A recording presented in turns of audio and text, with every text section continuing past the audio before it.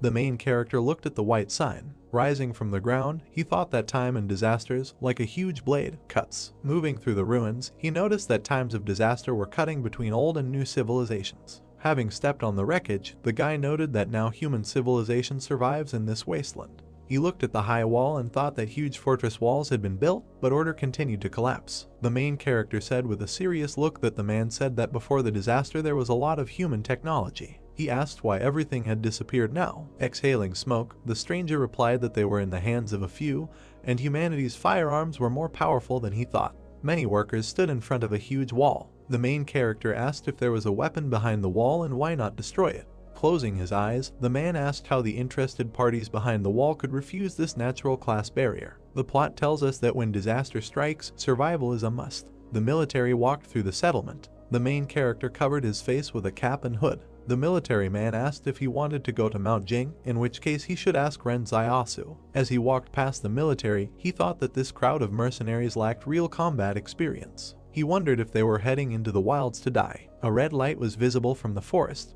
The main character was taken aback by this. He looked at the lava clot and saw a message that the breath of death had been detected. The monster began to crawl out of the magma. A crowd of demons ran towards the main character. A huge spider appeared and an inscription said that the breath of death had been discovered. A blue aura emanated from the wolf. There were drops of blood on the ground. Frowning, the protagonist wondered what, for them outside the walls, is their first weapon in the face of danger. A crowd of monsters stood in front of him. A message appeared asking if he wished to unlock his bonds. The main character was furious. There was a powerful energy in the area. He cried out that he wanted to unlock the shackles. It was raining heavily. The rat's corpse lay under the trap. Sitting in the bushes, the main character thought that it was bad luck and acid rain began to fall before the arrival of the prey. He noted in his mind that if he didn't bring the loot today, Yuan and he would die of hunger. As he continued to lie down, he emphasized the fact that even a sparrow would do. He saw the wings of a bird in the sky. Watching her closely, the main character thought that this was great and that this was really a sparrow. He looked at the bird. Her eyes glowed red.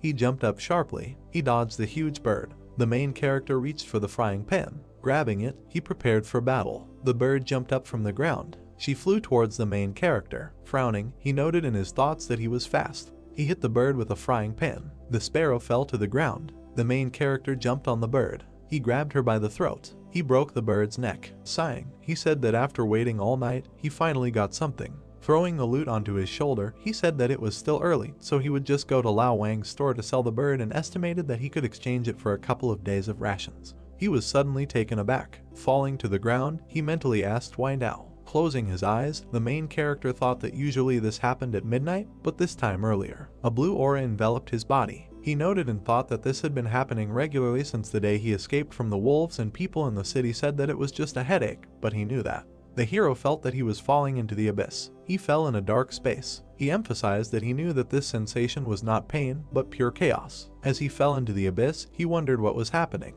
Looking at his hand, the main character wondered if he was conscious this time. He looked at the bright light. Squinting, he wondered what it was. He saw the outline of a palace in front of him. The main character stood on a white floor in a dark space. He approached the palace gates. He opened the doors. The main character began to examine the dark walls with golden patterns. The walls were enveloped in dark energy. He continued to look around with a serious face. As he approached the table, he wondered where he was. Frowning, he looked at the streams of mana. His gaze fell on the table. He asked what was on it. He narrowed his eyes in pain. Red lightning struck in the sky. The bald man was hiding behind a tree. He watched the main character, who was unconscious. Opening his eyes, the main character wondered if he had come to his senses so quickly this time. Taken aback, he noticed in his thoughts that the rain was getting worse and he needed to get away from there. The man took the sword and walked behind him. Swinging his hand, he ordered the prey to be given to him.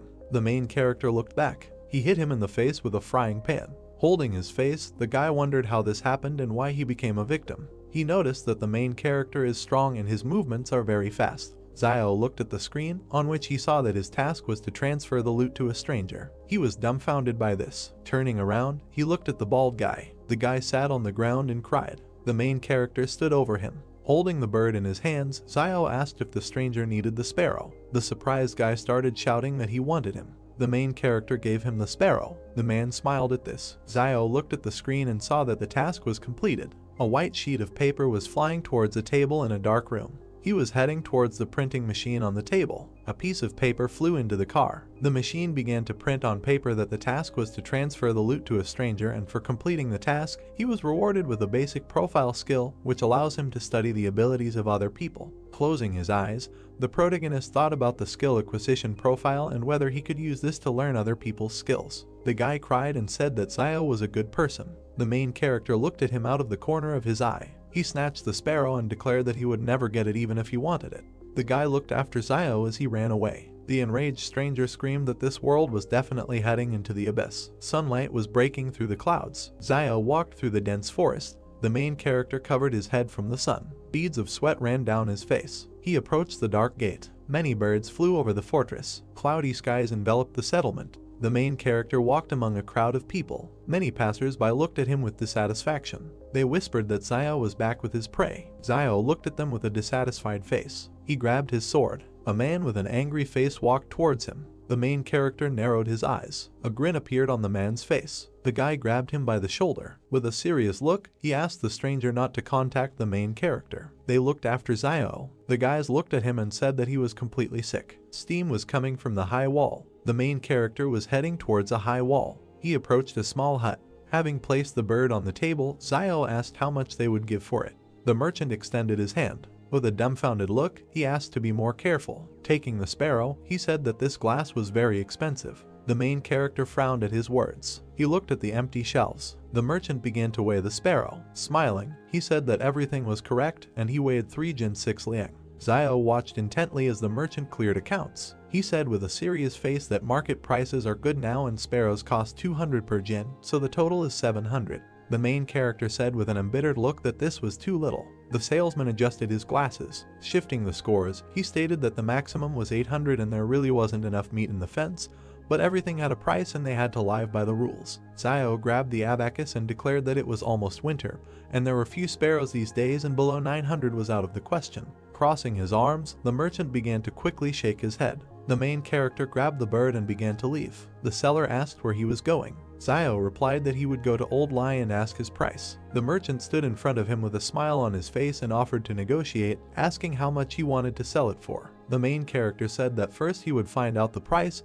and then they would return to this issue. Smiling, the seller asked if Zio wanted 900, and then agreed, adding that he did not want to delay payment for Yuan's tuition. He noted in his mind that today someone from the fence came to buy game, and he couldn't let Old Lai take advantage of it. Zio, with a straight face, clarified what the merchant said at the end. He began to tremble and asked what the price of the main character was. Smiling, Zio replied that he wanted 1,200 for the sparrow. Veins appeared on the merchant's face. The main character asked whether he agreed or not, noting that if not, then he would go to Old Lee. The seller began counting out the bills. He continued to count them with a puzzled look. Having given the money, he said that this was all there was. Having taken the money, Zio said that there was nothing wrong with it and the merchant would return it tomorrow. The main character looked up. He pointed his finger at the jacket and asked him to take it out, noting that it would be just right for Yuan. The merchant reached for his jacket with his cane. Putting it on the counter, he asked if Zio would like to buy it for himself, noting that he knew the price. For him it would cost 490. He noticed that he doesn't carry jackets very often, so if he takes one jacket now, he might end up dead in the winter. The main character replied that he was not cold. Zio's gaze fell on the medicines and he asked why anti-inflammatory medicines. The seller replied that one capsule is 210. This medicine is taken for 3 days in a row and he will give 3 capsules for him for 620 and will also give a dose of iodine as a gift. Looking at the cut on his hands, the main character asked to forget about it, adding that in winter there is usually no inflammation. After giving the jacket, the merchant asked the next time Zio catches a sparrow not to kill it, noting that there are noble people behind the wall who want to keep it for fun. The main character replied that it is possible to live, but it will be more expensive. Zio headed towards the houses. He entered the hut. His brother was sitting at the table. He said with surprise that Zio had returned. Having sat down at the table, the main character asked how things were going with his homework. The brother replied that everything was fine. He just thinks that listening to a school teacher is not as useful as following the main character on a hunt. Looking at Zio, he asked when he could watch him hunt. Looking up, the main character replied that he could be killed at any moment while hunting. He asked if he would rather go to school and study physics and chemistry than hunt. He emphasized the fact that knowledge is the most important thing, and in this market town, no matter what chaos happens, no one will bother the teaching staff. Having stood up, Xiao thought that it was a pity that training was so expensive, otherwise he himself would have gladly gone to listen. Turning around, he said that he had saved some of the giblets before selling the sparrow so that they could be used to make soup. His brother saw the wound on his hand and reported it. After putting the offal into the cauldron, Xiao replied that it was just a scratch. His boiler began to steam. He put the giblets on a plate. He handed the plate to his brother and asked him to eat these giblets. Pushing the plate away, he replied that he would not and that the main character should eat, noting that he needed to recover. Xiao replied that he was not hungry. Yuan began to cry and said that he would not eat, adding that it was not some kind of scratch at all and he heard that 2 days ago someone died from an infection. Putting the plate on the table, the main character said that tears are useless and his brother understands that he cannot shed tears in this world, and this world has not believed in tears for a long time. He pointed his finger towards the street and asked Yuan to look at the people around them. He asked what would happen if someone came at night and stabbed them to death because Yuan didn't eat enough. Xiao stated that he sent him to school because he had the ability for it, and if he studied well, he would not have to go into the wasteland early in the morning to earn a living like him. Yuan sat down at the table. He started eating the offal. The main character patted him on the head and said that usually when they go out, Yuan is damn smart and cunning, but as soon as they get home, he acts like a crybaby. Xiao asked him to try on the new jacket when he finished eating. Looking at the main character, Yuan asked where his jacket was. Smiling, Xiao said that he wanted to rest. The frying pan was empty. Lying on the bed, the main character thought about the palace that he saw today. He frowned. Xiao suddenly opened his eyes. He began to look around. He saw the dark palace again. The main character noted in his thoughts that the palace had appeared again. He entered it. Xiao began to examine the palace from the inside. He extended his hand towards the dark stream of mana. His hand began to sink into energy. He wondered if it was all in his head. The main character saw a typewriter on the table. He took a white sheet of paper. He read the sheet on which was written about the task he completed today. Xiao looked at the car with interest. Looking at it, he noted in his thoughts that it was written about justice, decency, honesty, trust, friendship, and goodwill. Taken aback, he wondered if they were telling him that he needed to be a good person in a world where morality was a luxury. Looking at the table, he declared that nothing would come of it. A lonely girl walked through the settlement. She pulled back the curtain. The stranger entered the protagonist's hut. Yuan put the blade to her throat. Yuan pointed his blade at the frightened girl. Looking at her, he paused, then asked that she was Xiaoyu's sister. Xiaoyu smiled, tilted her head and replied that Yuan was still awake. He looked at her displeasingly and then stepped aside. Then the girl approached him and, smiling, asked where Xiaosu was. She heard that he was wounded. Approaching the dim fire, Yuan sheathed his blade and replied that the sparrow had wounded him in the arm. Hearing this, the girl nervously folded her hands and looked ahead. She saw the guy lying on the bed, and then she lowered her head. Yuan walked over to the table, put his hands on it, and then raised his head and said that she was 8 years older than his brother, so she didn't need to get so attached to him. Xiaoyu, blushing, shouted that he was a little tomboy. She thought of them as brothers. After these words, she stepped aside with her head down. Yuan looked at the walls of the room with displeasure, and then suddenly the girl said that okay, she will go home. Let Yuan tell his brother that she came by when he wakes up. She began to leave the house, and he watched this event. The girl moved away. Gradually her silhouette began to blur, after which Yuan climbed over the bench, and then he left the house and sat on his knees. He took out his knife and looked around, and then suddenly he noticed something. Someone told him not to constantly bully his sister. It's not easy for her anyway. Turning around, Yuan saw the protagonist in front of him. When he saw him, he said that his sister was unclean. He saw her smoking the other day. Cigarettes are only given out in factories outside the walls. Maybe she got them from some savage.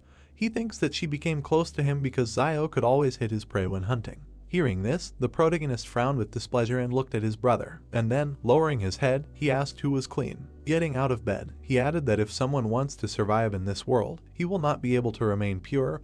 All this is imposed by life, you just need to keep your distance from it and not bully. Yuan, looking at his older brother, replied that everything was clear to him now. The protagonist sat down next to him, and he continued to say why he couldn't sleep, couldn't he? With his hands on the floor, Xiao replied that he had something to think about. Looking around, he added that perhaps he also has some abilities. Hearing this, his brother said what he wanted to tell him. Xiao did not listen to Yuan and, interrupting him, replied that he was not quite sure yet, he needs to try it to be sure. After which he carefully examined the sky. He remembered how he was hiding with Yuan in the forest in green capes. He thought that in the city they say that some people have special abilities, but before he did not believe in it, and only after meeting Liu Yuan did he believe a little in this. That day, Yuan closed his eyes and crossed his arms and said that he hoped he could hit the prey. Seeing this, Xiao thought that his ability was this. A second later, the bird began to fall from the sky and he thought it was luck. Looking at the dead crow, he continued to think that, however, making a wish would have the opposite effect, and there would always be some minor illnesses and disasters. Suddenly, Ewan extended his hand upward and pointed his finger at the sky, saying that there were falling stars. Many stars were falling from the sky. Zio frightenedly grabbed Ewan's hands and shouted that he should not make a wish because suddenly it would come true again. Zio was sitting with his hands behind his head when suddenly his brother asked what he thought, why shooting stars fly so fast, that if someone is late to make a wish, to which the protagonist replied that what should he think? They fly quickly because he doesn't want to hear any of their wishes. We are transported the next day to a small building. A man with glasses appears in front of us, with children sitting next to him. He says that they will talk about technology in the era of civilization. Opening the book, he adds that they know what the term technology means. Ewan, covering his mouth with his palm, yawns and replies that he doesn't know what the teacher is saying, so then he should be silent and listen carefully. Zio watches this process through the window, and the teacher continues to say that he will use this example to explain to them what technology is. After looking at the book, he turns to the board. Zio, standing on his toes, carefully looks out the window and listens to the teacher. How suddenly he closes the book. And, looking at the class, he says that they have had enough for today, they need to go home and eat. Afterwards, he narrows his eyes and looks to the side, his gaze is drawn to an empty small window. Suddenly the protagonist turned to the side, the teacher told him that from this day on he could. Zio entered the classroom and bowed, and the man in front of him added that he could stand and listen to the lesson at the door, but he was not allowed to enter the classroom, to which the protagonist responded well. He raised his head and, smiling widely, added that he was very grateful. A plate of soup appears in front of us, with steam coming out of it. The teacher brings it to his lips. Suddenly Zio appears in front of him, holding out a cigarette for him and shouting that he is grateful that he was allowed to stand at the door and listen to the lesson. The man, taking the cigarette in his hands, examined it carefully, and Zio, contentedly placing his hands on his belt, said that he allowed him to listen to the lesson at the door, so he had to show his gratitude, since he had not paid for the training. The teacher struck a match, and then he slowly brought it to the cigarette and set it on fire. Raising his head, he released a large cloud of steam. Looking at his student, he said that in their turbulent times, there were not many students who listened as intently as he did to why he enjoyed attending class so much. The protagonist, looking around, answered, placing his hand on his chin, that learning something new would never be a bad thing, and teachers also enjoy the greatest respect in this hectic world. Then he put his hand forward and pointed his finger at a small bed of vegetables and said that no one would dare steal, for example, the vegetables in their yard right here. He was right. Hearing this, the teacher began to cough, taking in bad smoke. Looking at this, Zio said that he had been worried about one question for a long time. The teacher looked to the side in surprise and told him to ask. Zio imagined a huge city under a purple dome in his head and said that the teacher said that before the disaster, many technologies were available to humanity. Squinting his eyes, he added that why did it all disappear? His interlocutor, releasing another cloud of smoke, replied that this was due to the lack of offspring. Looking ahead, he added that in the post-disaster period, humanity was lucky to survive. How could it worry about learning? Hearing this, Zio asked that it is always possible to retain some information, to which the teacher narrowed his eyes and answered yes. And then he looked at the high walls and added that only this information is in the hands of a few. Zio turned to the wall, looked at her dissatisfiedly, and then said that the information was behind her. After taking a few steps and clenching his fist, he asked that in that case, why don't they destroy the wall? Spreading his hands to the sides, he added that most animals are afraid to attack people while they live together. Even without this wall, wolves will not dare to take a step. Not to mention the fact that the destruction of the wall would allow a lot of technology to be released so that civilization could be restored. Hearing this, the teacher pressed himself tightly to the cigarette and inhaled the smoke. And then, exhaling, he said that as long as there is danger in the wasteland, the renegades will live near the wall of the shelter. He imagined in his head men working tirelessly, and added that there would be a lot of cheap labor at the wall, and the consortium behind the wall would not allow it to collapse. The bare-chested man looked at the wall and wiped the sweat from his face, at which time the teacher continued to talk about how the interested parties behind the wall could give up this single-class barrier. After a second, he put out the cigarette and thought that he should save half to smoke next time. Then, putting it in his pocket, he said that they should stop talking and go to class, after which he thought that this guy quickly turned away so that he could hide the cigarette. Then, walking forward, he added that he would go to change his clothes smelled of smoke, and it would be bad if the students smelled it. For his sake, he said that everything was fine, that he had just inhaled this smoke, and he didn't even tell him to step aside. Hearing this, the teacher looked in front of him with displeasure. Suddenly, the protagonist looked in front of him in surprise and saw a task that said that the pursuit of knowledge is never easy, but what he is taught is what he will teach in the future. We are taken to the classroom. The teacher slowly walks to the blackboard. Zio goes inside and stands at the entrance while the other students inspect him carefully. The teacher, closing his eyes and clearing his throat, said okay, today they will take survival lessons. He, looking ahead, continued to say that they should not think that danger is far away, now their parents are protecting them, but when they become adults, they will have to learn to protect themselves on their own. Hearing this, the students looked in front of them with excitement and began to listen carefully, and the teacher continued to say that next they would talk about what to do if they encountered a wolf pack in the wild. He pointed his finger forward and added to tell him what he should do when he encounters wolves in the wild. Zio, seeing Pa pointing at him, was very surprised. And then, lowering his head on his hand, he began to think, saying that if they meet wolves in the wild, they should try to choose a hill. Hearing this, the teacher smiled contentedly, and the protagonist continued to say that with a good open view where there would be a tailwind. Extending his finger forward, Zio winked and added that such a place would be a wonderful cemetery according to Feng Shui. Hearing this, the master turned pale and stared ahead. There was complete silence in the class for several seconds, and then Zio, looking in front of him in surprise, thought that it was strange why the task was not completed. He didn't seem to teach anything bad. Suddenly the teacher put his hand to his mouth and cleared his throat. The protagonist, seeing this, bowed his head, and then, putting his hand forward, he imagined 3 huge wolves in his head and said that, probably, the teacher had never seen a wolf, let alone a pack. Even with a lone wolf there was practically no chance of survival, so it was better to immediately find a good place for yourself for the grave. Hearing this, the mentor looked ahead anxiously, and then he said that from now on he could sit in class and listen to lessons, and he would teach survival lessons. Zio, hearing this, smiled widely and asked what he would teach, and then thanked him. Suddenly, a system message appeared in front of his face with the message that the reward for completing the task of the first force appeared. Purple energy appeared around him and his clothes disappeared. Looking at his arms, he thought that he really felt an increase in muscle strength. Clenching his fist and furrowing his eyebrows, he continued to reflect that it seemed to him that the palace was not a figment of his imagination, it had a special power. Putting his hand to his chin, he squinted his eyes and imagined a muscular guy in his head, and then thought that if the strength value of an adult man is 3, before he had 2.5, but if he adds 1. Having looked menacingly in front of him, he continued to think that this is not more than that of an average adult. Smiling maliciously, he thought that in this way his chances of survival in the wild would become even higher. Suddenly, Yuan appeared behind him, and his voice scared the protagonist. Yuan, looking at his brother, said that what he meant was that the teacher allowed him to attend classes at school and invited him to be a teacher. Throwing his hands down, he added that maybe he wanted to make him a successor. Zio, smiling, raised his hand and said that he didn't think so, most likely he just didn't have enough cigarettes. Hearing this, Yuan turned pale and asked if he was serious, to which the protagonist went down to his younger brother and, with a wink, replied that it would be nice to be a teacher. When he gets old, he will transfer this position to him.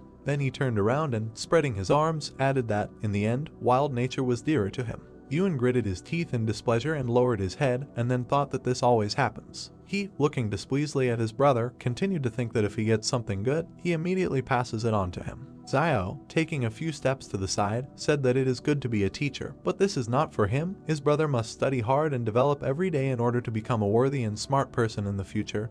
He understands this. Having not heard the answer, the protagonist and the task did not turn around, and then, extending his hand to his brother, he asked what he was doing, let him not lag behind, to which Yuan, running up, said that he was coming. Zio looked down and smiled. We are taken to the soldiers. They walk in an even column past the heroes. One of the fighters, with his hands behind his head, said that he just wanted to take a few days off, and now he was asked to go to Mount Sing. Zio, looking at the squad with displeasure, thought that these people were mercenaries. Passing by, another fighter looked at his comrade and said exactly what. But first they need to go to Quan Fuguyu and try to find someone who can show them the way. Frowning his brows, the protagonist thought that they were going to Mount Jing. This group of mercenaries from behind the wall lacked combat experience. Isn't it just suicide to rush into the wasteland like this? Then he walked past the girl. Suddenly he turned around and looked behind him. Looking at the leaving group, he thought that this girl, she gave off the feeling of a wild animal from the wasteland. Suddenly, Yuan, standing behind his brother, asked that he thought Fugui would recommend him as a guide. Everyone in the market town knew that he was very familiar with the wilderness. The protagonist, looking ahead, replied that usually you can go to the Jing mountain area on your own 2 feet and get out of their feet first. Whoever wants to let him go, but he won't go. There is something strange in this group, so they should better avoid there. We are transported to the evening. Zio enters the tent. He is greeted by a concerned Yuan, asking if his wounds are okay. To which Zio replies with a smile that everything is fine. His brother, frowning with dissatisfaction, shouted at him not to lie to him. Last time he already tried to hold on through force. Zio, going deeper into the tent, pulled his hands up and told him not to worry, he was not going to play with his life. Suddenly they heard someone's footsteps and a voice asking if this guy really escaped from the wolves alive. Another voice replied that of course, how could he lie? Hearing outside voices, Yuen and Zio turned around worriedly,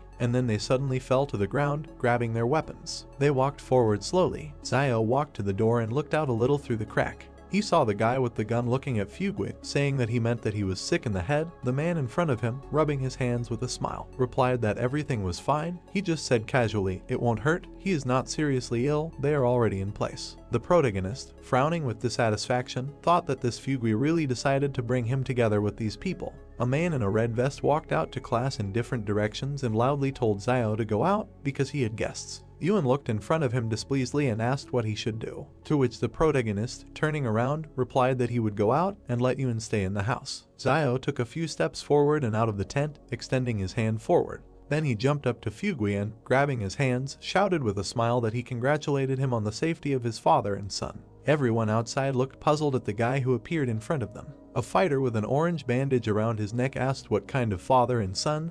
He meant capital and interest. A second later, he opened his mouth in displeasure and shouted that no, this schizo is definitely sick. What kind of nonsense is this? He grabbed Fugue by the collar and, pointing his finger at Zio, shouted that yes, he was definitely sick, and he told him that everything was fine. At least he knew what would happen to him because of his lies. Afterwards, the squad began to move away, and Fugue, stretching out his hands towards them, shouted that they would allow him to explain, because Zio may be sick, but this is not at all the case. Tears flowed from Fugue's eyes. He turned to the protagonist and asked him why he wanted him dead. And then he ran to the detachment, saying that they would allow him to explain. The detachment commander shouted that he was giving him time until dawn to find a suitable person for this job. Suddenly the girl with the sniper rifle stopped, and then, turning back, she looked at Zio for several seconds. After a while she turned around and continued on her way. The protagonist noticed this and frowned, and then a bundle of paper and a system message appeared in front of him, saying that the necessary skills would be learned in a random order. He, looking in front of him in surprise, thought what random study meant.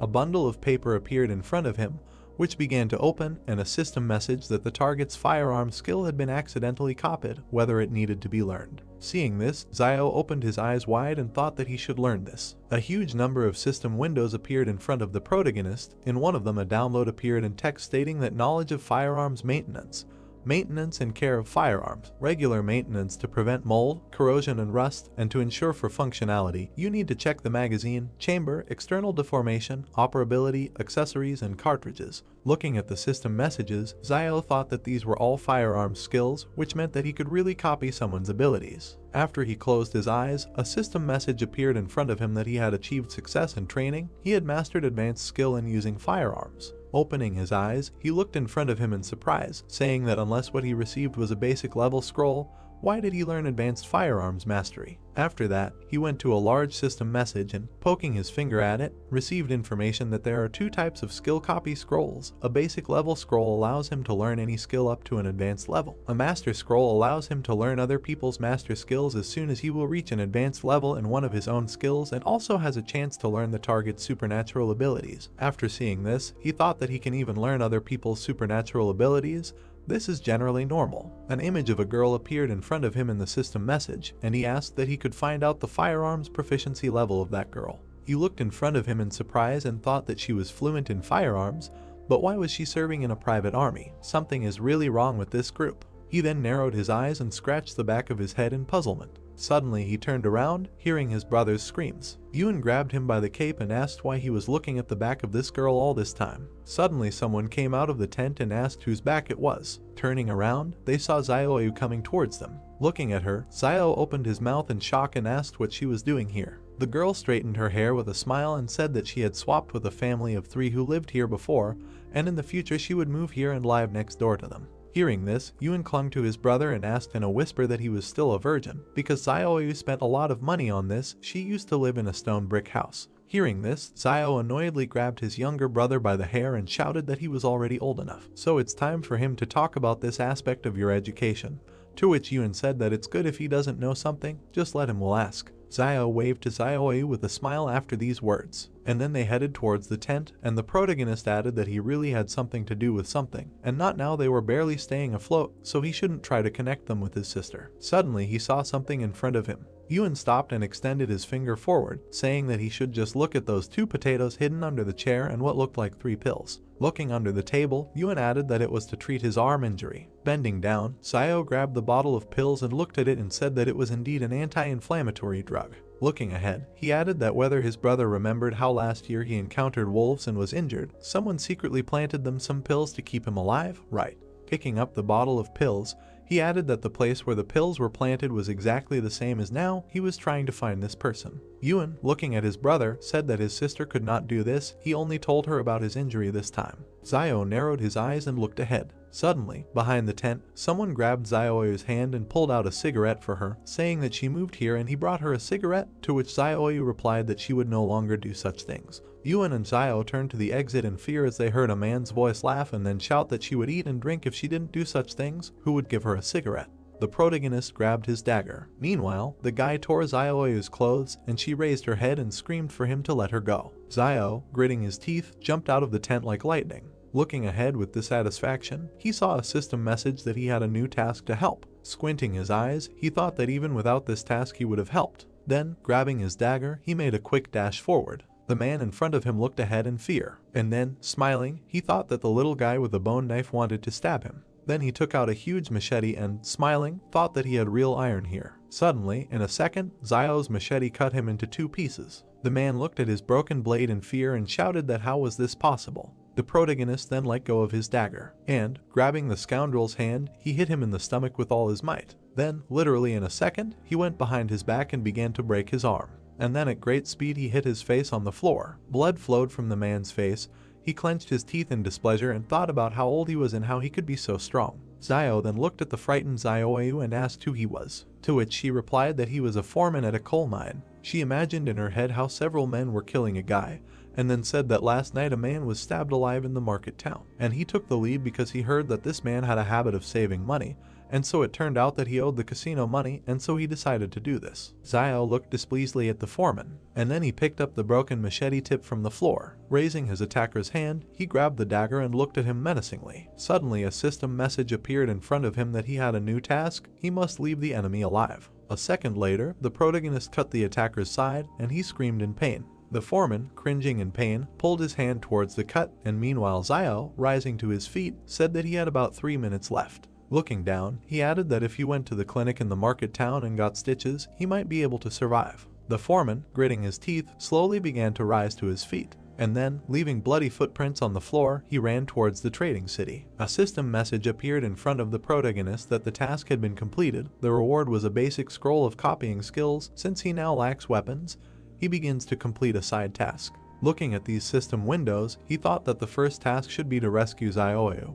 He can't believe that he finished the second one. How did the damn palace make a decision? Afterwards, Yuan approached him and asked that he would simply let him go if he recovered and took revenge on him. He was not a good person. To which the protagonist, smiling, replied that he really still thought that the clinic in their trading city would heal his wounds. Yuan smiled and exhaled, answering that seeing him so ruthless made him feel relieved. Zio then pulled his hand towards the broken blade. Picking it up from the floor, he looked around. He saw Zioyu standing nearby with his head down. Then suddenly she raised her eyes when she heard Zio ask her if she could quit smoking. The girl, looking worriedly ahead, nodded her head several times. Zio began to walk forward, saying that these cigarettes are not very addictive, but as he knows, they add poppy seeds. Strike the floor with your blade. He added that Van also said that their share was very small. Stopping, he added that she could quit if she wanted. Then he grabbed his head and, closing his eyes, added that he wanted to clarify something. Although he was very handsome, it was impossible between them. Zioyu looked at him, puzzled, and then she said that she just treats him like a brother. The protagonist scratched the back of his head with a smile and, laughing, said that this was it. It turned out awkward. A second later, he grabbed his younger brother and, running to the side, shouted that this is what his stupid talk was leading to. Zioyu, watching this, covered her mouth with a smile and laughed. Suddenly a dark space appears in front of us, around which there are many bookshelves. In the center there is a table with a typewriter. Characters are quickly typed on the keyboard, and a message appears on the sheet that a side quest has been opened. The protagonist, smiling, thought that the side quest was a little interesting. A hand lifted a piece of paper over the table. The main character held a piece of paper in front of him. When he began to read the contents, he thought that the task was related to weapons and decided that it would be nice to get a new one. On the parchment it was written that since he lacked weapons, a side quest was opened, which was that he must receive 100 sincere thanks in order to unlock the weapon, and that also thanks could be used to exchange for items. Zio pursed his lips and looked down when he became indignant at the need to collect thanks, and sincere ones at that. The guy's attention was caught by another sheet of paper in the typewriter. It was written on the parchment that one thank you had been received from Zioyu, and that the unlocking of the weapon was 1/100th. Then the main character thought that the palace was quite accurate in its judgment, so he was glad that he saved not an insensitive person. The demon inside the guy rubbed his hands as he thought that it was a pity that instead of gratitude one couldn't collect negative emotions. Otherwise he would have tried so that in just a few minutes the whole city would be filled with negativity in his direction. Yuan was sitting at a table with a candle burning on it. Zio sat on the bed and asked the boy to thank him. Yuan opened his mouth slightly, sweat appeared on his face. He asked his brother what was wrong with him, since he asked so suddenly that the boy was already a little scared. Zio bared his sharp teeth and appeared behind the boy as he told him to speak up and not be afraid. Long dark hair covered his eyes as Yuan thanked the boy for always taking care of him. The main character smiled, clenched his fist in front of him and thought that he did not expect it to be so easy when a system notification appeared that he had received gratitude from the boy. Zio put his elbow on the table, rested his chin on his hand, and asked his brother to say thank you again. Sweat appeared on the boy's face as he weakly thanked the main character. Zio raised his hands to the place where the system alert should have appeared and did not understand why he did not receive anything this time. He pointed his finger at the boy and told him that he had not thanked him sincerely, and asked him to be sincere next time, and then added that sincerely meant it was from the bottom of his heart, and asked his brother to do it again. Yuan, sitting at the table, exclaimed words of gratitude, and Zio, standing next to him, told him that he was putting little feeling into it and ordered him to repeat it. The boy folded his palms in front of him and drawled out the word thank you. The main character crossed his arms over his chest, shook his head and replied that this was still wrong, and that first of all he should experience emotions. Suddenly Zio stretched his hand forward, smiled broadly and said that it worked this time and that he needed to do it again. Tears flowed down the boy's cheeks. He did not answer. A cartoon appeared with Zio and his brother with the caption that 2,000 years had passed. Yuan put his head on the table and asked the main character sitting on the floor if this was his ability, and then said that his abilities had a bad effect on his voice, and Zio at that moment was thinking that after half a night of work, he only got one sincere thanks. The guy grabbed his head with both hands and said that he needed to come up with something else. 2 coins fell onto the wooden table. The main character put his hands on the table and looked up. He took the coin in his hand and looked at it. It turned out that there was a heart on it. On the back was an inscription that she was grateful to him for being with her all her life and for giving her the courage to be who she was, and that she was grateful for what he shared with her as her destiny, and for the flowers that bloom and fall, and the promise that she will cherish them all. Zio raised his hand with the coin to his face as the melody enveloped him. The guy looked back, where there was some movement. He turned around and saw a large metal device behind him. The main character came up and began to examine it while he was thinking about what it was for. Zio saw 2 narrow holes. He looked down and thought about trying to throw a coin there. The guy raised his hand to the slot and placed a coin there. At the bottom of the device there was a shelf into which a black jar fell. The main character took it in his hand, looked at it and thought that it was medicine. That's what it said on the jar, and Zio continued to look at it and wonder if it was possible to tell what the medicine was for. Suddenly the guy opened his mouth and eyes wide. He found himself at home in front of the table at which Yuan was sitting. The boy opened his mouth wide and turned to his brother, asking what kind of magic he had done and why a small jar suddenly appeared in his hand. The main character was trying to open the medicine bottle while he was thinking that since there was only one word written on this medicine bottle, could it be a panacea? He used his fingers to remove the black contents from the jar and decided that it was worth a try anyway. Zio sat down, closed his eyes and brought his fingers with the ointment to the wound. He applied medicine to the cut. The guy gritted his teeth and thought that this was reckless because this substance could be poison. Suddenly, the main character's eyes widened when he realized that the wound no longer hurt. Zio grinned as he held the jar in his hand and thought that the anti-inflammatory medicine needs to be taken for 3 days in a row, but this cream works in one go, and that one anti-inflammatory medicine costs 200, which means that the cost of the ointment, if rounded up, is 100 millions. It was then that the guy decided that he had to figure out how to get as many thanks as possible. A crowd of children stopped at the entrance to the building early the next morning. 2 pairs of shoes stopped at a wooden fence. The man with glasses worriedly asked the guys in front of him what happened to them. Zio and Yuan stood with black eyes and their mouths slightly open when the youngest began to talk about what his brother wanted to do. The main character smiled broadly, pinched his brother's cheek, and replied that they were fine, they just didn't sleep well. The man with glasses opened his mouth and asked him if he had thought about what he would say today, because today was his first day as a teacher, to which the guy replied not to worry. The man in the tattered cloak touched his hand to the wooden table while he thought about how they need to find a way to collect a whole bunch of thank you coins, but he doesn't know how to do it. Zio spread his arms out to his sides as the crowd of children sitting in front of him greeted their new teacher. The main character came up with an incredible idea. His hand, wrapped in black tape, reached forward when the guy asked them about how they think it is difficult for teachers to give lessons. The guy closed his eyes and said that everyone can sit in the classroom, but the teacher stands all day. The children began to chatter when they were asked if they should thank the teacher and responded positively. The gray-haired man adjusted his glasses and nodded. In his heart, Zio smiled broadly when in reality he seriously said that from now on, instead of greeting, the children would thank the teacher, but he thought that he had cleverly come up with the idea that the students would thank him. The main character extended his hand in front of him when the children bowed their heads and told the students to try to do it all together because now is the beginning of the lesson. The guy looked up and thought about why nothing was happening, and how none of these little brats sincerely thanked the teacher. He touched the back of his head with his hand, closed his eyes and agreed that 9 times out of 10 life doesn't go according to plan, so he decided to come up with something else. The stone wall near the treetops was shrouded in fog. Zio stood at the board and drew an animal's face on it while he talked about how today they would talk about basic survival skills in the wild.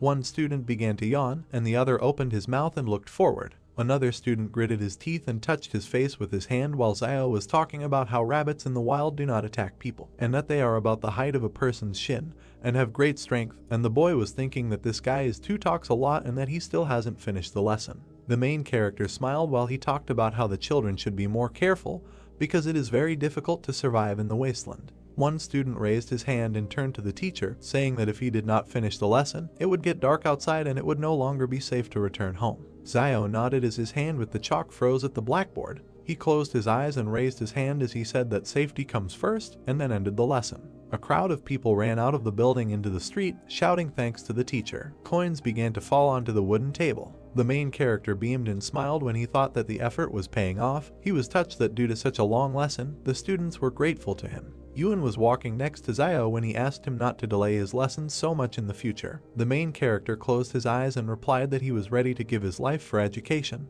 and asked what was wrong with being delayed a little. Yuan clenched his teeth and said that he could not continue like this because he would destroy the youth of their country. Zio grabbed his younger brother by the head and asked him what he might know because the guy received the coins, which means that the student's gratitude was sincere. The boy opened his eyes wide, pointed his finger forward and told his brother to look there. There was a crowd of people ahead. One man smiled widely while the main character was thinking that isn't it old man Liu, and that he went to be a guide. A man with glasses approached the guys and addressed Zio. He adjusted his glasses, opened his mouth and told him that he was a heartless little wolf to whom he recommended such a good job, but he did not agree. The main character opened his mouth, looked away and asked how he knew it would be a good job. The man with glasses grinned and replied that there are poor and noble people behind the walls of the shelter, but the poor will not be able to get out of there, and that these people who have free access to the territory of the shelter must be noble people. There was a high stone wall behind the guy when Zio realized that it was blocking not only the people outside, but also the people inside. He opened his eyes wide and looked to the side as he thought about how those inside the walls have a hard time getting out, but those outside are desperately trying to get inside by any means necessary. The man with glasses smiled and touched Zio as he said that he had heard from the staff that they were looking for a good guide from the trading city to take him beyond the wall so that they could use his services, and asked the guy about when else would he have it was such a wonderful opportunity. The main character looked to the side and remained silent when Yuan asked him why he didn't talk to those guys from the group again, because he was much better than that old man Liu. Zio turned his back to the bespectacled man and the boy and told him to get it over with and that it was time for them to go home. Near the door there was a wooden sign with hieroglyphs. Yuan pointed his finger to the side and tugged at his brother's cloak as he turned to him and asked if Sister Zioi was there. A girl with long hair spoke to a man through the window and said that her earrings were worth a lot of money, so could he give her more, and she was told that she didn't really need to sell things, because she could just become. At this point, he was interrupted by Zio, who put money in Zioi's hand and said that she didn't need to sell anything, because it was money for 3 anti-inflammatory pills. The girl's hand clenched the money as the guy replied that he was going to buy the medicine anyway, so she could take it, and that he didn't reject her kindness, but they shouldn't be so polite to each other in the future. The main character hit himself on the chest with his fist and said that if it weren't for the medicine that she gave them, he probably would have died, and that she didn't need to worry, because now, as long as he had meat, he would make sure that she had soup. Yuan touched his brother and told him in his ear that he had pronounced it wrong, because they usually eat meat together. But he said that while he eats meat, she will eat soup, and then the boy added that they don't have meat at home now. Standing behind him, Yuan nodded as Xiao looked determinedly and asked to be allowed to say differently. The protagonist pointed his finger at Xiao and exclaimed that in the future, if he has a full bowl of soup, then she will always have a bowl to wash it. The girl smiled, closed her eyes and replied that from now on she would wash the dishes and laundry for him. The man knelt down and began to beg the doctor to help his family. A man in a white coat stood next to the wounded guy while the man at his feet talked about how their family could not survive without him. The man looked down and asked what was the point of visiting a doctor if they couldn't afford it. Xiao and Yuan stood and watched as the door slammed shut in front of the kneeling girl. The main character opened his mouth, turned to his brother and said that he should remember this, because in front of him is their reality. Drops of rain began to hit the roofs when a voice said that acid rain was coming and that they should go home quickly. The girl and two guys ran in different directions, trying to hide from the rain. Yuan turned his head to Xiao and said that it is very easy for doctors to receive gratitude, because they all thanked the old doctor when he was still here. The main character lowered his hand when his brother said that it was a pity that he didn't know anything about medicine. The guy asked what kind of nonsense he was talking about. Xiao's eyes widened when he thought that even if he didn't know how to heal, he could learn. A piece of paper appeared above the typewriter when the main character added that if he became a doctor, he would be able to earn money and receive gratitude, and thus solve two problems at once. The door that led into the building was illuminated by the sun.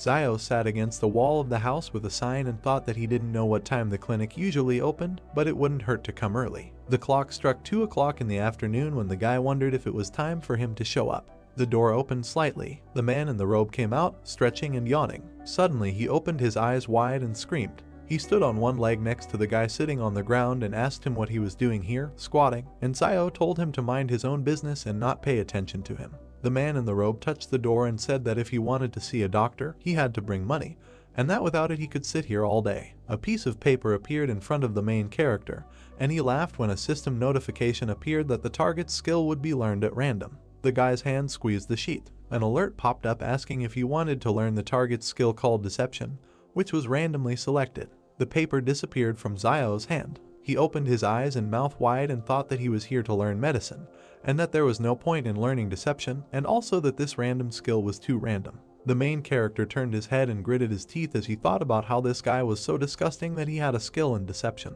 The man in the robe was holding something in his hands when he turned his head and looked towards the guy. Sweat appeared on his face. He opened his eyes wide when he remembered that he knew Xiao, and thought that it was not for nothing that he seemed familiar to him, and that he was a well-known cruel guy in the city. The man was scared when he did not understand what he wants from him, because he didn't contact him. The main character pointed his finger at the system window in front of him and wondered what level of medicine this doctor had. In response, a message came with the words that from the information about the target it is known that he does not have any medical skills. Xiao clenched his fist and gritted his teeth as he protested that how could he be a doctor without medical skills. The guy threw a frying pan at the head of a man in a white coat and shouted at him that he had been making money from fraud all these years. The man began to cry and told the guy not to talk nonsense and that he was not deceiving anyone. Xiao turned around and walked away from the man in the white coat, holding the frying pan and touching his face with his hand, thinking that he would have to think again about how he could become a doctor without studying medicine. He looked at his hand and realized that the wound was almost healed. The guy remembered the metal device and smiled when he realized that he could heal cuts. The main character entered the house and asked Sister Xiaoyu what she was doing here. The girl was sitting on the bed and holding a black thing in her hands when she said that she saw that the clothes he was wearing were torn, and therefore came to sew them up for him. Yuan was carrying a plate in his hands as he passed by Xiao when he asked what he had in his hands, and he replied that it was Sister Xiaoyu who had prepared the porridge for them. The main character pinched his younger brother's neck and asked him if he had said thank you to the girl, to which Yuan replied that he had not said so yet. The boy bowed and thanked Xiaoyu, and the girl jumped up and told Xiao not to hit his brother, to which the boy replied that he could be spoiled with him, but he couldn't be like that with others. The girl sat down by the fire and put food on a plate while she told the main character standing next to him that it was time to eat because they were still growing. The guy opened his eyes wide and beamed when he thought that they had never been told that they were still growing. The girl handed Xiao the soup and told him to take the food and sit at the table. The guys bring the plates to their mouths with both hands. The main character looked at the sewn item and said that his sister knew how to sew very well, and then asked why she didn't come and help them when they opened a clinic for treating cuts. Things were lying on the table when a voice asked why he suddenly wanted to open such a clinic. The moon was shining above the house and the stars were shining when he replied that she would know about it when the time came. Xiao lay next to his brother with his hands behind his head. He closed his eyes. The guy opened the door saying that it was time to look at what he had received over the past few days. There were 3 coins in his hand when he said that he had exchanged his gratitude coins for a bottle of black medicine yesterday, and that he now had 3 left. The main character sat down on the table, smiled and said that 1 gratitude is equal to 1 jar of black medicine, and 1 jar is enough for 3 people, and then added that in this case 1 and 3 is the right decision. He held the bottle in his hand while he thought that the more black bottles he bought, the more gratitude coins he would receive, and that he might be able to unlock his weapon faster. He turned his face to the wall when he decided it was time to sleep.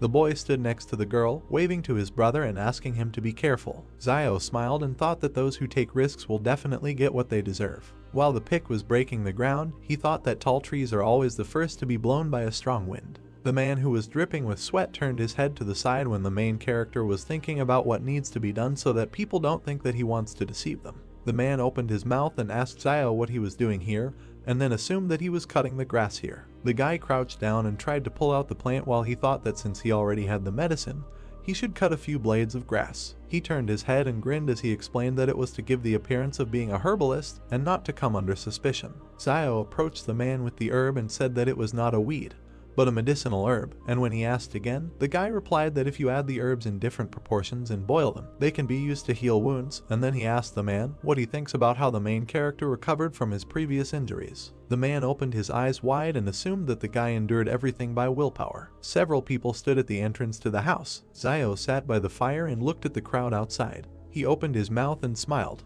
Men on the street stood in disgust among themselves. Birds were flying over the roof of the house. The main character gritted his teeth and looked away irritably when he thought about why no one was asking anything. The guy went out into the street and pointed his finger at someone from the crowd. The man pointed to himself and asked again, to which he was told to come over. He turned to look at the crowd as Zio stood in front of him. The main character hugged the man and told him to ask him what he was doing. The man opened his mouth and asked him a question. Zio smiled sweetly. He pointed to the dishes on the fire and replied that he was making an herbal medicine that not only had anti-inflammatory and analgesic properties, but also quickly healed wounds, and that he had previously hidden this from everyone. There was grass in the water when the guy exclaimed that today he finally realized his mistake and decided to share it with them. The men began to discuss among themselves that everyone knew that he simply endured everything out of character, and that no one would believe that he could treat anyone. When Zio exclaimed that he was going to open a clinic for treating cuts and called them to his place if someone will get hurt. When people turned away and began to leave, the main character thought that this was not normal, that no one cared about him. A man suddenly approached the guy. Zio saw his bandaged hand. He grabbed it and asked the man if he had injured his hand while working, and if he wanted to get excellent medicine. He was told that he didn't need anything.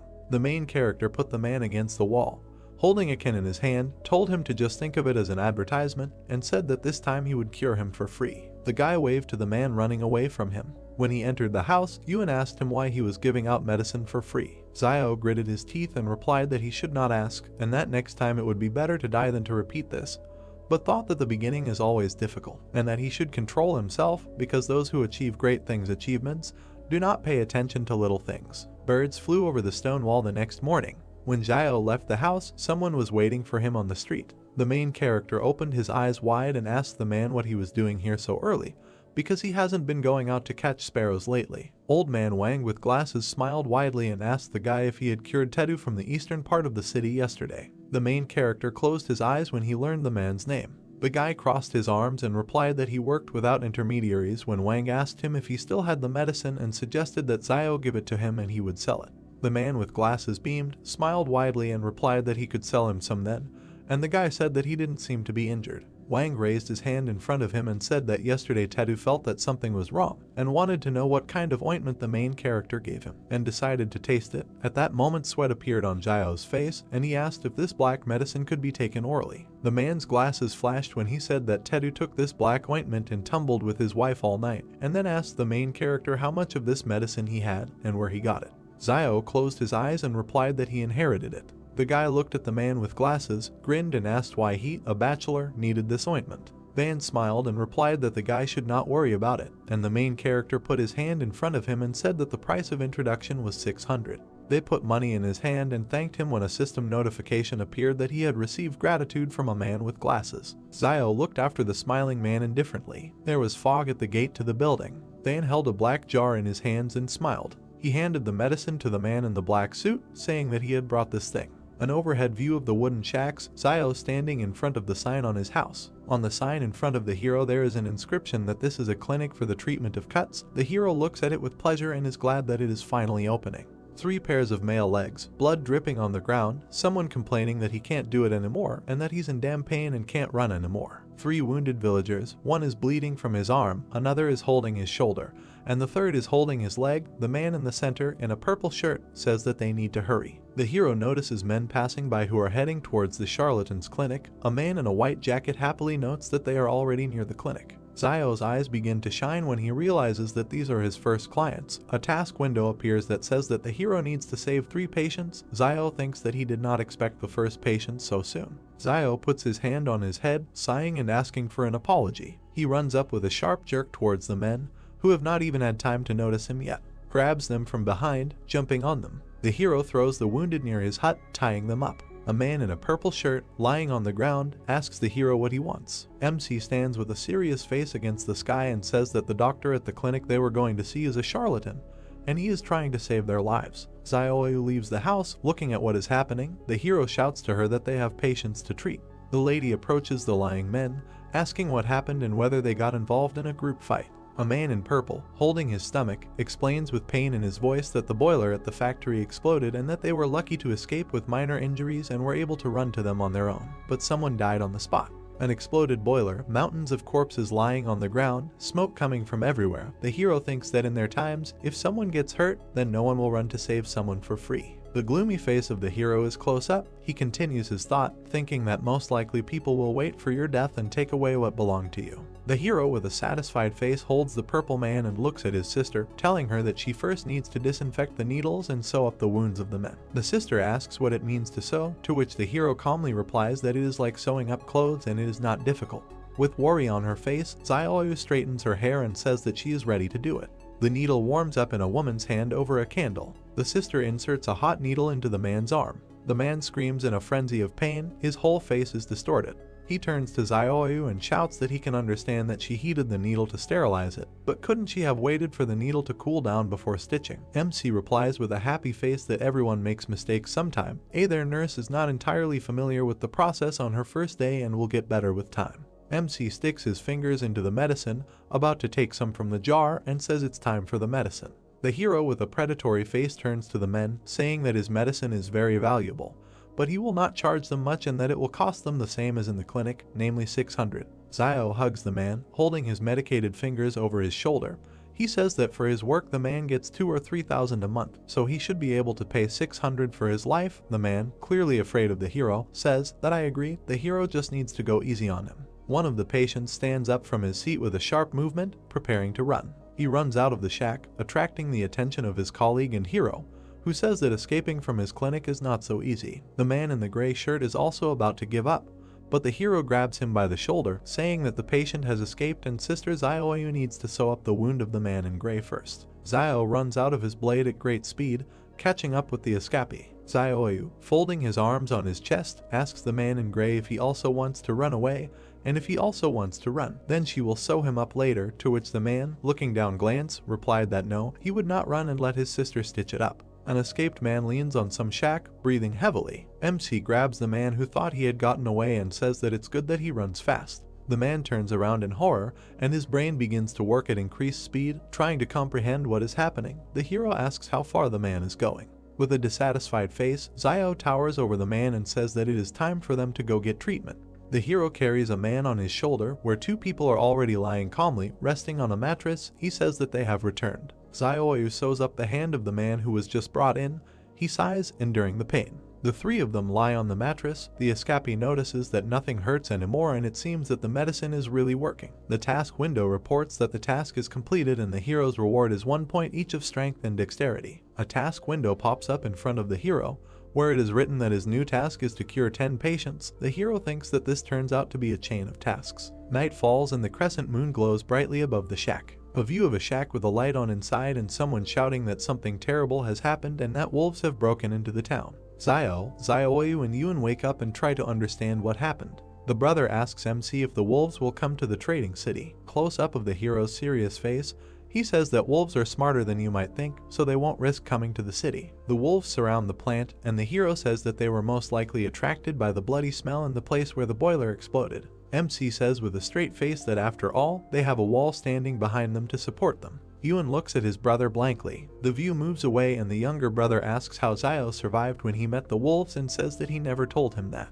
The hero closes his eyes, thinking how to answer him. But they are distracted by a loud scream that scares them both. Someone shouts that they need to gather everyone and that no one lags behind. The hero quickly raises his hand to the burning incense in his home, while someone's voices say that the enemy has been discovered outside. MC extinguishes the candle and he and his brother stand in pitch darkness. Close up of MC's tense face. Yuan asks what is bothering his brother. The hero's back. He gloomily asks what will happen if one day the wall collapses. The sister, screaming, asks if the wall can even collapse, to which the hero replies that he doesn't know, but notes that there is nothing eternal in this world. The gates open and the wind rushes out of them in a furious stream. A crowd of armed people in camouflage uniforms, armed with rifles, emerges from the gate. Close-up of soldiers passing by shacks. The brothers peek around the corner of the door of their shack. Yuan asks if the soldiers have weapons on their backs, to which the brother replies that the younger one should not ask too many questions. Offended and dissatisfied, the younger one asks if he still has marital status in their house. Without looking back, the hero with a serious face replies that the younger one should not think about it too much,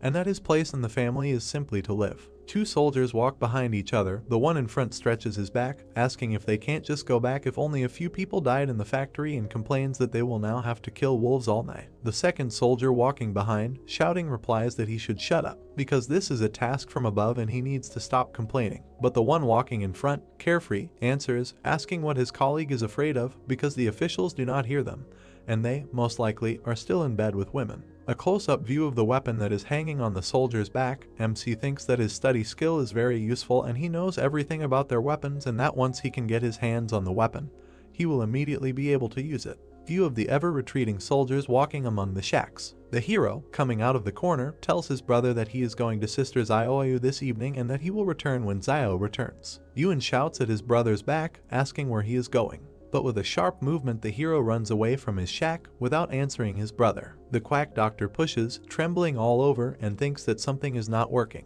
He sits with his pants down near some stone, sighing heavily. The hero runs at great speed through the shacks. He runs past the charlatan who is sitting behind a tree with a newspaper in his hands, and he notices him. Close up of the charlatan's tense face, he thinks what the hero is doing here at such a time. Xiao runs to the factory, from which smoke is pouring out. Close up of the hero running, he thinks that the factory manager was armed with a gun, but he was still attacked by the wolves, and that perhaps he did not expect the wolves to come and did not have time to get his weapon. The hero's face is even closer up. He thinks that it seems to him that the pistol should still be at the factory. A view of the plant, the sky above which has turned red and is obscured by rising smoke. MC stops abruptly, noticing something, and sweat starts pouring down his cheek. The soldiers stand, holding their weapons at the ready, opposite the wolves. A mountain of bodies lies between them, and someone shouts that they need to be vigilant.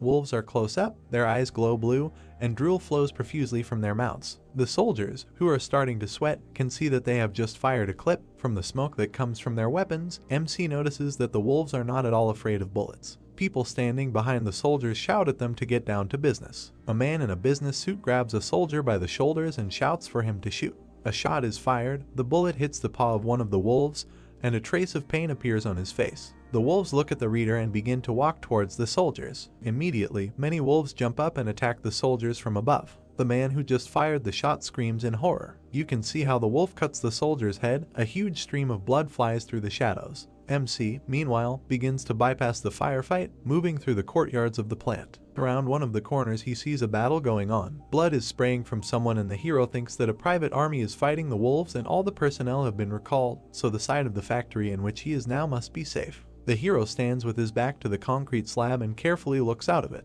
There are several bodies lying behind the slab, and there is blood all over the floor. He looks at the lying body and thinks that, judging by the appearance of the bodies, the wolves killed everyone in one fell swoop, and in his thoughts he rejoices that he escaped them. Xiao, with determination in his eyes, looks up and thinks that he needs to get inside and check. He looks at the tall factory building and begins to move towards it, the legs of a hero preparing to jump. MC starts jumping on boxes to climb up to the fire escape and clings to it. He begins to climb up the fire escape. He jumps onto the roof and sits down, leaning his hands on it. Standing on the roof, Zio looks around, peering into the windows on the roof to see what is below. Close up of the hero, thoughtful face, he thinks that he needs to hurry. He looks back at what is happening below, where people are fighting, and then puts on his hood. Drawing out his bone dagger, he slashes downward with the blunt end. He breaks the window below him and falls among the shards of glass, lands down on his haunches, resting his hands on the floor. Looking around and shaking off the glass shards, Zio thinks that he is finally inside.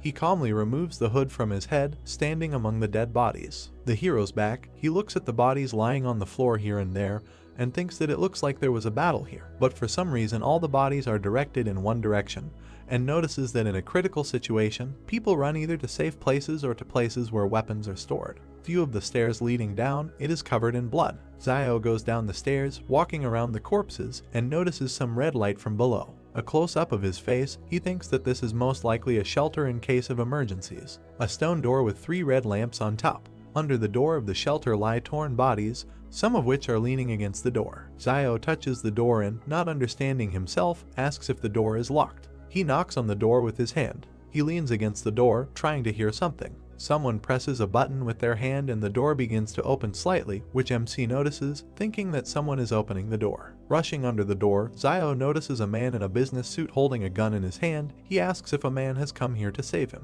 Suddenly, the man in businesslike looks changes when he realizes that the person who came here is not from the army. Zio slides in front of the man, looking at him with anger in his eyes. The man points a gun at MC, bares his teeth and shouts that it means a little thief has come to him, who took advantage of the explosion, and adds that he knows that the one who came is Zio from the trading city. The hero stands up and examines the man and realizes that it is Wang Dingyang, and asks himself if he is not the manager of the factory. Wang, with a sharp movement, keeping Zio in sight, closes the door of the shelter. Zio looks at the door as it closes and realizes that Wang wants to trap him there. He, at this time, takes the pistol in both hands and with an evil grin looks at the hero, who is looking at him with an equally evil face. MC realizes that the manager has a weapon in his hands and tightly grips his blade in his hands. The pistol is on safety. The hero notices this and a smile spreads on his face. He, in a questioning pose, raises his hands and stands at full height opposite Wang, and says that isn't Wang Dingyang in front of him. The hero begins to walk towards the manager and asks why he is here alone, to which he receives a short answer that the hero cannot come closer. The hero's face becomes so angry that the veins on his forehead begin to bulge. He shouts that the manager is crazy, and that he was the first to run into the shelter, after which he closed the door, not letting the rest of the people in. Wang, holding the gun tightly, shouts that a poor man like Zio shouldn't be asked so many questions, and continues, shouting that Zio needs to take him back to the city so he can save his life. The hero, with an evil smile, asks if the manager wants to save his life, and continues, saying that he will be afraid that he will tell the truth about how he abandoned everyone in order to survive himself. The manager begins to have a drop of sweat running down his cheek, and he doesn't stop grinning, asking how the hero knows this. Zio, with a playful face, raises his finger up and declares that no one knows his son better than his father, to which Wang is lost, not understanding what the hero is leading to. Wang, no longer grinning, but just angry, shouting, doesn't the hero think that he doesn't dare to kill him? View from above, of Wang and Zio standing opposite each other. The manager shouts that he will shoot the hero and will continue to wait for the army to arrive, and that he is a man from behind the wall, and that means that the army must come to the rescue. The hero jumps and makes a dash towards the manager, and with a dissatisfied face asks if the manager doesn't know that his weapon is on safety. The manager frantically realizes the MC's words and looks back at his gun. The hero cuts the manager's hand with a sharp blow, and the other snatches the pistol from his hand. He sharply pushes the manager towards the wall with his blow, presents the blade of his blade to the area of the manager's heart. Blood begins to flow from the latter's mouth, and he stands, frantically looking at the blade, which is stained with his blood flowing down the blade. Van, with a look full of pleading, with blood flowing from his mouth, says that he asks the hero to let him go and that he can tell him where his property is hidden. The hero, with a serious face, says that Van must speak first and then he will let him go. Van, with one eye on the blade that is moving away from him, thinks that MC is still young and that he can deceive him by simply stalling for time until the private army comes to his aid. The hero holds the blade in front of Vaughn, asking if he wants to stall for time, and continues by saying that his lungs have long been pierced by the bone knife, and even if he returns, how long does he think he will last, and states that there is no reason for the hero did not make his fate easier. With a sharp blow, MC pierces the manager's chest, causing him to scream. He sharply removes the knife from the manager's chest, shaking it off from the blood. He sits down opposite the manager's body, searching it. 2 clips in Zio's hand, he thinks that the fact that the manager had 2 extra clips was just right for him. The hero passes by the bodies, heading towards the exit, and thinks that he must get out of there as soon as possible, and that perhaps the army to rescue Wang Dingyang is already on the way. Exhaling from fatigue, Xiao enters his shack. Yuan stands opposite his brother with his arms extended towards him and joyfully says that he has finally returned and asks if he is injured, to which Xiao replies that everything is fine and asks if anything happened in the city while he was gone and whether the military returned. Yuan grabs and examines his brother's hand, saying that some of them returned with some wounded, to which the brother is indignant, saying that he shouldn't be touched and that everything is really fine with him. Xiao sits down at the table and pours himself some water from the kettle. The younger one tells him that they also brought the corpses of their teammates and wild wolves and that the remaining people are said to have continued on their way to the factory. Xiao takes a sip from his glass, thinking that it seems that guns still have a deterrent effect on wolves and that against a private army with guns, the wolves' chances of winning are still too low. Soldiers enter the settlement in cars. They get out of the car, shouting that everyone needs to get out. People come out and look at the soldiers, wondering what is happening. The soldier shouts, holding a weapon in his hands, that everyone who says who left the city today will be given a big reward. Xiao and his brother look out of the shack, leaning on its door with their hand. Close up of Xiao's face, he thinks why the military came to them and that he disguised the wound before leaving as if the manager was injured by a wolf, and that an ordinary person would not be able to distinguish the wounds, and thinks that maybe the military found out that Wang's gun was missing, which means they suspected something. The hero's memories of how he leaves the factory, holding a pistol in his hand. The soldiers rudely question the people, and Xiao realizes that they are looking for a gun. Someone from the crowd raises his hand and shouts that he knows who came out in the middle of the night. The quack doctor shouts that it was Xiao and that he saw it with his own eyes. He turns and points his finger in the hero's direction, shouting that it is him. The hero's eyes are close up, sweat begins to flow down his cheeks. The soldier points in the hero's direction, instructing his subordinates to search Xiao. Old man Wang rushes out of his seat, waving his arms and shouting that Xiao is the same guy that Boss Luo asked to keep an eye on over the wall, and that they can't treat him like that. The head military man asks what Old Man Wang means, to which he replies that they can ask Boss Luo themselves why he is being looked after, but he has no right to speak. The military man remembers a man with a red shirt and rings on his fingers, realizing who Boss Luo is. He raises his head to look at Old Man Wang and shouts that even if Xiao is one of Boss Luo's men, then this is a serious matter and that the culprit must be found, after which he will personally go in the evening to make amends to Boss Luo and explain everything. The soldiers grab MC, they run their hands around, looking for something under his clothes, which displeases Xiao. The military tries to enter the brothers' shack and Yuan, clutching a knife, shouts that they cannot enter. But the older brother looks around, shouting to him that he needs to let the military through. The younger one has a confused face and is trembling. The charlatan smiles, looking at what is happening and grins. The soldiers enter the shack and begin to search for something in it. The younger one, looking from behind the door, watches as the soldiers throw things around in search of something. He clenches his palms and prays that they won't find anything. One of the soldiers begins to lift MC's frying pan, but the chief military man, clearing his throat, asks if they found anything, to which the soldiers look back at their boss, unanimously saying that no. One of them lifts the frying pan, not noticing a pistol in its shadow, and they say that this house is so empty that even if a pistol was hidden there, they would found it a long time ago. The main military man says that it is time for them to leave and the soldiers head out. The view from under the frying pan, under which the pistol lies, of the departing soldiers. Yuan sighs, the tension and anxiety disappearing. The soldiers stop searching the hero, and he stands with his hands raised, with a dissatisfied face. Xiao looks back at the quack doctor with a displeased face, causing him to jump up. Old Man Wang comes up to Xiao and tugs on his shoulder, saying that it seems to him that he shouldn't have interfered and it looks like everything is fine with them, to which MC responds with gratitude. The old man smiles, laughingly saying that if it weren't for Boss Luo's admiration for Xiao, he would not have dared to stand up for him. MC looks up at the old man, asking what Boss Luo is doing and asking how he knows him. The old man, leaning close to the hero, says that Boss Luo is a representative of the consortium beyond the 113th wall and that he is simply delighted with his medicine. Xiao suddenly realizes that Wang sent his black medicine right beyond the wall. Holding the hero's shoulder, the old man continues, saying that Boss Luo said that from now on, if he delivers the portion on time every month, then he will guarantee that there will be no problems in the future outside the walls. Xiao looks around, asking if Wang could talk to Boss Luo and get them behind the wall. The old man wrinkles his face with displeasure, saying that they are all polluted people and how can they get behind the wall, and asks, saying that who will collect herbs for Boss Luo in the field if MC gets behind the wall. Wang sighs, saying that he also wants to get inside, and Xiao understands that if this Boss Luo still wants to benefit from him, then he would not let him go beyond the wall.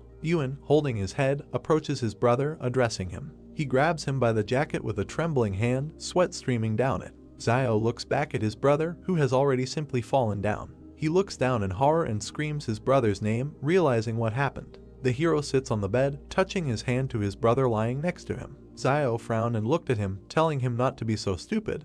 He might die from this fever. He thought that his brother had made a wish again to save him and would get hit back. Yuan opened his eyes and said, "But what if something happened to him?" The girl squeezes water out of a towel. She placed it on the boy's head. He turned his head, looking at her, and asked for forgiveness for causing her problems. She touched the towel on the boy's head and said with a smile that the two of them were just big kids.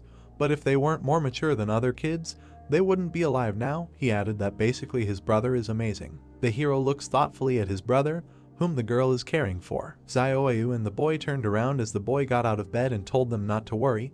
He would lead them all to a good life. A doorway, a faint light inside the hut, a basket hanging on the wall. Yuan asked if it was really him. It was so cheesy. The sun illuminates the entrance to the house. The guy bent down, moved the fabric hanging over the doorway with his hand, and held a bucket in his other hand. He raised his head with a question.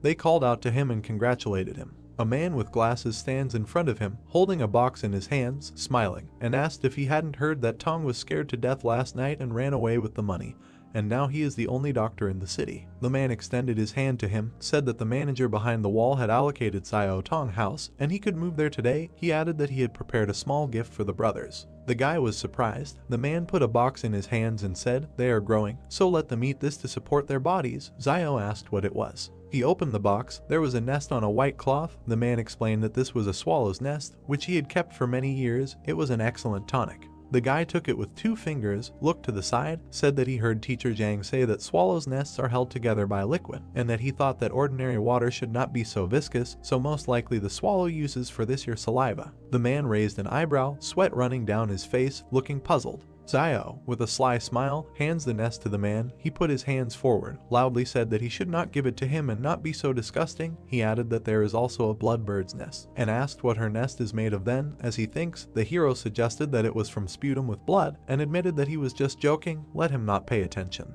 The man put his hand on the guy's shoulder, suggested without further ado that he get straight to the point, said that Xiao had not gone to buy herbs for the last few days, so that black medicine should soon run out. He asked if this was so. The guy looked at him thoughtfully. The man shuddered. Xiao said, "Didn't he buy it recently?" He pushed the hero away with his hand. The hero smiled. He said loudly that the guy knew that he bought it for the big man behind the wall. Xiao turned away. Picking his nose, the man raised his fist, asked him not to pretend to be stupid, because without him sending the medicine, the hero would not have been able to get the clinic for almost nothing. The hero has a small black cylindrical box in his hand. He offered 12 for it.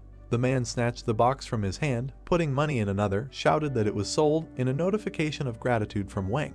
Van leaves, waves his hand at the guy. The hero thought that he was quite interesting and sincerely thanks him. The man advised him to pack his things and move. Many have already had their eyes on that brick house. The hero with his younger brother and girl approach a brick house. They stand in front of the door. On the left there is a wooden table with an inscription. They entered and looked at the wall where the red tapestry hung. The boy pointed his finger up and asked his brother to look at the banner hanging in the center. There is an inscription embroidered on the banner with golden threads. Xiao squinted and read, "Skillful hands bring it back to life." He frowned. A screen appeared with a quest chain and a question asking if he wanted to continue rescuing 10 patients.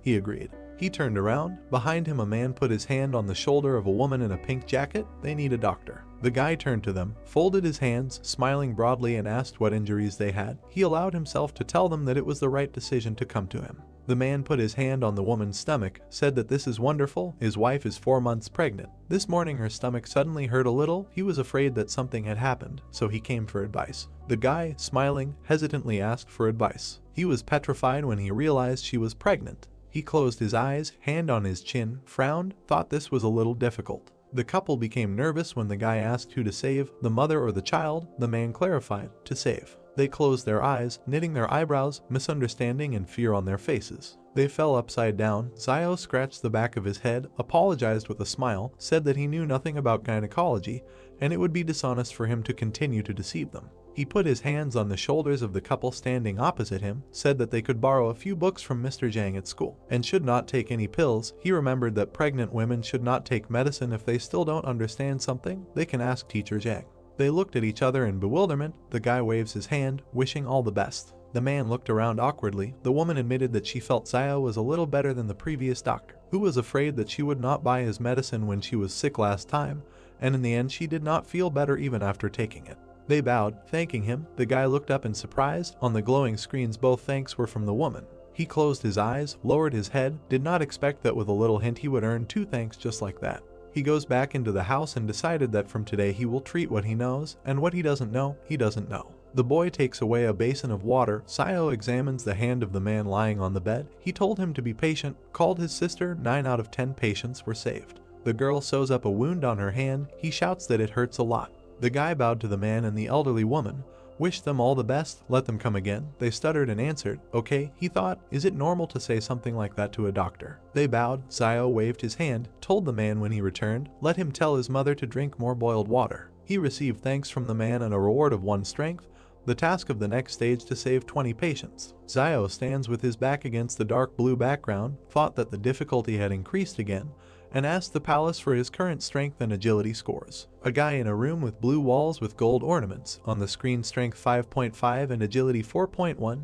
He thought, not bad. Ewan holds a box of surgical instruments and said to his brother, why don't he treat all these patients? It's also money. The guy raised his hands, put the bottle on the top shelf, asked what he would do if he didn't know how to treat them. Complicating their illness would be even worse. He held his hand on the shelf, looked back, added that the previous doctor also did not know how to treat, but still treated patients. Palm on the cabinet, looking at his brother standing opposite.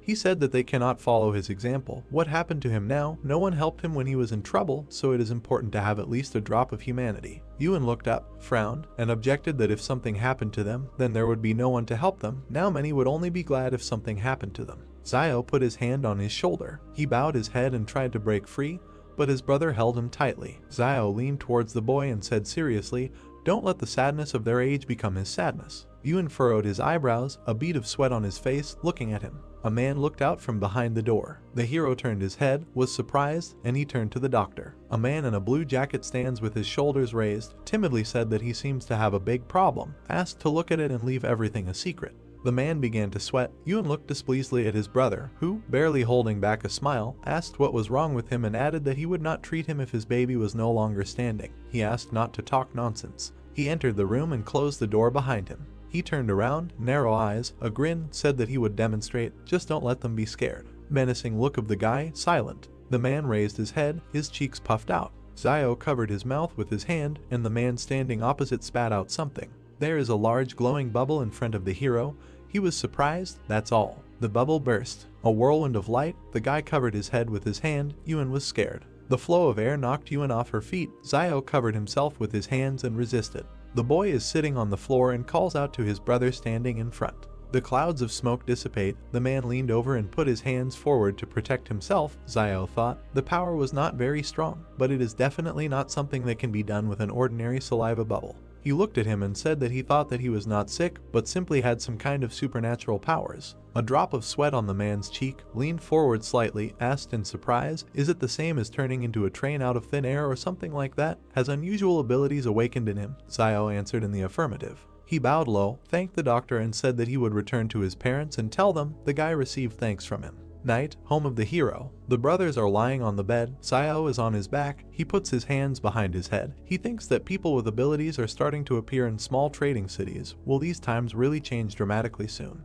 He closed his eyes, smiled, thought, the world is becoming more and more dangerous. It's good that he has a palace. Today he has collected a lot more thanks. He hopes to unlock the weapon as soon as possible. Someone grabbed the stone fence with his hand. There was a rustling sound. The guy sat down on the bed and became wary. A group of men climbs over the fence. They jumped to the ground. A shadow fell on them and they looked up. In front of them, Zio with glowing red eyes crossed his arms over his chest and said hello. They were scared and screamed. The guy kicked the man below the belt. He fell to the ground. Others stand nearby, looking at the hero. The victim raised his head and shouted, why did they get up? Let them attack. They raised their fists and went at the hero. Zio looks at them with a stern look. A month in the sky, a house behind a stone fence. They fell to their knees in front of him, touching their heads to the ground, asking for mercy and to spare their lives. He raised his head, looked down, and asked who sent them here. Soldiers in camouflage with bulletproof vests and weapons. One of them knocks on the door with persistent requests to open it. Zio turned his head, gritted his teeth, and thought about who else was brought here, that everyone couldn't sleep in the middle of the night. The guy opened the door slightly. The man said that there was a search order. The soldiers are perplexed and silent. The guy asked what it was. Zio stands at the door with a banner around his neck, smiling, asking if he can find out why they are all gathered here so late. The soldiers laugh. They say he uses the banner for protection. He is crazy. The hero in profile, eyes closed, smiling, he thought that they would not continue the search after seeing the banner. The man pointed his finger forward and ordered a search. He pushed the hero aside. Soldiers entered the house. Zio asked if they didn't conduct a search last time. He shouted back that the last time was the last time, and this time was this time. The hero looks at his back with irritation. Men are sitting against the wall, trying to get into the house. The soldier unties their hands. The main one shouts, "What a bunch of losers." They were sent here to look for weapons, and not only did they not find it, they were also captured. He looked back at Zio, who turned his head to the side, humming a song. The man said with a serious face that his name was Wang Qinjiang, and if Zio wanted to express his dissatisfaction through Boss Luo, let him say his name. The guy smiled nervously and said, "Oh well, did they do anything?" He wondered if this person might have something to do with Wang Dingyang. The soldiers leave the house. No firearms were found, the guy thought, and if this is so, will he let him go so easily? There were soldiers lined up behind Qinjiang. He looked at Zio and said, "Until they catch the one who stole the firearms, he will continue to check," then warned him to be careful, gave the order to leave. The man put his hand on the hero's shoulder and said that if he had been born behind the wall. The guy looked around. Songyang removed his hand and, leaving, said, "Then he would become an excellent soldier, not like this heap of garbage." The car's headlights are on. The soldiers are leaving. Zio is standing outside the house, thinking that fortunately he hid his gun on the mountain when he was collecting herbs 2 days ago. He closed his eyes and exhaled. This murder had really caused him a lot of trouble. The hero's stone house, early the next morning. The brothers were in bed, opened their eyes, woke up from exclamations. Everyone looked. The group returned. They left the house. Yuan asked if they weren't only away for a week.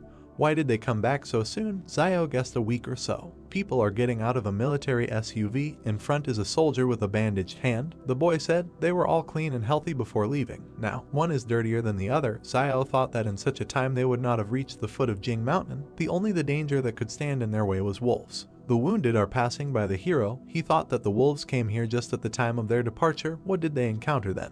He looked to the side and noticed that, judging by the extent of the damage, only his clothes. Among the soldiers, there was a girl with long dark hair and a cap and hood, her hands in the pockets of her jacket. He thought she was completely comfortable with weapons and seemed to really be much better than the rest. Yuan, standing next to the guy, looked to the side and asked if they were going to Old Man Wang. "The jeep is at the fruit stand," he replied. Most likely, after all, his recommended guide seemed to have returned back. Something must have happened to him along the way. A girl with long white hair with braids and dark glasses, a short top and a skirt and a robe, took off her hood, indignantly said what kind of guide he found for them. They drove around for 3 days and didn't even find the right direction. Van asked in fear, "And then what? Where is he now?" The guy watches their conversation from afar. She replied that she doesn't know. Something bit him in the river. When they found him, he was already cold. Zio thought the river is outside the city. He had never heard of anything like that. The girl pursed her lips and looked at Wang, who said that he told her right away that if she wanted to get to the mountain, she had to find Zio. And she didn't believe him then. But now the guy doesn't have time to work as her guide. He still has to work for Boss Luo. She asked if he had a relationship with Boss Luo. She frowned. There were wavy lines from her head, and asked if he was talking about that boy who was not okay with his head. The man replied that yes, it was him. The heroes are standing opposite each other. She asked, "Only he can transport people across the mountain?" Van answered, "Right."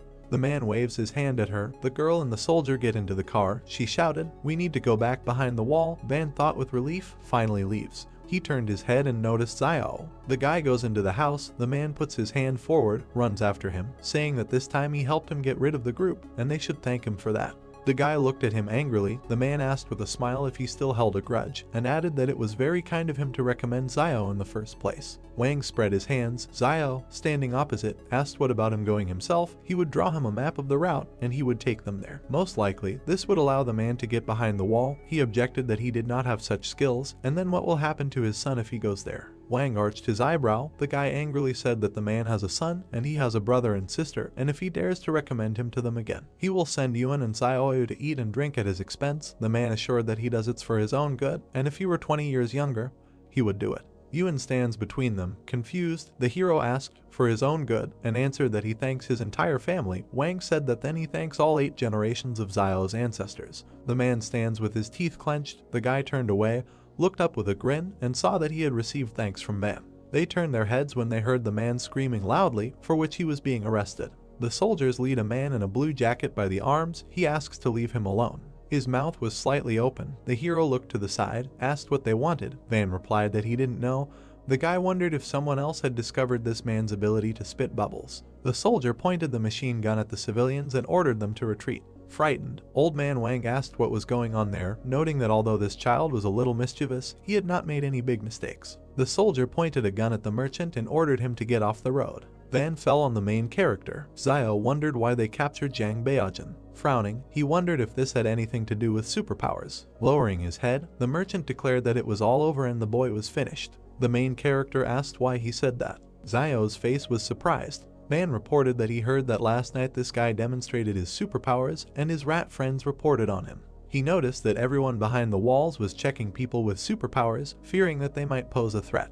He looked at Xiao and asked him to ask what he would do if someone was a threat to him. Frowning, the main character replied that he would kill this man. Turning around, Van noted that everything is not as simple as he thinks, and he heard that a mental hospital for people with superpowers was organized inside. He imagined doctors standing over a man in an operating room. Wang emphasized that they use various tools to study them. He approached the main character and said that if he or Yuan had any superpowers, he should not let outsiders know about them. Looking at the merchant's back, Xiao accepted his words. The main character turned sharply at the cries that someone was being killed. The guy was chopping people with an axe, shouting that they had betrayed Baojin with their cheap tongues. Holding an axe in his hands, the man asked why he should feel sorry for them. The guy stabbed him in the back. The stranger, with the last of his strength, stabbed the axe into the guy's head. The woman watched the bloody battle. She lay down on her husband's corpse and began to cry. She asked how she could continue to live if Baojin and he were not in this world. The stunned protagonist watched as the woman cut her throat.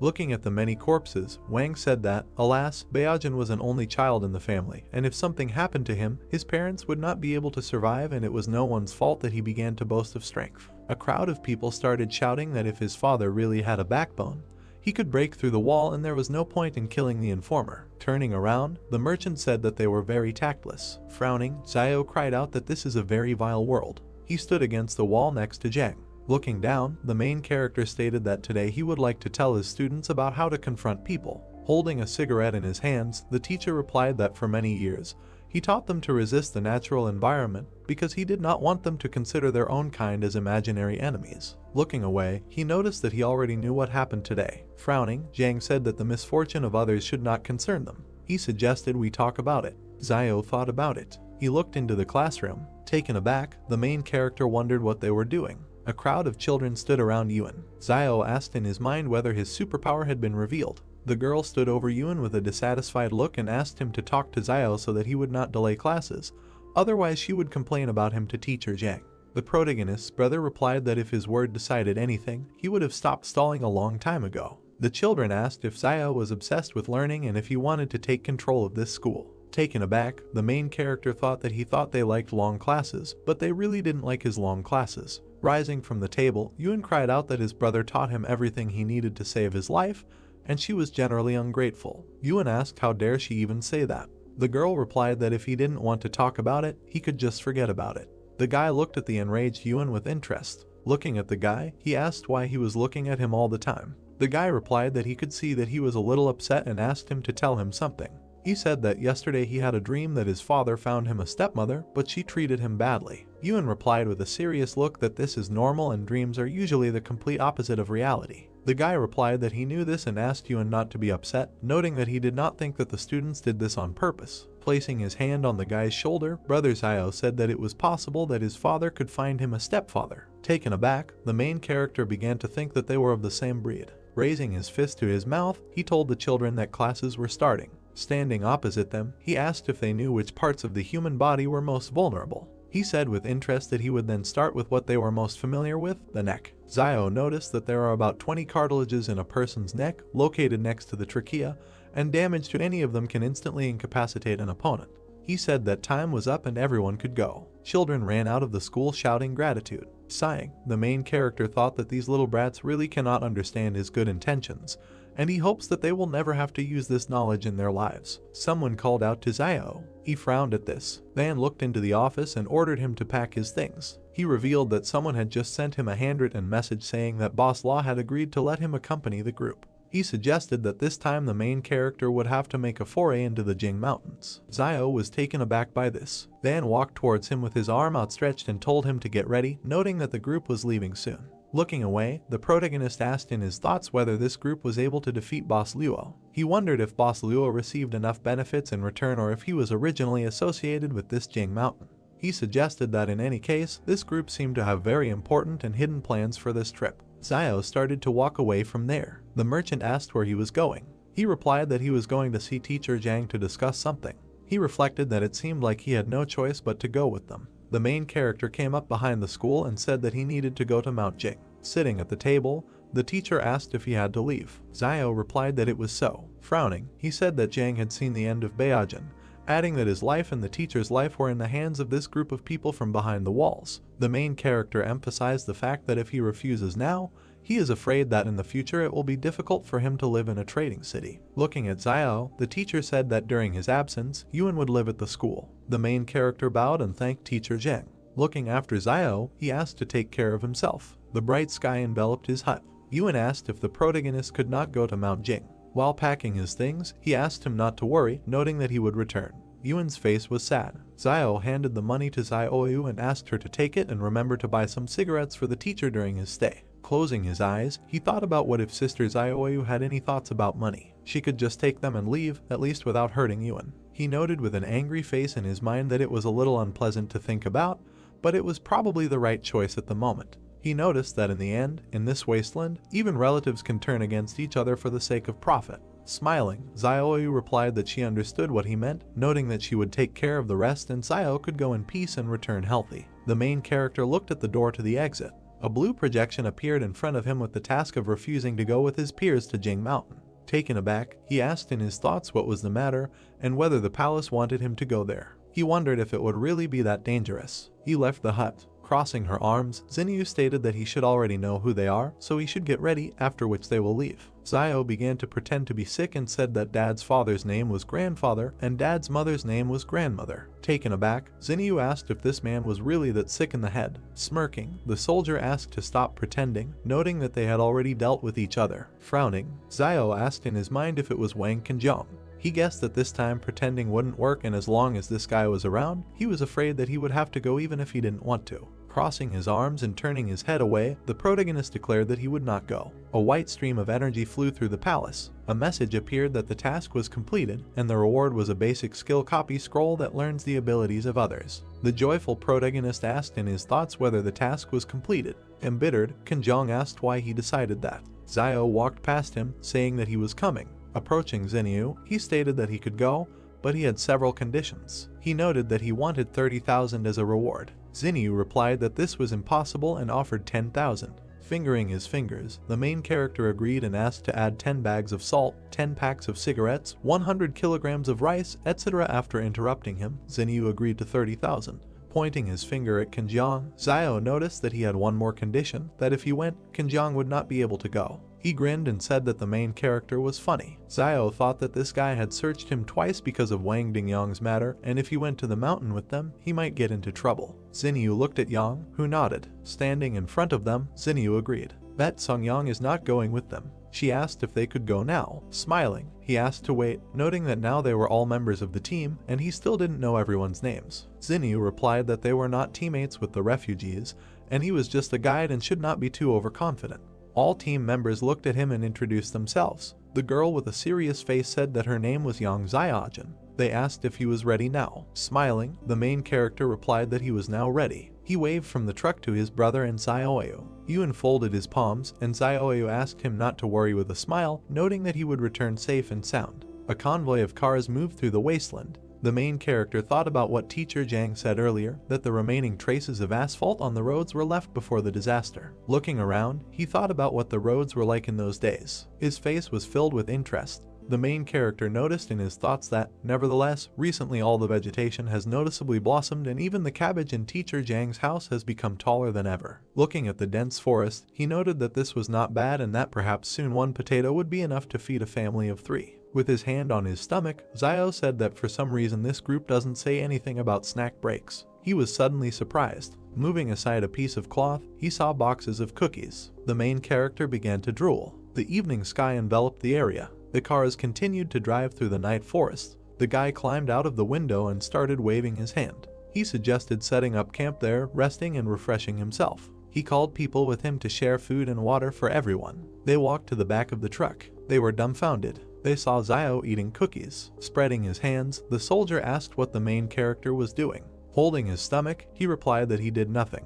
Yang and Zinyu watched from the car window. The guy asked what kind of pig Zio was and how he was able to eat 5 packs of cookies. Yang watched him with a serious look. People began to carry him away, and the main character shouted for them to let him go and leave him with the cookies. Pointing his finger, the guy asked Zinyu to go back and get another guide. Zinyu looked at the guy and stated that Wang Fugri said that only he could lead them through Jing Mountain. Yang continued to watch him closely. Zinyu replied that they could do whatever they wanted with him, but this should not interfere with their journey, and when they returned from behind wall 112, they could do whatever they wanted with him. They began to take the main character away. Zio kicked a stone. Turning around, he began to eavesdrop on the soldiers' conversation. They were discussing that they say that the protagonist is the only one who can guide them to Mount Jing, but he doesn't even know how to prepare a tent. The guy noted that they would see how long Zio could last before he died there like the previous guide. Frowning, the main character asked what was wrong with him eating some cookies. The angry guys stood in front of him and shouted asking if he had eaten a little. The angry soldier said he was warning him, that he is just an ordinary tramp and should not try to break a stone with an egg. Looking at the guy, Zio asked if he knew that the egg would break if it hit a stone. The soldier asked if the egg would break. Closing his eyes, the main character replied that this was not true. The military man asked what would break in this case. As he left him, he replied that the chicken's heart would be broken. He suddenly turned around. Looking at Yang in the car, Zio wondered if she was just looking at him. Yang adjusted her cap with her hand, a slight smile on her face. The stranger began to shout that he had found traces of the beast. The soldiers near the fire were surprised by what they heard. The guy fell to the ground. Stunned, Zio noted in his thoughts that usually few animals could survive on the outskirts of the forest. He asked about what kind of animal could be there. Examining the tracks, the soldier asked if he had seen any tracks the last time he passed there. The main character pushed the soldier away. The guy asked what he was looking at. Examining the tracks, Zio wondered if the tracks of a deer spooked them. Turning around, he saw traces of the fire. Looking around, Zio noticed in his thoughts that in nature, not cleaning up food waste is a bad habit. Passing through the crowd, he asked to be allowed to look. Putting his finger to his chin, he said that these were the paw prints of a bear, which was attracted by the food scraps they left last time. The angry stranger asked who Zio was fooling and whether he thought he had never seen what a bear's claws looked like. The main character replied that it could be a wild boar. He began to move forward. The frightened soldiers asked if he was going into the forest. Turning around, he replied that they were not giving him cookies, so he would go and find something to eat himself. The guy said that he could tell that their last guide died somewhere there, so he shouldn't die like him and not waste their time. Walking into the forest, Zio replied that then he would just go and see how he died there. Moving through the forest, the main character noticed in his thoughts that from what he heard, the previous guide simply went down to the river to wash himself. As a result, something in the river bit him on the face and he died instantly. He began sharpening the stick and emphasized the fact that he had to be careful in his actions. He began to examine his spear. Putting his sword behind his back, Zio reasoned that there was usually a source of water near the habitats of large animals, and the tracks of a large deer should lead him to the river where the guide had previously been bitten. He approached the river bank. He began to scan the shore. The main character with a calm face thought that if you only look at the water, there is nothing special in it, and the guide must have been attacked by some fish hiding under the water. He noted that he fears that he, like most city residents, does not know that there are many freshwater fish that are carnivores. Turning around, he saw an anthill. He assumed he could catch a fish. He started walking towards him. Zio stabbed the pile of dirt multiple times with his knife. He picked up a piece of earth with a stick. The main character grabbed a big ant. Approaching the river, he noticed in his thoughts that the queen of white ants was an excellent bait that should be used to advantage. He threw an ant with a piece of dirt into the water. Zio prepared to strike with his spear. A huge fish began to swim around the bait.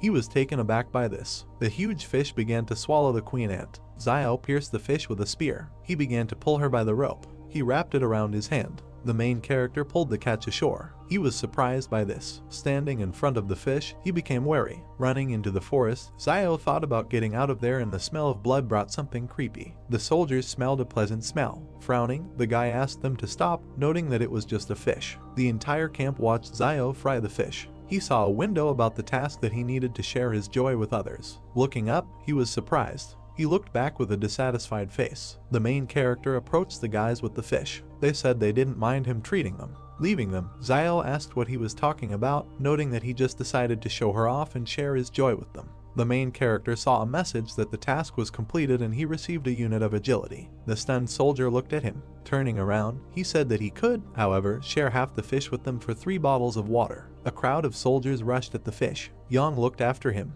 She sat down next to the main character. Looking at him, she began to talk about fish. Zio frowned at this. She pointed the gun at the main character. A notification appeared in front of him with the characteristics of the pistol. Taken aback, he thought that if she wanted to eat, she could just tell him, adding that she had perfect skill with weapons, and because of this, he began to get nervous. He stated that he would only give 2 pieces to eat. Standing up with Xinyu, Yang noted that he should give 2 pieces each. Xinyu handed over a bar of chocolate and said that she was not going to eat his food just like that and he could eat a couple of pieces too. Zio stuffed a whole chocolate bar into his mouth. Stretching out his hand, he declared that she owed him another piece. Stunned, Xinyu asked him to wait, noting that she would bring it to him. Yang began to pepper the fish. Zio looked at her and wondered if all the girls behind the wall were as beautiful as her. Yang started stuffing the fish into her mouth. The stunned main character screamed that this was his fish and she should be restrained because she was a girl. Forest, sun over the mountains. The hero opened his eyes and woke up. Near the tent, he sat down and adjusted his hood. He looked to the side. A man is sleeping in a tent. The soldier sitting on the bench with a weapon yawned. The guy frowned and looked thoughtfully towards the forest. I approached a certain place, there was nothing on the ground. I was very surprised. In the background, the hero is standing in front of the fish bones. He crouched down and pulled out a bone from behind his back. The guy thought that last night he had thrown the remains of fish bones here, and now they had all disappeared. He looked up and thought maybe they were dragged away by ants. After all, mutant ants are the size of a finger. If there is a nest nearby, they can easily drag all these bones. The guy returns from the forest. The soldier puts the box down. The rest collect their things. The man with the beard turned around and noticed the guy. He pointed his finger to the side and told Zio that he would go in the first car and show the right road. The guy looks at him and asked him to tell everyone to stay as far away from the river as possible. Zio turned away from the man. He gritted his teeth and asked gloomily, "They are far from this river and there are only a few fish in it. Why should they be afraid?" The man at the truck waves to the hero walking forward. Everyone back to their cars, you can go. Wheels of a military vehicle. The guy looks out of the car window. The driver shouted in fear, ahead. The car convoy stopped. Zio frowned, surprised. There was a deer in front of the jeep. He wondered where this huge deer came from here. Malxian takes aim. Jun jumped out of the car. The soldiers pointed their weapons at the deer standing in front of them. Zhu shouted into the radio not to shoot, no sudden movements, no need to provoke him. Cheng lowered the gun and told the guy in the black glasses not to worry so much. He was a herbivore and not to be scared, there were no large predators here. The deer lowered its antlers. He rushed forward furiously. The driver screamed in fright and turned the steering wheel. I pressed the gas pedal. One of the cars drove off to the side. The soldiers were lying on the ground and a deer hit another car. The guy opened his mouth, looks at the deer striking the jeep. The animal threw the car up. The jeep flies to the ground, the deer runs away, and the soldiers shoot at it.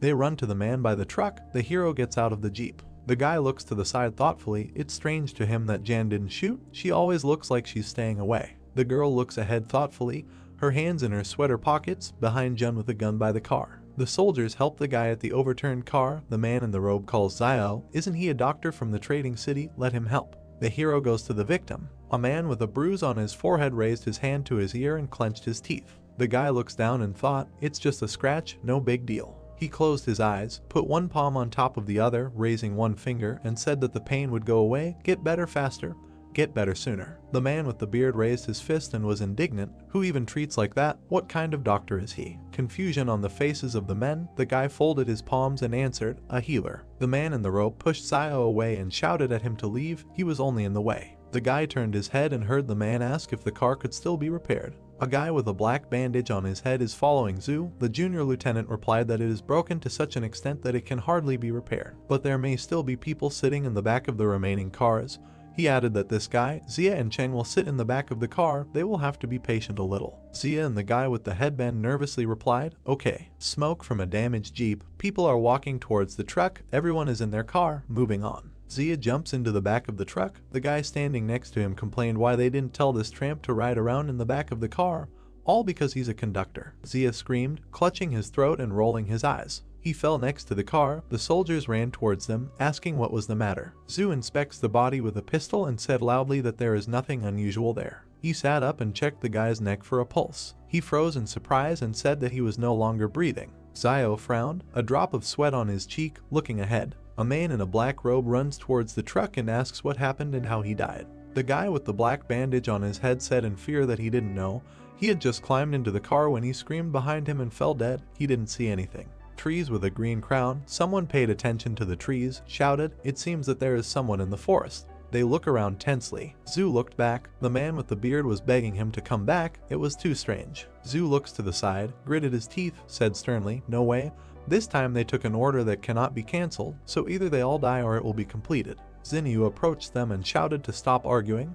They needed to get out of here immediately. She looked to the side and said that Zio would lift Xia into the back and ride in it himself. The hero raised Xia's head, pulled back his hood, and there was a bee sting on his neck. The man with a beard pointed his finger into the back of the car and told the guy sitting there to get into the front car. Zio examined the wound, wondering if bee venom could kill an adult in a few seconds. He looked back gloomily. The man asked what he was waiting for. He needed to load the body into the back. The guy replied. Now, he thought that this wilderness was becoming more and more dangerous. A black bag with a body in the back. Zio took a bite of the cookie and asked what he couldn't do at home. He needed it all. He sits in front of the bag, eats cookies, takes a new pack out of the box, said that in the end, he lost his life. And because of his death he was forced to sit back in the back, added that if he doesn't finish all the cookies in the car today, they won't call Zio. The men in the car looked back with displeasure. A guy with a beard asked who this guy was talking to. Another suggested that he was really sick in the head. He pulled back the collar of his sweater and asked displeasedly, "It's almost winter now, so why is it getting hotter as we move north?" The hero is eating cookies, turned his head, thought, the temperature rises even at such a great distance. Cars are driving towards volcanoes. He thought that there are several active volcanoes in the vicinity of Mount Jing, and they are very active. Radiator grill on a jeep. The evening of the next day, the car stopped. The soldiers got out, looking at the volcanoes in the distance. They raised their heads. A man in a robe pointed his finger up, noticed that something was written there. It is written on the stone that it is better not to enter alive. They can't understand what this means. Zhu looked back at Zio, frowned, and asked who carved it. The hero in profile, looking up, replied that he didn't know. These words weren't there when he was here last year. The man in the robe pointed his finger at Zio, shouted why he came here. He should not come to such a place. Even if he was hunting here, he was indignant about who he even was, and was clearly hiding his identity. Zio grinned evilly and replied that yes, there was something he couldn't tell them, actually. There is a dragon next to him. He winked, extended his hand forward with a thumbs-up gesture, and said that he is a descendant of dragons. The men and the singer were perplexed. There was a pause. Zhu pointed a gun at him, said that there was too much suspicion in his direction, so you need to tell it like it is. He asked if it was he who came here and cut out these words. The hero closed his eyes, raised his hands, and replied that the inscription was so high that with his height he would not be able to reach it, of course, if he could not put the stone on the ground.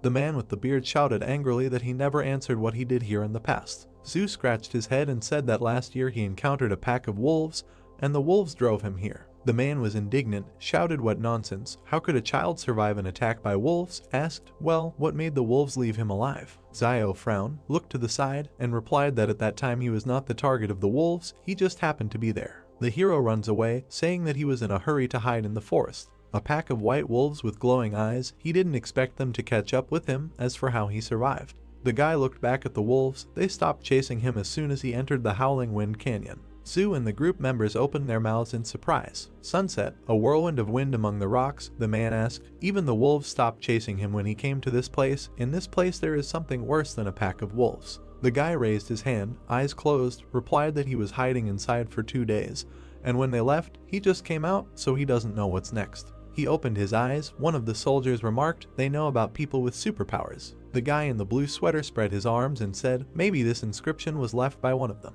A swollen vein on his temple, Zhu ordered him to remain silent. This is a military secret. The bald guy in the blue jacket frowned, objected. Who is he pretending to be?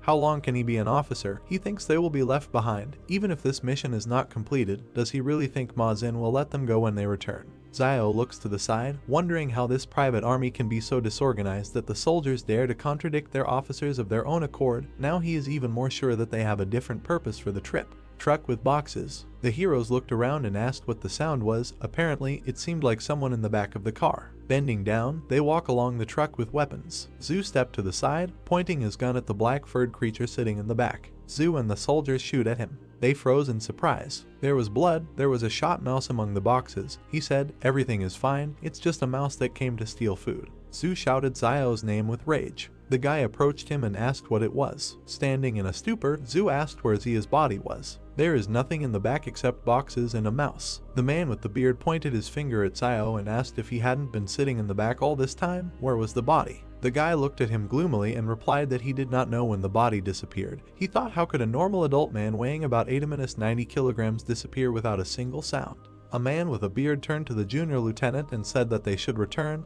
It's too dangerous here. With a stern look, Zhu looks up and remains silent. They are standing by the car. He asked everyone to come here. He said that they need to discuss everything before deciding what to do next. Everyone gathered around Zhu. He said that words were left at the entrance to this gorge. It is better not to enter alive. He suggested that in the depths of the gorge there could be dangers that even a person with superpowers would find difficult to cope with. Looking ahead, serious face, on the other hand, there are also hidden dangers lurking in the forest. Zia's mysterious death, the inexplicable disappearance of his body, and all these incidents remain unanswered. Glasses on her head, Xinyu looked at him and said, in fact, although the forest is dangerous, it doesn't seem like their entire army will die in it, but it's hard to say what dangers await them in the gorge. Zhu lowered his eyes and thought. The girl pursed her lips and looked at him silently. He was surprised when she asked if he was worried about the situation after returning behind the wall, and told him not to be afraid. She would find a way to help him transfer from the private army when they returned. He looked away, clenched his teeth, and said that this was not what he was thinking, but he agreed with her opinion.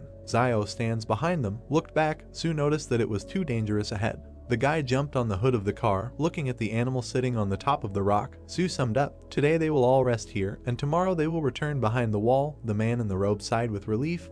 This is great. Zio frowned and opened his mouth in amazement. A white wolf with glowing eyes bared his teeth. The guy turned and shouted, there are wolves here, quickly into the gorge. Xinyu looks up in surprise. The guy in the robe shouted, has he gone crazy, wants to die. Zio jumped into the back of the truck. He looked back and angrily shouted at them to run into the gorge or die right now. He grabbed the dead mouse. A pack of wolves is heading towards the gorge. The wolf attacked one of the soldiers, the others ran away. The predator jumped into the back. The hero with the mouse in his hands looked back. The guy jumped down, the wolf behind him. A man in a robe points his finger forward, pushing away a guy who is trying to get into the car, shouting to let them go quickly. Zio bent down, his hand on the wheel of the truck. The wolf pounced on the soldier by the jeep. The wolf eats its prey. The hero looked at them and ran past. The car overtook him and turns around. The jeep drove up to the hero. The car stopped next to him. Jan opened the door, extended her hand, and asked her to climb in. The girl's pistol is pointed at the driver's seat. The hero looks at her. He thought, she didn't seem to be around. Maybe she was leaving to reconnoiter the situation, and in order to save him, she actually threatens the driver with a pistol. Frowning, he wondered how a car could outrun a wolf on this terrible road in this wilderness. Yang pulled out another gun and pointed it at him.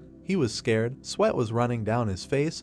The girl screamed for him to get into the car. The wheels of the cars hit the gas. They leave the pack in cars. Wolves in blood, glowing eyes. The predators turned and went into the forest. The soldiers got out of the cars, looking back in surprise. They really weren't trying to enter the gorge. They were saved. The man with the beard, embarrassed, looked to the side and said that it seemed that the tramp had not lied to them earlier. The guy was holding a rat by the tail. The man pointed his finger at him and asked what he was doing with it. Zio took it in his hands, closed his eyes, answered to eat it, or he thinks that he just took it to wear it. The men look at the dead rodent with disgust. The hero said that the food was in the back of the truck, and he stayed there. What else will they eat? This mouse ate his cookies, and he will eat hers. That's fair. The girl stuck a knife into the mouse lying in the guy's hands. Yang raised her index finger and said that she wanted to share, and in exchange she could lend him this knife. Huge spider legs above Zio's head. He asked with a sly smile, how about giving it to him? Blood splashes. The girl shot at a huge spider next to the hero. He dropped the mouse. The spider fell to the ground. The guy clenched his teeth and looked up. The heroes look up. Many spiders are descending towards them from the mountain. A spider with glowing red eyes opened its mouth. The guy shouted what it was. He looks up and shouts to everyone to run away. A blue screen appeared in front of him with a task. He needed to help at least 10 people escape from the gorge. Zio shouted with rage that he should not interfere with his help. Dark silhouettes stood near the vehicles and shouted about what it was and that they needed to run. The insect flew over 3 cars. When the beetle was near the car with the cargo, someone started shouting for people to get into their cars. The insect flew further. It noticed a man running along a car without a body. The monster readied its chalicery while the man continued to run and call for help. The man turned around, sweat appearing on his face. An insect with glowing eyes knocked the man to the ground. Many monsters with red eyes descended into the gorge and chased the fleeing people. Someone tripped over a stone and fell. The man was trembling, sweat appeared on his face. A monster with red eyes was preparing to attack him when he stuck his hand out in front of him. Red liquid splashed to the side. Zio cut off the monster's head with a knife. The main character opened his mouth and looked away. A man lay on the ground with empty eyes and foam at the mouth. Zio grabbed his clothes. The guy threw the man on his back and ran away from the horde of monsters while he asked him to wake up because he needed him to drive the car. The main character ran to the car. When Zio threw the man into the car, he hit his head on the steering wheel. The man grabbed his head with his hands and clenched his teeth, and the guy asked him if he had woken up and said that if he had woken up, he should get behind the wheel as soon as possible. Zio turned his head to the side, sweat appearing on his face. A girl in a white cap pointed a gun in his direction. She shot at the monster who was trying to attack the main character. Smoke came from the gun as the guy looked disdainfully in Yang's direction. The girl opened the car doors and told Zio to get in. Ian and the main character climbed into the car and closed the doors. They looked into each other's eyes. A man turned in their direction, holding his head with both hands. His eyes widened as the guys in the back seats yelled at him to go and not wait. A monster with red eyes appeared in front of the man. Zio stuck a stick into him, and Yang fired a firearm. The man gritted his teeth and changed gear. The monsters were chasing the car, rushing forward. The main character looked out the window and looked back when he thought that they had finally broken away from them. The guy turned his head to Yang when she said that she had just seen him running with the driver on his shoulders and that he was strong. The man with the earring in his ear turned his head, opened his mouth wide and asked the guy if he saved him, and then thanked him and said that if it weren't for Zio, he most likely would not have survived. The main character looked up, where a system notification appeared stating that he had received the 74th gratitude coin from the driver. The car was driving along the gorge when the guy replied that he didn't have to thank him, and that he only saved him because he needed a driver. And the man replied that everything was fine, because in any case he was grateful to him, and that he regrets what happened before and promised that he will repay him for everything. A system alert appeared about another gratitude coin received from the driver, and Zio smiled widely and was surprised that he sincerely thanked him twice. The main character looked at the man and asked him to thank him again, and sweat appeared on the driver's face. Yang looked away and exclaimed that there was clearly something wrong with the guy. Zio looked back carefully. He sat down next to the girl, who crossed her arms over her chest, coughed, replied that he was just joking to diffuse the atmosphere, and suggested getting out of the gorge before these insects caught up with them, and also reminded them that they needed to meet the cars that had gone ahead. The guy looked to the side and thought that he still knew her too little, and that his identity as a person with superpowers should not be revealed, and for this it was better to keep a low profile and quietly earn gratitude. A system notification appeared above Zio that the task had been successfully completed and that a unit of power had been received. Then the guy thought that if more than 10 people were saved, then the task was considered completed. Over the narrow gorge, stars sparkled in the night sky while the main character thought that the decisions of this palace were strange. Sweat appeared on the man's face when he saw many bones among the stones and shouted about it,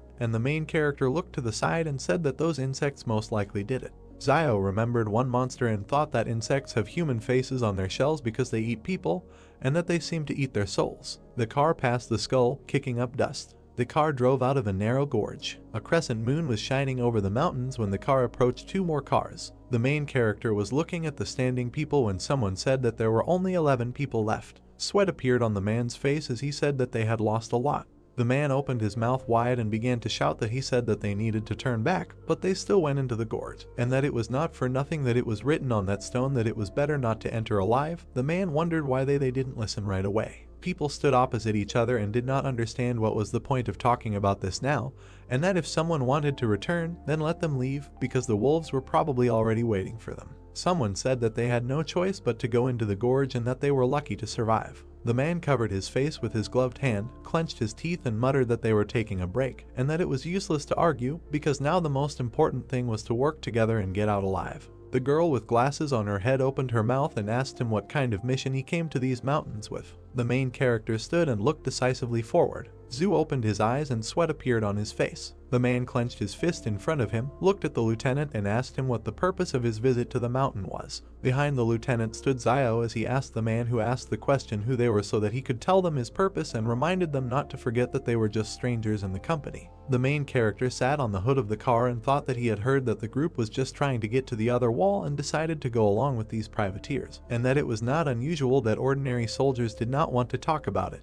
The man in the cap looked to the side and asked how to be one. People turned towards the lieutenant and began to tell him to tell them what their mission was, because so many of their brothers had already died along this path. Zio looked at Zinnia and decided that she was also not simple, since one word of hers provoked a conflict between ordinary soldiers. A girl in a black jacket approached the guy. Young stood in front of Zio and said that she was hungry, and the main character gritted his teeth and asked her why she was telling him this, because she was not his girlfriend.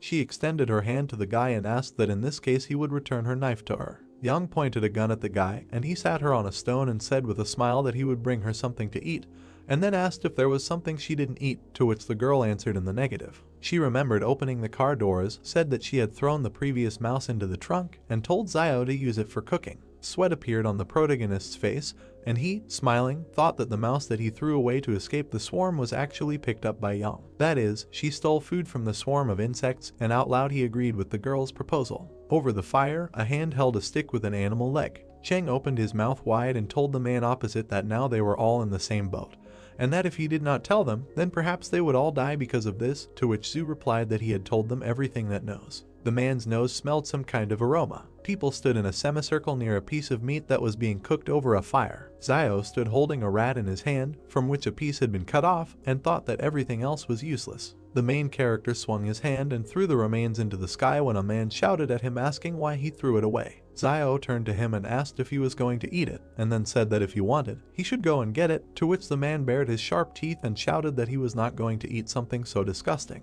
Zio was shown in profile as he added that it was because he had not eaten anything even more disgusting, and that he had heard it said before that many rich people behind the wall like to eat birds' nests, and also that he did not know where does the swallow have so much saliva. Perhaps it has tuberculosis. Sweat appeared on the man's face because he did not understand anything.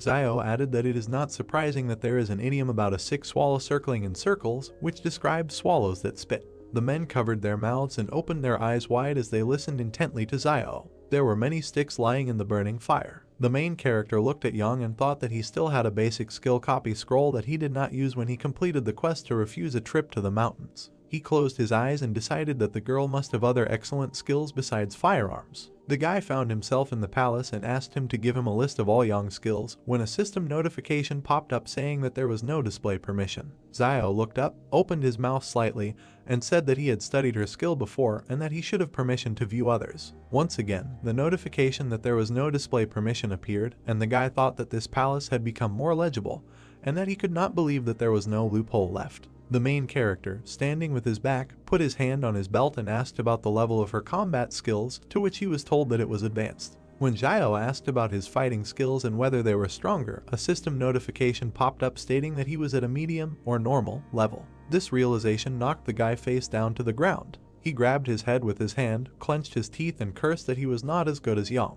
Zio turned his head to the side, looked at the girl and decided that it was because his fighting skills were a reflection of his accumulated life experience gained from fighting people, rather than the result of professional training, and that based on his intuition, she should have powerful fighting skills. The protagonist clenched his fist as he thought about the fact that she couldn't defeat him in a real fight, and that advanced fighting skills were useful anyway, so it was worth learning them first. The guy pursed his lips and looked to the side as he decided to use the skill copy scroll. A system notification appeared congratulating the target for randomly selecting the advanced skill of jumping rope and asking if he would like to learn the skill. Zio raised his hands to the notification window, showed his sharp teeth and shouted about why this particular skill was chosen, and why this skill was even considered an advanced skill, and how it worked. For example, would he be able to do a backflip while he was jump rope? Young opened her mouth slightly and looked to the side when she asked when the meat would be ready, and then added that if the meat was overcooked, it would not taste good. The main character handed the girl the meat on a stick, laughed and said that it was already ready, and that in the wasteland food needs to be fried longer and water needs to be boiled for more than 10 minutes before drinking. The men's stomachs began to growl. Zhu spread his arms out to his sides and opened his palms, asking the people around him if anyone on their team had any food left, to which he was answered in the negative. The guy took a bite of the piece of meat he was holding in his hand and thought that now they were all silent, and none of them admitted that they were hiding food, and then added that he did not understand how you could share something that saves a person's life with just anyone, and decided that there was nothing wrong with it. Lieutenant Zhu, with Cheng and Jun standing behind him, pointed his finger at the main character and said that no one knew more about survival in the wild than him, so he could help everyone find food and cook it. Zio looked ahead seriously as a system alert popped up telling him that he had a new task, which was to help his team find food. The guy stood up with a piece of meat in his hand. He pointed his finger at the man in the cap and said that he saw him steal food from the truck before entering the gorge, and that it should be in his bag. At that moment, a system notification appeared saying that the task was completed and that the reward is a basic skill copy scroll. Zio smiled and looked away as he thought about how it was said to find food anyway, but there was no mention of where to look, so everything was fair, and then he added that he liked the way the palace graded tasks more and more. Zhu extended his hand in front of him with his palm open and ordered the man in the cap to take out the food. Cheng opened his eyes and mouth wide and screamed, asking what they were doing when he went for food, and then he himself answered that they went for clothes, a tent, and the star went for his cosmetic bag, after which the man asked again about that. Why should he share food with them now? Zhu frowned and exclaimed that he was doing this for the benefit of the entire team. Cheng pulled out a weapon and pointed it in front of him as he asked the lieutenant if he still thought he had any power now. Zhu opened his eyes wide and became angry when the barrel of a gun was pointed in his direction, and Cheng suggested that he try to touch him. There were other people standing near the two when the guy in the cap shouted that he should not try to take the food from him. Zhu looked at the gun, gritted his teeth and asked him to share with them now, and as soon as it becomes light, they can find food for everyone. Cheng, with a bandage on his face, opened his mouth and said that it was still unknown whether they would get out of here alive or not.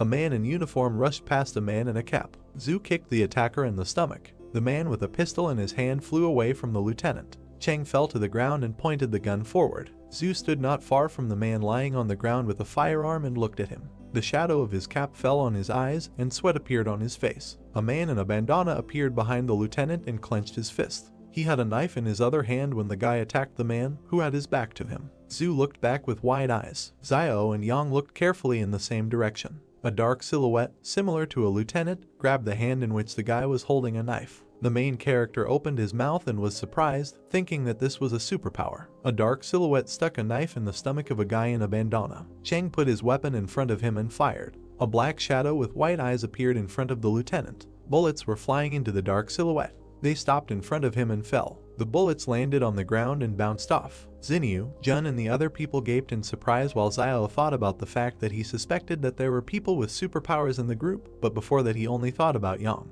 The main character opened his eyes and mouth wide when he thought that no one would have thought that Zhu would hide it so well, and that it was a pity that there was no skill copy scroll yet, because he had to copy his skill when there will be an opportunity for him. Zio closed his mouth and looked to the side. A girl in a hood with ears was sitting next to him. The guy asked her if she was interested, and Yang continued eating meat and replied that she was interested. The main character looked away and thought that she absolutely didn't care about what was happening. Zhu stood between two black shadows. The silhouettes disappeared, and a guy in a bandana was sitting on the ground next to the lieutenant. Zhu parted his mouth and looked away as he said that he was just trying to find a way out of their situation and that he didn't want to offend anyone.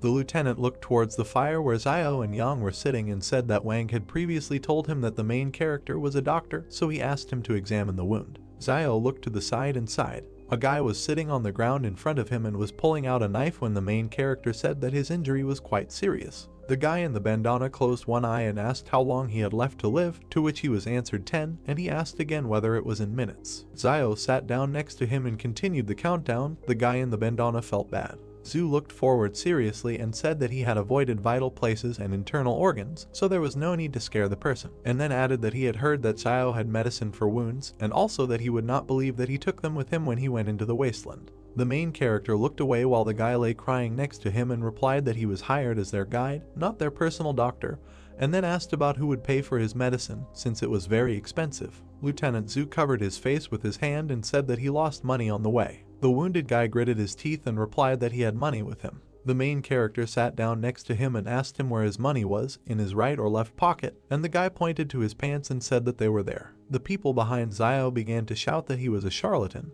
because a cut cannot be treated without stitches. When he looked down and warned that he immediately wanted to say that he did not know how to stitch wounds, so it was only up to God whether the wound would heal after the medicine or not. While the main character was licking his lips and counting the money, Xinyu approached him and said that she had a sewing kit, but she felt bad at the sight of blood, and on the other hand, Zhu approached the guy and replied that he would sew it up. There was a voice that exclaimed that he should stop counting the money, because first of all he needed to save the man. The guy in the bandana thanked the main character when he said that he would not take too much money from him, and that 12 should be enough. A system notification popped up that he had received a thank you from a guy named Lei as Zio thought that he was one step closer to unlocking the weapon.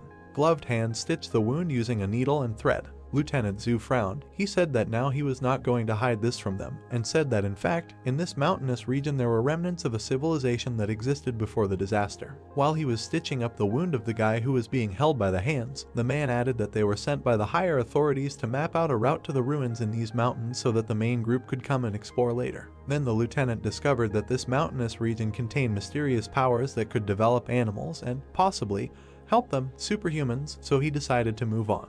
Lei clenched the rag between his teeth, sweat running down his face as Zhu concluded that he had changed his mind about going back behind the wall because he realized it was too dangerous. The lieutenant opened his mouth and said that he did not know what was waiting for him there, so he did not want to take risks. He stood next to the guy in the bandana, looked at him and said that after his superpowers were revealed, there was no way for him to go back beyond the wall, and then added that he was going to go deeper into this mountainous region to continue his research. Zhu turned his head and looked behind him as he concluded that they now knew the dangers of this place, so they themselves had to decide whether they wanted to leave or stay. Xiao and Yang stood next to each other and looked in the same direction. Xinyu stood next to the man who gritted his teeth. The girl in the hood with red ears told the lieutenant that she would go with him because it was too dangerous here, and Xiao was surprised at how many words she said at once. The guy with the glasses exchanged glances with the other man as the voice said that the best way to get out alive was to follow the Superman. The men in gray t-shirts raised their hands and said they would go too. Xinyu looked at the main character and asked him if he was coming, and then said that he would go if he joined. Xiao raised his hand, pushed the girl away and replied that he was going with the lieutenant. Zhu looked to the side, opened his mouth and said that in that case they should follow him,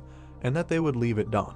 The lieutenant turned to the people behind him and said that they had all agreed in advance that the entire team would obey him, and that if anyone disobeyed him, they should not expect politeness from him, and then added that there was a dense forest ahead and that they would have to abandon the car and walk. Zhu turned and addressed the man in dark glasses named Malxian.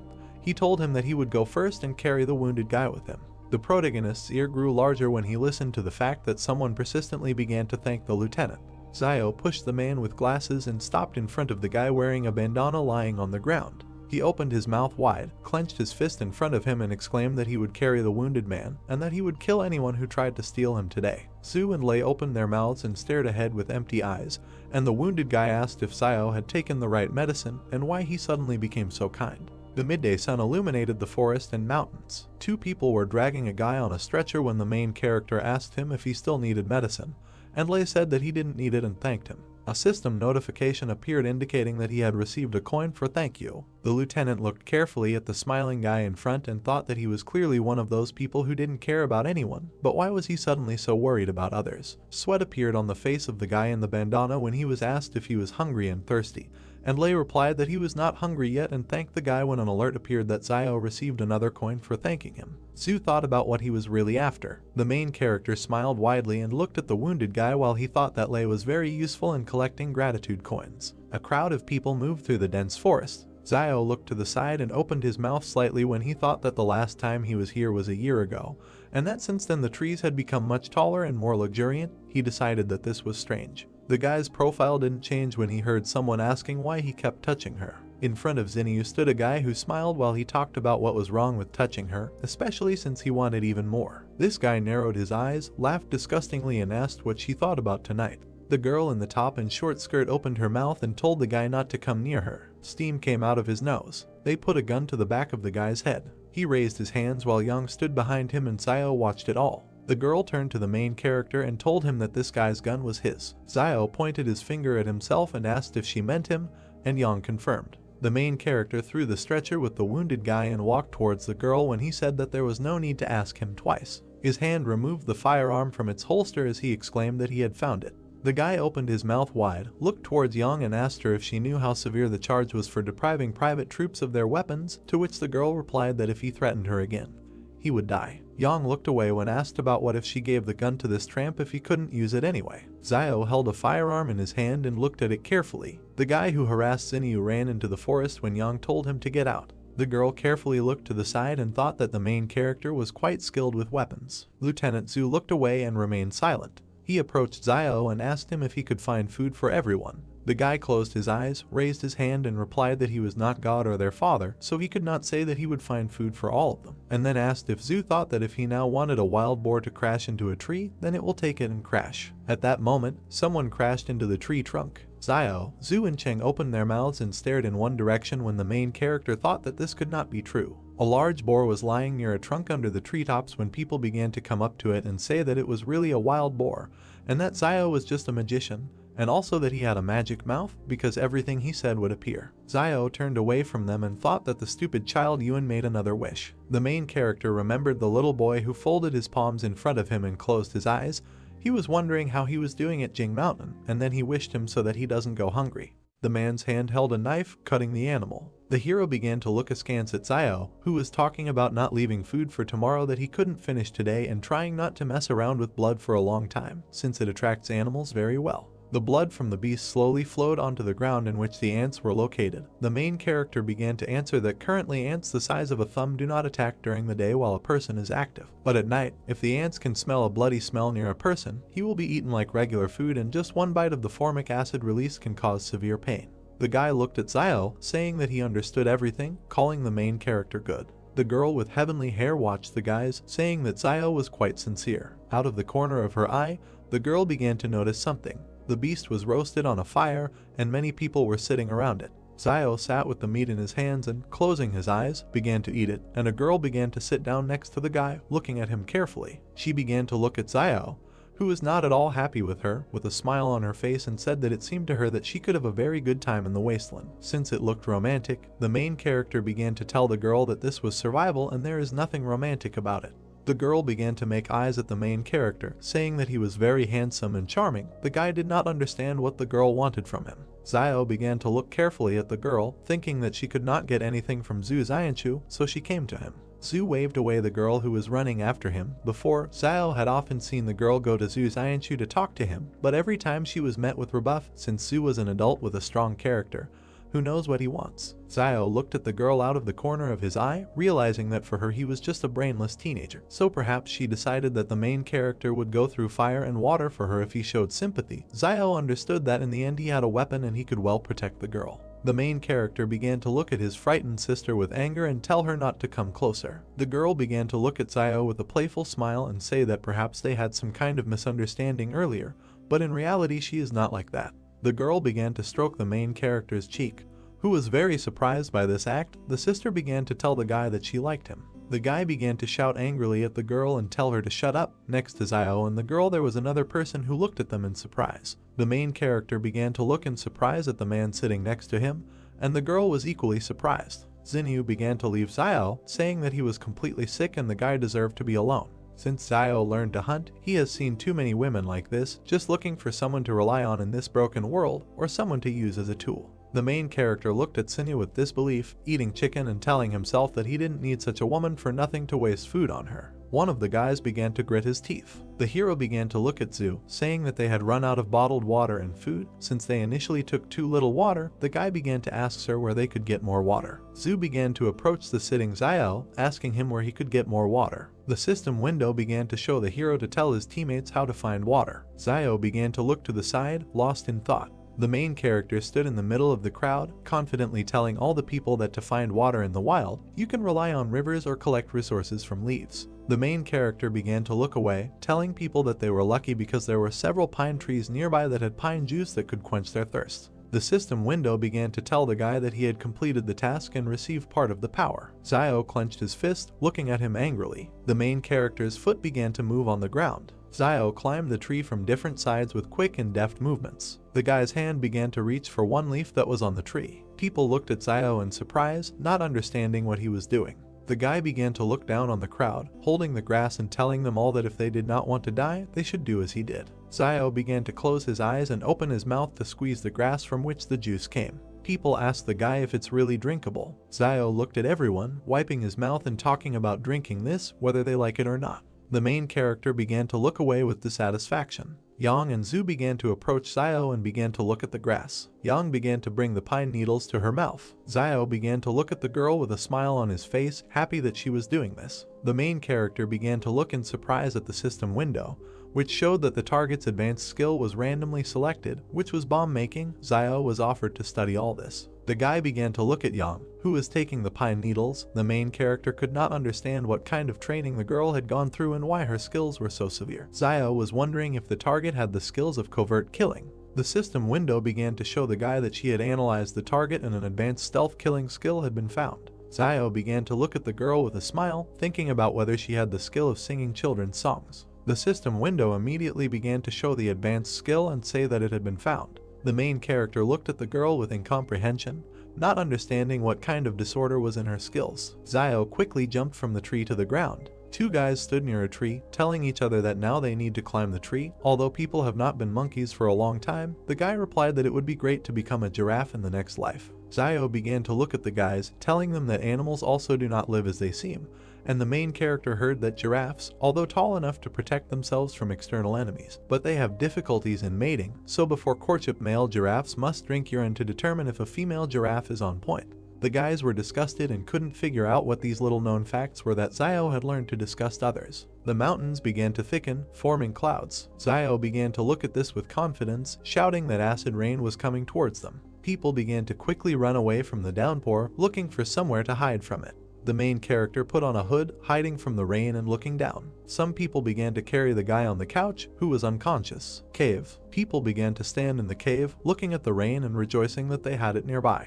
Hands began to set the torch on fire using a lighter. The guy was holding a torch in his hands, next to which there were people. The hero began to point in surprise and fear at the wall, telling him to look at it. There was someone's inscription on the wall, which said that they saw strange dark figures in the forest that disappeared. No one could understand what it meant. Huge red lightning began to appear near the cave, shooting in different directions. People looked at the wall in the cave, asking each other about who carved it. If they lost anyone along the way, everyone began to say that they lost Zuzu's body and nothing more. Sir Zu began to look forward confidently, telling everyone that he had not heard that anyone from their 113th wall had crossed the mountain before, and perhaps someone from the 112th had taken refuge here and left a message. However, everyone understood that if they had a satellite phone with them at that time, they would have transmitted the signal. Zio began to look askance at Yang, telling the guys that he had heard Teacher Jang say that there were telephones behind the walls, but no one knew what satellite telephones were. Yang began to look at the main character, calmly saying that people had captured several satellites created before the disaster, and these satellites make it possible to maintain communication between different walls. One of the guys began to open his mouth wide, waving his arms, saying that this time the senior management did not provide them with satellite phones and they must be trying to explore the area with the help of human lives. And if everyone died, it would mean that in the depths of the mountains there is a danger. Su began to tell the guy not to speculate without the slightest information.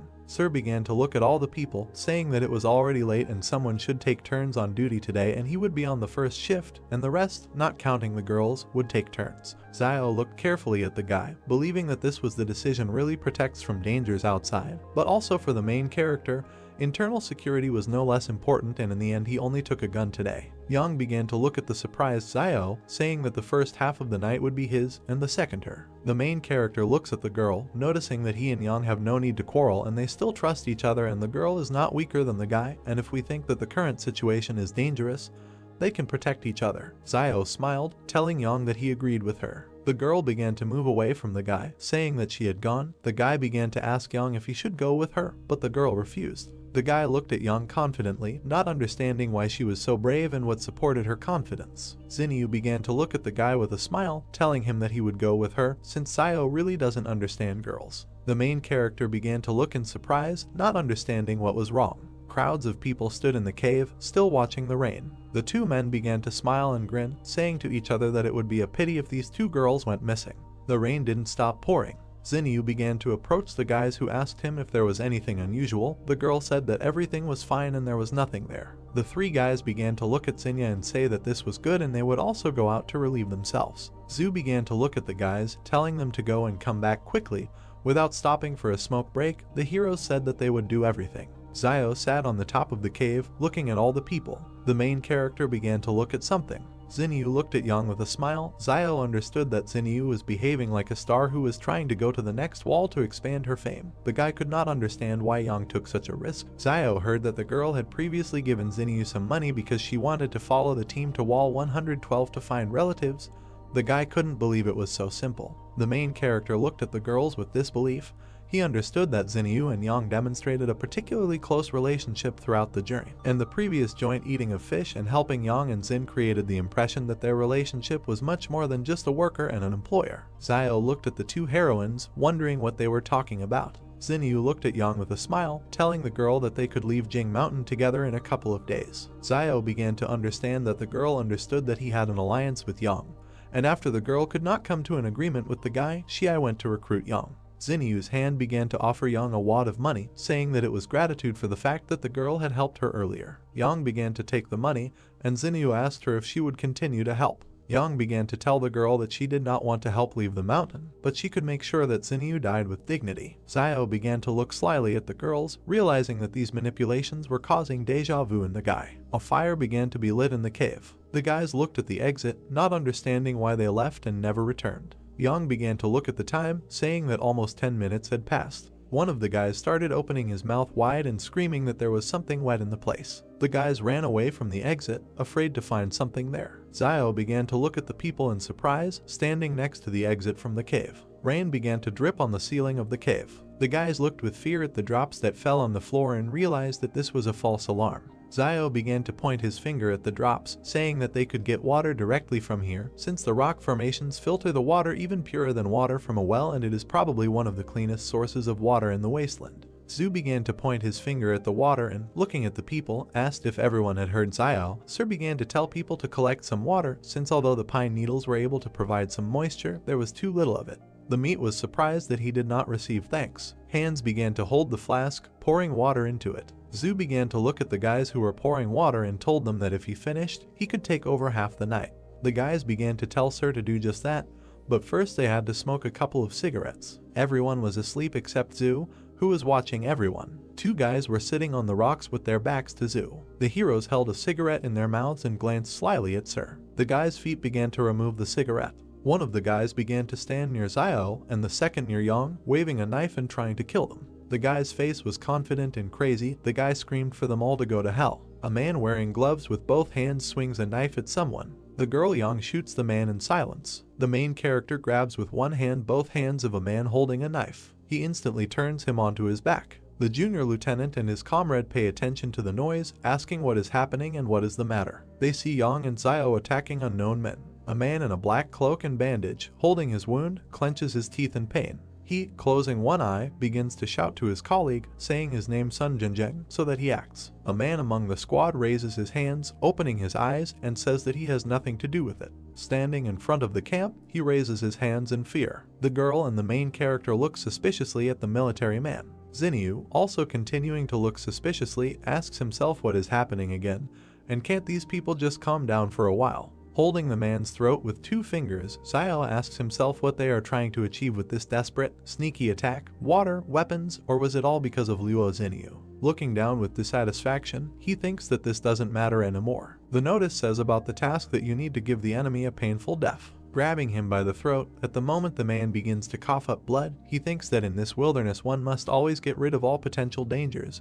This is the law of survival. Sun, covered in sweat, looks at the characters with fear. He looks at the squad, shouting at them that for the record, he had nothing to do with it, and he was part of their plan for a dastardly attack. Ian, looking from under his cap at the man, asks the guy what it means that this is what is happening, and so he was in collusion with them and knew about the vile attack. She, standing next to everyone from the squad, sharply shoots at Sun Junjin. Looking after him, she says that covering up a crime is tantamount to the crime itself. The main character looks towards the girl with a blank face, thinking that it is better not to mess with this girl again.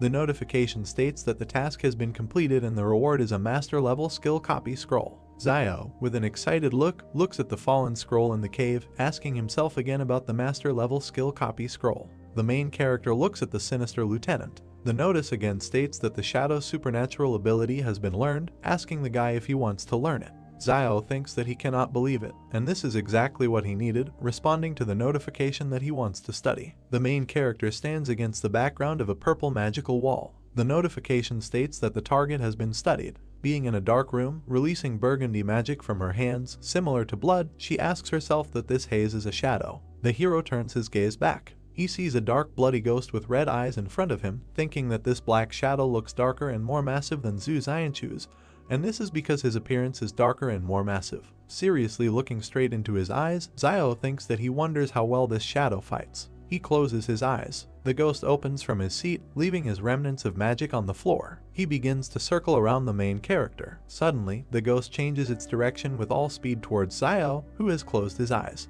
He immediately grabs it with his hand, shattering its magic piece by piece. Holding his fist up, smashing the magic, he notes in his head that this is not bad, and this shadow is at least twice as strong and faster than his own body. He looks forward with interest, continuing to think that the density is also very high, so it is not surprising that Zhu Xianchu was able to use his shadow to deflect the shots. Poking his finger at the notification system, he thinks that according to the palace's prompts, the shadow cannot die and the use time is based on spiritual power. Seriously looking at the system and pointing his finger at it, his thoughts suggest that he can continue to use it as long as his spiritual energy is strong. But how can one calculate something as vague as spiritual power? Looking at the notice, he asks the palace what his spiritual power is. The notice states that the guy does not have access to information. He looks at him with an emotionless face, remaining silent. Against the backdrop of a dark room, he says in his head that he will not cooperate with this palace. Looking at his hand, from which burgundy energy is coming out, he asks himself that this is really strange, and why strength and agility are displayed in numbers, but spiritual strength is not, telling himself that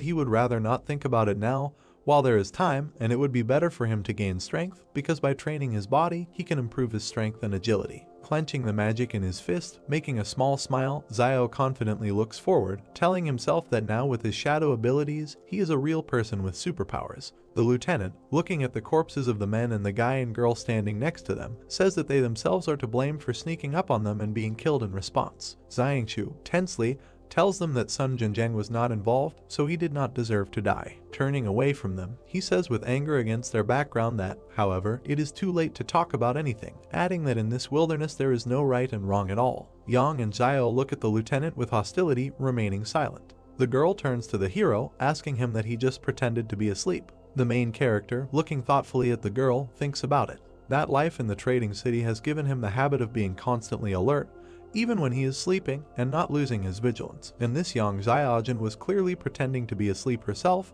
but decided to ask him, and he does not understand her. Walking away from Yang, Xiao asks if she figured it out, to which the girl says that she is bored. Two burning volcanoes smoke in the blue sky. The main character looks at the bodies lying in a line in the middle of the cave. He looks emotionlessly at the bloody body on the ground, thinking that he cannot understand how Zuxia's body disappeared earlier. Pursing his lips, he continues to look down, telling himself that these three bodies are lying here and nothing happened, and this is at least strange. The lieutenant and the hero stand at the exit from the cave, looking into the cave, informing them that it is already dawn, and let them prepare to hit the road, although they do not know what dangers lie ahead for them, but they cannot remain in place. Looking ahead, the lieutenant explains that they must find their next campsite before dark. His gaze suddenly shifts to the side, and Xianchu reveals that the two guys who went outside to relieve themselves last night haven't returned, so they're probably going to have something going on. Looking at the military, Xian, Yang, and the protagonist, he says that he hopes that next time they will not go alone, and after all, they have seen what happens to such people.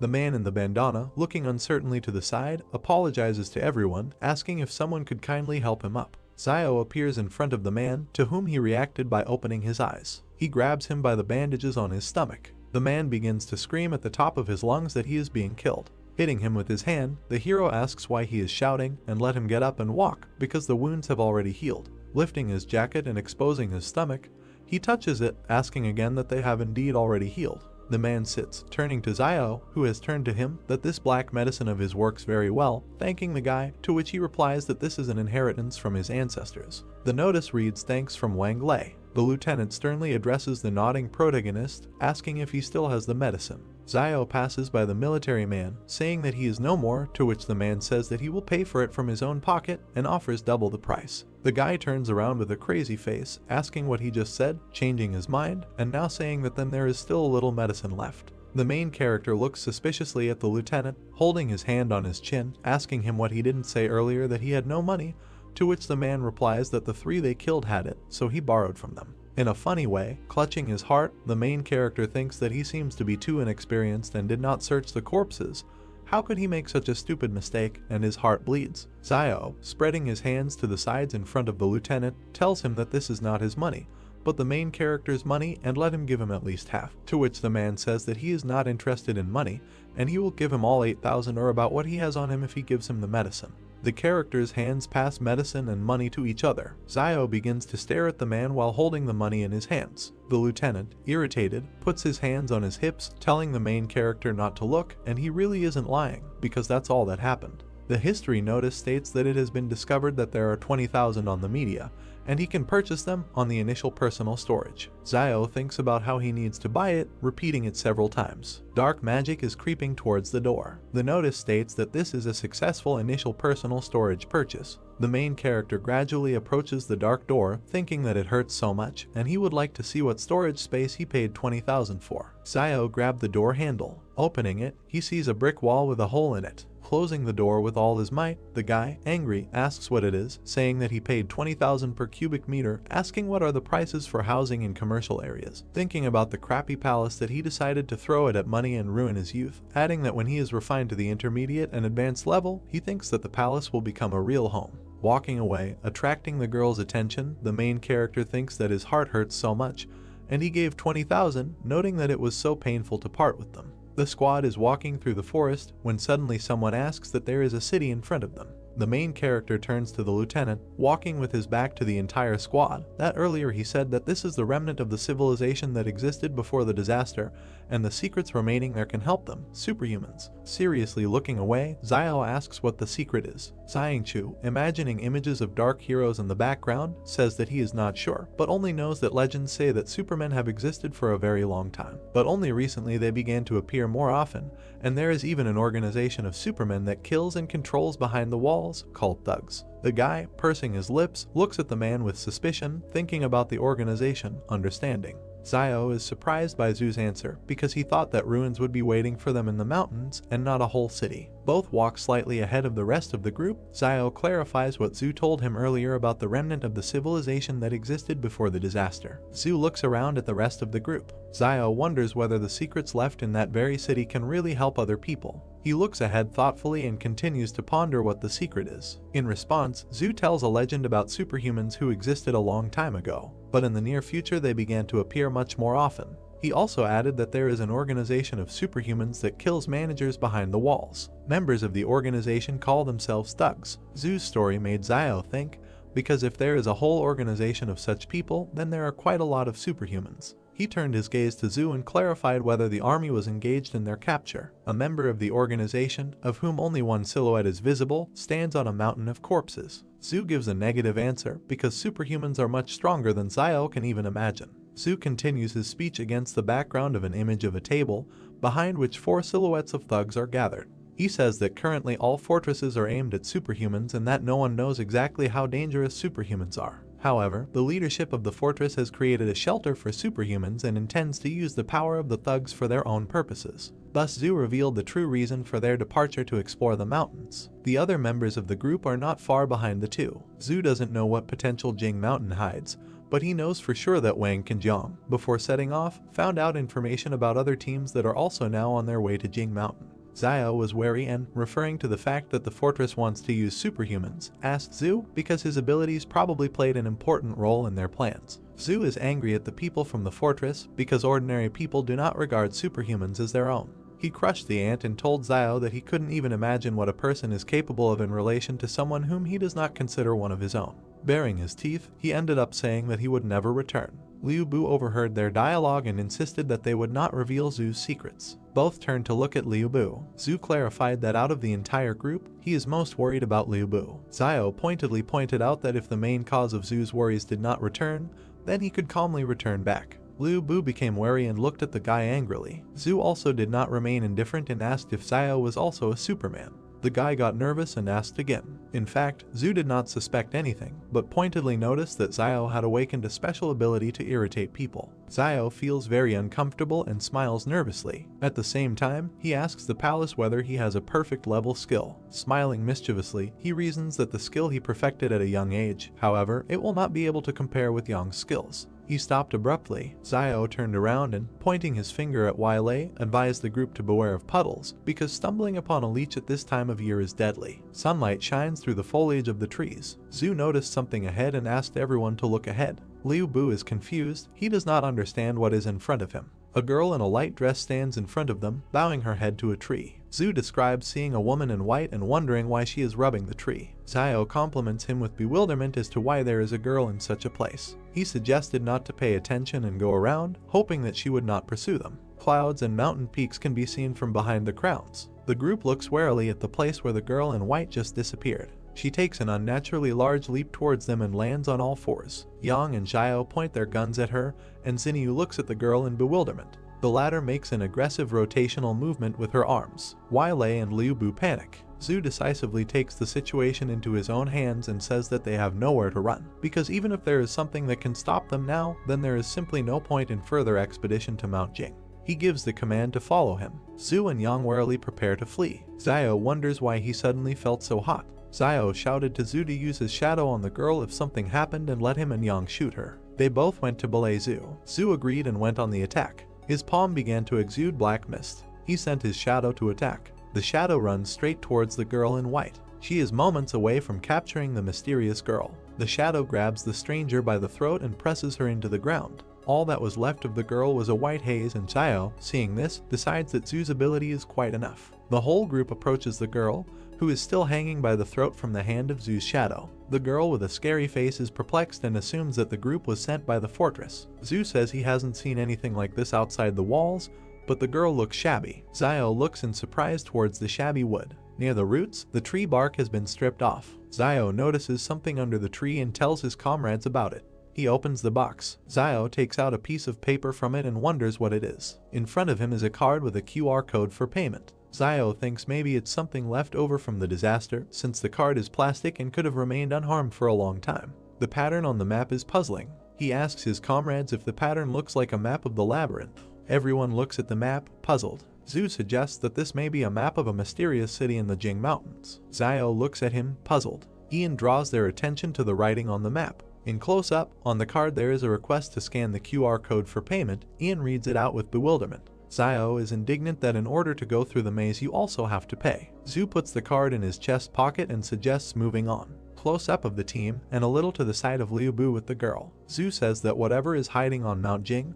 they will have to take a look at it eventually. Liu Bu asks the others if they should take this shitty doll with them. Xiao, Zhu and Xinyu looked at him puzzled, but one of them suggested taking it anyway, it might come in handy. Liu Bu looks at the girl in white with confusion. A beautiful sunset can be seen from behind the mountain peaks. The group decides to stop in an angular cave for the night. Zhu looks ahead and notices that there is a pine tree growing nearby, and if anyone is hungry, let him pick up some pine cones for a snack. Xiao cuts the tree trunk with a knife and green liquid oozes out. Zhu is puzzled. He approaches Xiao and asks if he can drink it. Xiao looks at him. They were joined by Liu Bu and Xinyu. Liu Bu asks what it is and if it can be drunk. Xiao raises the knife with a cheerful expression and gives a negative answer. He does this to put some poison on his knife. Liu Bu is extremely surprised. He doesn't understand what kind of person Xiao is, that he even puts poison on his knife. Zhu and Xinyu refuse to comment on the situation and stand stone-faced. Liu Bu climbed a tree and left a girl in white sitting near the next one.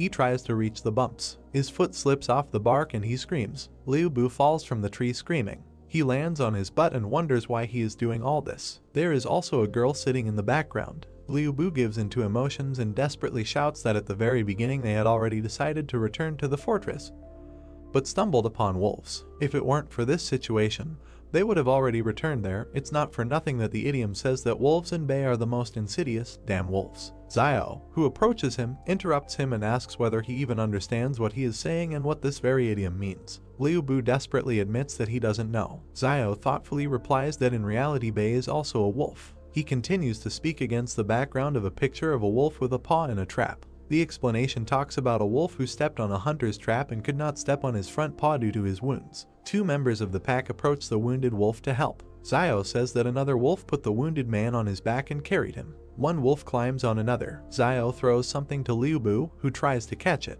Yahello caught and found a lump in his hands. Xiao continues to talk about the loyalty of wolves to their family. He looks at Liu Bu seriously and asks if people are capable of such devotion.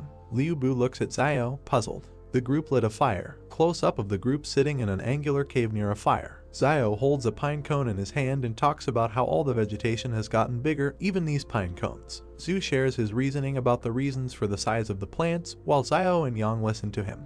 He assumes that it's all about the high oxygen content and notices that despite physical fatigue they are still full of energy, which refers him to thoughts about a constant flow of oxygen. Zio is surprised and thinks that the phenomenon is quite reasonable and has a scientific basis. Yang, Zio, and Zhu are sitting next to the fire. Zio asks about the presence of places like Mount Jing near other fortresses. Zhu looked at him gloomily and answered positively, only there is a note that such objects are controlled by a company called Flame Source. Zio also gloomily asks for the name. He then wonders why he hasn't heard of such a company and whether it belongs to some kind of union. Zhu looks thoughtfully at the fire and, against the background of the emblem of this company, answers Zio, calling the company an independent consortium that controls up to 20 fortresses. He finds it remarkable that they are relatively far from their 113 fortress. Zio justifiably does not know about such a company. Zio responds by asking about knowledge of living conditions in the place controlled by this company. Zhu closes her eyes and waves her naked face negatively. Yang joins the dialogue, commenting on the mystery of the territory controlled by the source of the flame.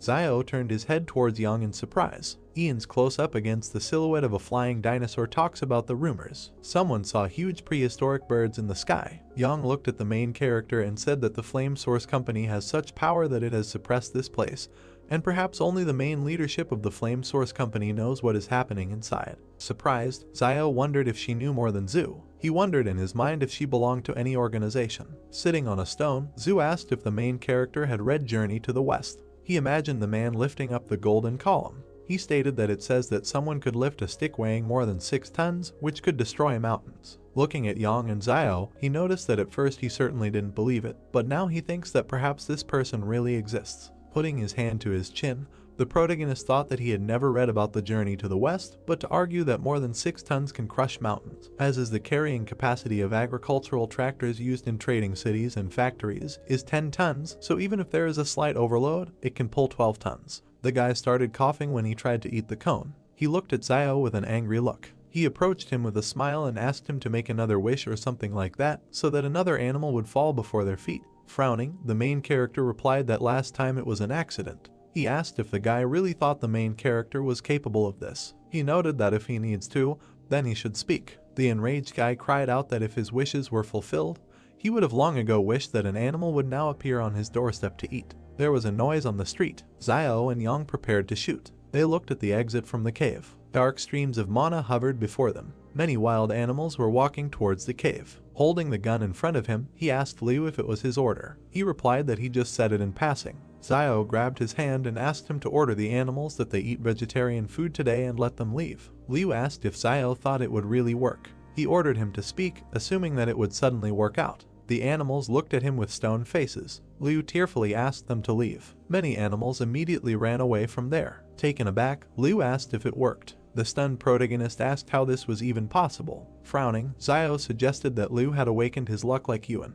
The night sky was surrounded by forests. Looking at the sky, at the many birds, the main character emphasized that this was not so and that something led the animals there. Surprised, he assumed that the animals were moving together in one direction and did not dare to attack them because they were being pursued by something more terrible. Streams of wind came from the forest. There was a chain on the ground. She suddenly began to rise. The beast was chained. He continued to move through the forest. He walked through thick grass. A powerful wind came from the dark forest. People stood at the exit of the cave. An enraged Zio asked what those sounds were. He continued to stare into the darkness. Looking at the frightened Liu, he asked if the sound had disappeared. The guy suggested hiding somewhere else for a while. Frowning, Zio asked him to wait, noting that animals have a much stronger instinct for danger than humans, and these animals were clearly trying to hide in their shelter, so this cave should be relatively safe. Kneeling down, the main character asked what exactly they were hiding from, and what that sound of chains was. Yang replied that there must be something in the forest that would frighten even them. The main character with a serious face asked if they noticed that.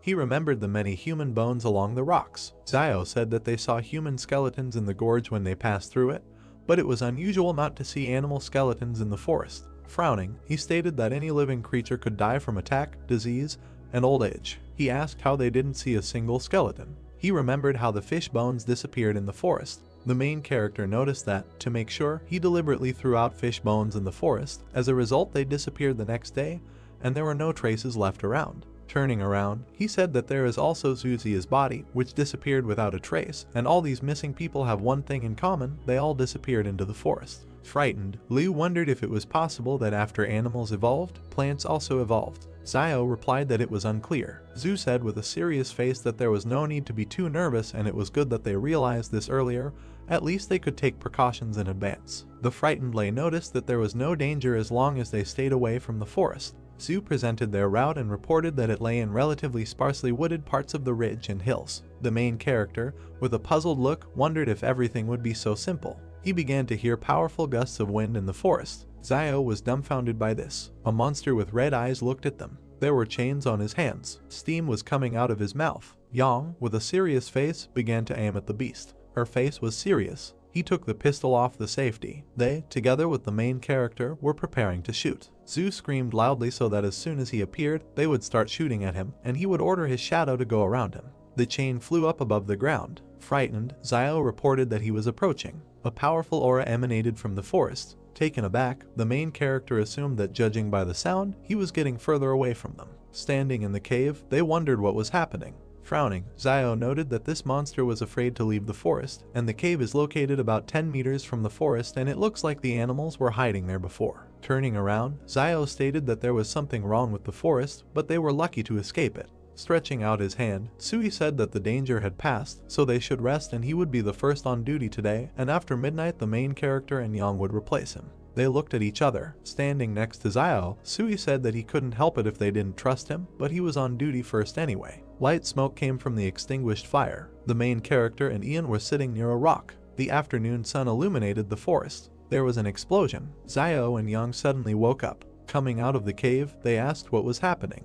Looking at the smoke in the sky, Xiao guessed that the Jing Mountain volcano was erupting. Stunned, Sui suggested that it seemed that the other teams infiltrating Mount Jing had made their move. With a serious face, he suggested that they speed up, noting that they needed to do it before they learned the secret. The main character looked at Suya and asked if he was tired of living. He emphasized the fact that it is unknown what dangers lie ahead for them, apart from this explosion. Frowning, Sui replied that they were already there and there was no turning back, so the only thing they could do was to find the secret of Jing Mountain as early as possible. Smiling, Xiao noted that this is true and since they have already taken it, they need to bring it to the end. Yang watched him silently. Black smoke rose from the volcano. The group ran across the field. Lei wiped the sweat from his face and said that it was very hot. They saw a huge beetle. Moving further, Xinyu asked why they thought the animals became bigger but the people did not. Looking at Xiao, she noticed that instead, people received superpowers. Turning around, Sui said that from ancient times to the present, human evolution has always been associated with mental abilities. After looking at him, the main character said that teacher Zhang said that there is a gene in the human body that limits muscle development. He introduced the human body and the progress of evolution. He noted that this is because smart people are more attuned to their environment, causing the brain to require more energy, so muscle development must be limited to avoid competition with the brain for resources. Xiao emphasized the fact that only humans have genes that limit muscle development, but this is the price they gave for the sake of intelligence. Taken aback, Yang stated that she saw a Superman with a developed physique. She asked what he would say to this. Putting his hand to his chin, the main character suggested that his ancestors had something to do with wild animals. The group was taken aback by this response. Looking at the main character, Xinyu said that teacher Zhang at their school in the trading city is very smart and he must know a lot. Moving towards the mountains, Xiao replied that this is true, he knows a lot of things, but he starts making up stupid things in class if he comes across something he doesn't know. He noticed that usually the teacher reads books and so on when he is free. There are such people behind the walls of the fortress, and they are all amazing. He said that in his free time, Zhang grows vegetables in the garden. Surprised, Xinyu asked why things in the trading city were not exactly as she thought. Teacher Zhang sneezed loudly. Sui asked him to wait with a serious face, noting that there was a human body ahead. They walked towards the human remains. While examining the corpse, they wondered how he could suddenly appear there and perhaps it was someone from the King Consortium. The main character was suddenly taken aback. Holding up the iron pendant, Xiao asked in his thoughts if this was the badge that the soldiers carried with them. He read on it that it was Suzia. The enraged protagonist said that it was Suzia who died from bee venom, and whose body mysteriously disappeared before they entered the gorge. He asked how Zhu could have ended up there. Taken aback, he wondered if something had brought his body there. Raising his hand to the bones, the main character said that judging by the wounds on his body, some animal had eaten his entrails. Examining the remains, Xiao asked what animal could have left such teeth marks, judging by the even bites on the body. The frightened Sui cried out that these were marks of human teeth. Turning around, the main character asked if he was sure. Sui replied that he was almost sure of that.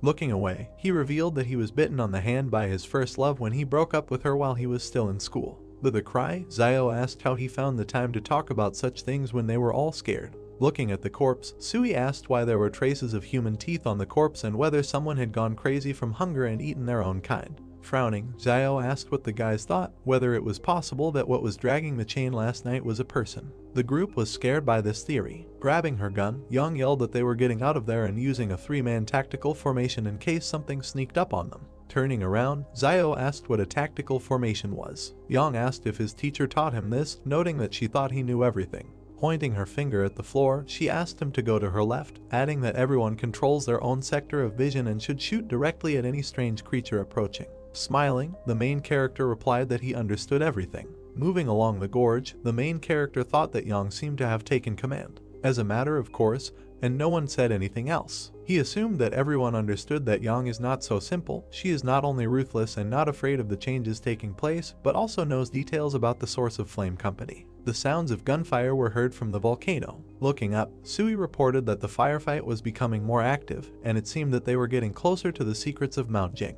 Looking at the floor, Zio asked what was there. Sui picked up the shell casing from the floor. Examining it, he said that it was from a bullet fired by the King Consortium. The group was surprised by this. Looking at Zio, Sui whispered that it looked like the King Consortium was also there and had already made their move. The wild boar ran towards them. The group was scared. He ran past them. The guys targeted him and shouted that he was limping and they would take advantage of it. Liu said he never thought he would eat meat again. An enraged Sui ordered the boar to be left behind. Taken aback, Liu noted that he himself ran straight into their arms and they did not eat for almost a day. Smirking, the main character said that he envied them that they had brains, but they didn't even really need it. Liu asked what he meant. Raising his hands, Sui asked if it seemed like they would give away their location if they started frying meat there and lighting an open fire. Liu asked if the safest thing to do would be to defect to the king people if they were there. Holding her cap, Yang noted that the king had come for the secret of this place and would not let them go if they found it. Looking at the guys, she said that in this case the safest thing is to kill them as soon as they meet them and never show mercy. She noticed that to be merciful to enemies means to be cruel to yourself. Turning around, Sui asked them to move on, adding that turning back was certain death and moving forward was the only way to survive. Lei and Liu walked past Yang. Sui said that they further avoid meeting the King Consortium fighters based on where the shooting is coming from. Lei stated that he thought they would starve to death before allowing the Kingmen to catch them. Yang looked after them. Smoke rose from the volcano. Looking into the dark forest, Sui said that perhaps in an hour they will know what is hidden in this Jing mountain.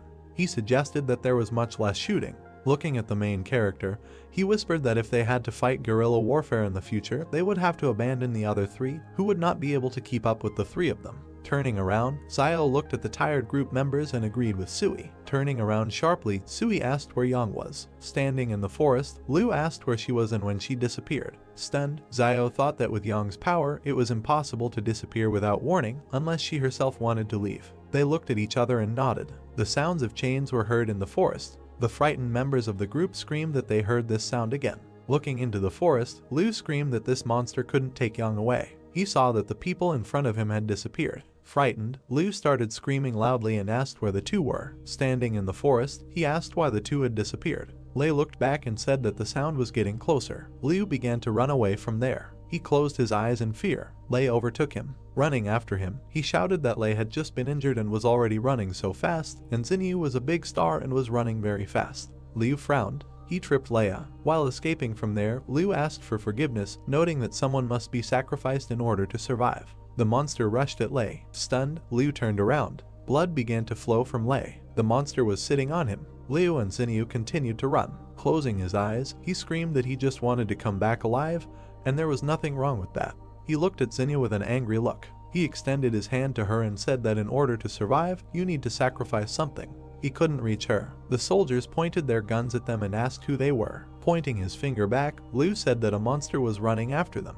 The military surrounded them and ordered them to sit on their knees and put their hands on their heads. Raising his hand to the headphones, the soldier said that an escaped test subject had been found and he was requesting support. The soldiers began to advance into the forest. The monster rushed at them. The military started shooting at him. The animal avoided being hit by bullets. The soldiers tied their hands with a collar. They picked them up. The soldiers found a girl's doll under Liu's cloak. They began to examine her. The monster continues to advance through the forest. As Zio walked up the mountain, he thought that when Yang was still around, the group held each other back, forming a short stable team, and now that Yang suddenly disappeared, the team instantly collapsed. Frowning, he noted that he and Sui had unspokenly decided to go it alone, and, after all, they couldn't trust each other yet. Looking at the mountainous area, the main character began to think that he was wondering what the secret was for which all the forces were fighting. He mentally noted that he was not going to return empty-handed, so he would go in and look around. The soldiers moved through the forest. As he walked up the mountain, Zayo noted in his mind that people were following him.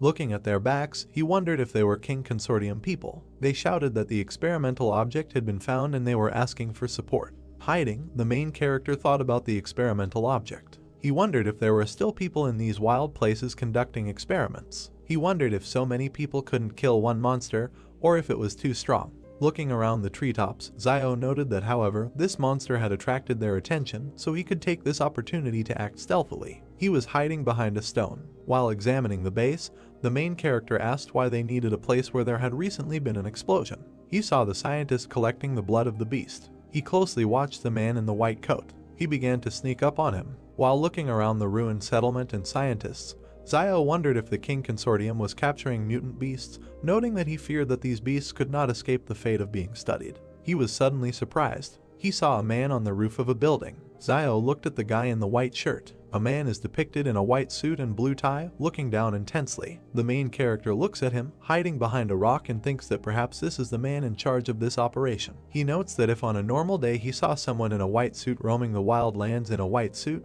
he would write off would be like a weak-minded person. Zayo stares at him. We see how the main character looks at the roof of a building, on which a man in a white suit points with his finger and says something. The main character thinks that this man now standing on top of the building, on the contrary, does not feel out of place, perhaps because that he is a leader and does not need to go into battle. We see fighters with weapons, an excavator, and doctors in masks who are preparing syringes.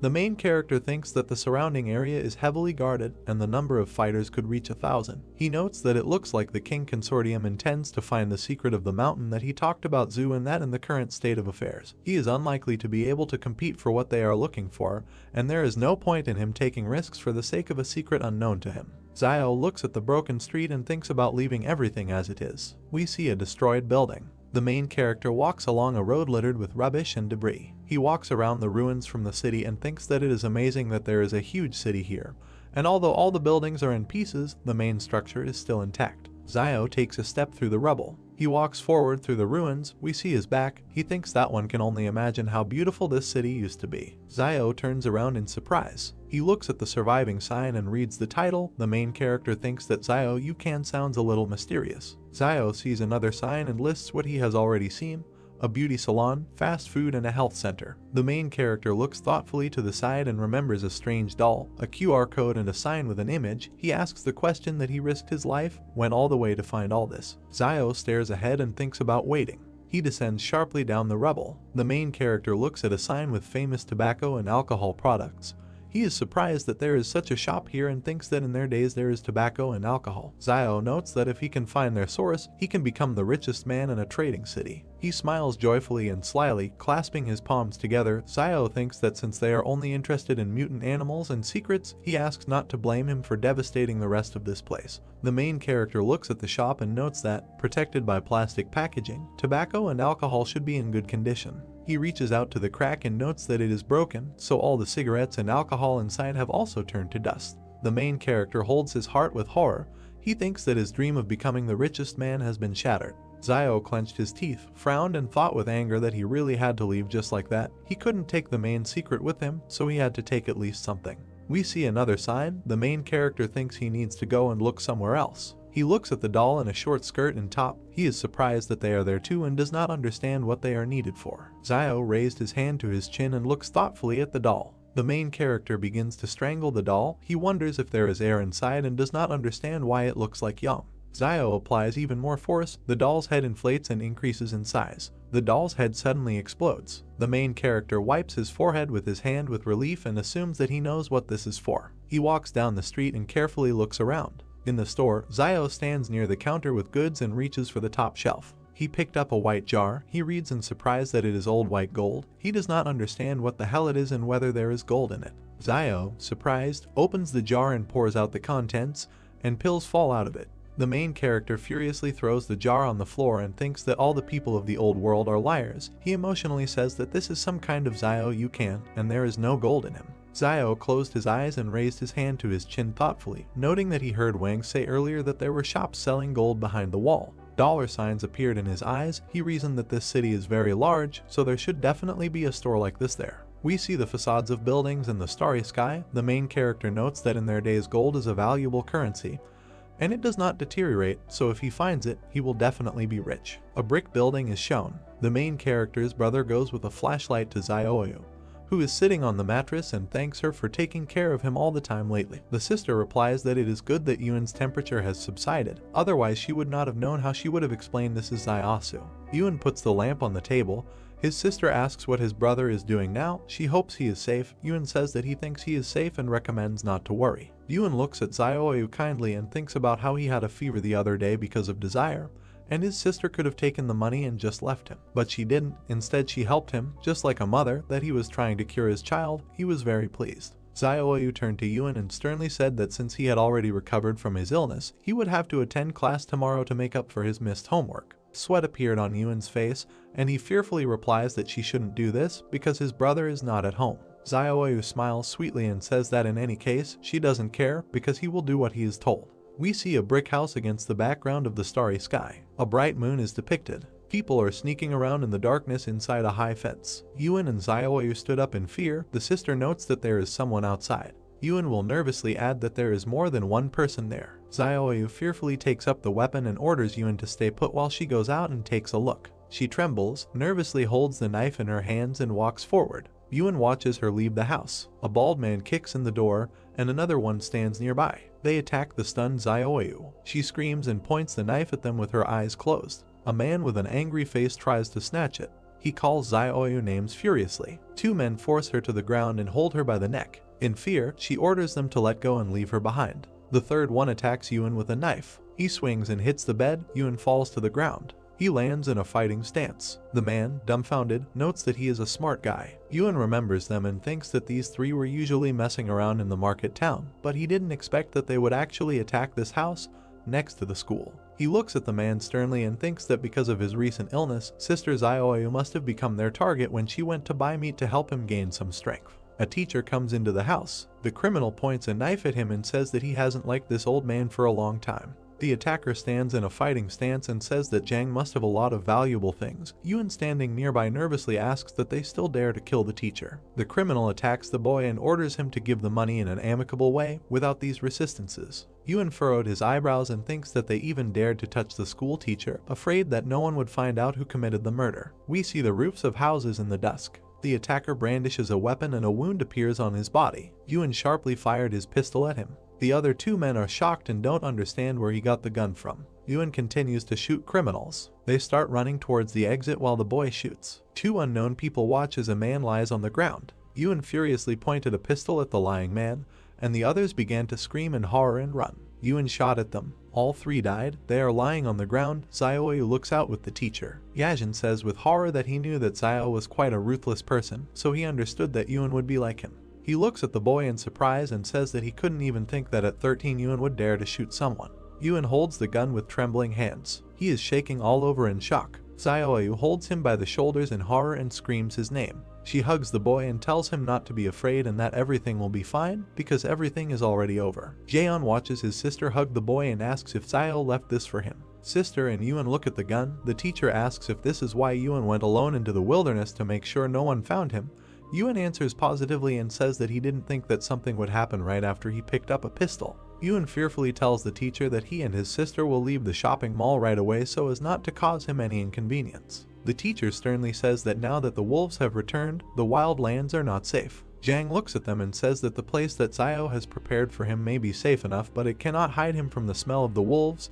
He says that they do not need to run away because he will handle everything. Yuan looks at him incredulously and thinks about what the teacher can do to handle something like this. We see the roof of the house, the moon and stars. People go forward and say that the weapon was actually taken by this Ren child. There are many people in uniform walking. One of them angrily says that this child is the only one in this market town who has the opportunity and courage to touch a weapon. Van smiles and tells the commander that it must be some kind of misunderstanding. The commander stands opposite the old man and says that now he is almost sure that Wang Dingyang was killed by Xiao. The first says that the commander and Wang Dingyang were not on good terms either. He suggests discussing whether Wang Dingyang was killed by Xiao. The commander puts a gun to the old man's head and orders him to get out of here.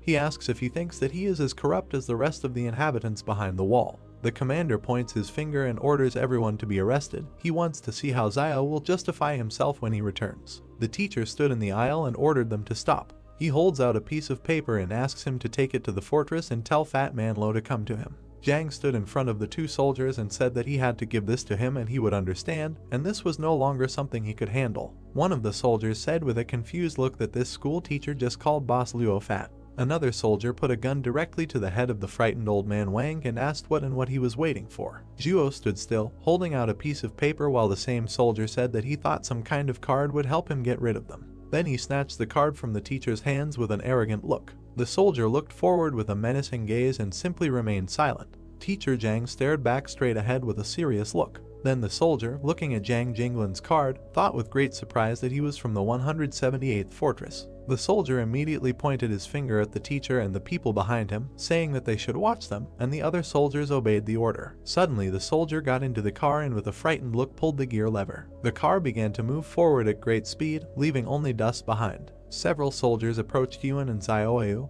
and one of them ordered that they need to be searched, while the other said that no one should move. One of the soldiers searched the boy and asked where the gun was hidden, while the other pointed his weapon at him, telling him what he should say. Yuan looked forward sharply with an angry gaze. The two soldiers, greatly frightened, trembled and looked forward. Xiaoyu turned to Mr. Zhang, asking if everything would be okay, and he turned back and said that there was no need to worry and everything would be fine and they wouldn't dare to do anything to them yet. Yuan said that he apologized for the trouble they caused him, and Zhang, turning in his direction, said that they were not to blame, this world was wrong, and he should thank him for saving him recently. Yuan asked him what he did before teaching, and Zhang, standing sideways, said that he was a military man, while he asked why he stopped being a military man. Zhang answered the question that because war cannot save humanity. He then abruptly turned to the side and continued to say that he originally chose Zaiasu as a replacement teacher because he was preparing for his departure from this city, and he plans to return to Sabei. Yuan asked about Sabei and that this was the same northwestern part of the country that was mentioned earlier in the lesson, and received a positive answer from Zhang, who imagined beautiful mountains in his head over which birds flew. He continued to imagine in his head a huge number of mountains over which birds were flying, and said that in the northern part of the country the snow and ice had not yet melted, and among the sand and yellow earth not a trace of greenery was visible. Zhang continued to say that Sabei has endless white spaces, which makes people there seem very lonely, and imagined in his head a small stone structure standing right in the middle of the mountains. Yuan, looking ahead, asked why he suddenly wanted to return to Sabei. Zhang, looking to the side, replied that because the world was starting to change, and he needed to be with those who were waiting for him. Yuan looked at him with great surprise and asked about the people who were waiting for him, and he simply smiled. Zhang leaned forward, holding Yuan by the shoulders, and said that he should not be afraid, and they would not dare to do anything to him. The most they could do was send him back to the 178th fortress. Immediately after this, the narrative of the story moves to a camp with a huge number of tents, in one of which the doe with a cigar in his mouth was looking at the card. Lan sharply asked where this Zhang Jinglin was and said that he should take him there while the soldiers standing next to him obeyed his order. The soldiers, stepping on the ground with their boots, walked forward, and one of them said that they needed to open the door quickly. The car, accompanied by soldiers, approached the huge metal gates, which slowly swung open. Lan was driving in the car, smoking a cigar, and said on the phone that Zhang Jinglin was here, and they asked him if he was sure. The doe, continuing to smoke a cigar, said on the phone that he was not entirely sure yet, but if it was true, should he kill him and why should this old man hide with him? A man in a white coat spoke on the phone and asked about his murders, while he was told that yes, and such an opportunity comes once in a lifetime. The man in the white robe looked to the side, continuing to talk on the phone, asking that if he kills him now, do those fighters from the 178th fortress think to leave him alone? The doe, holding the phone near his ear, said that he could do it, but it would be a little scrit.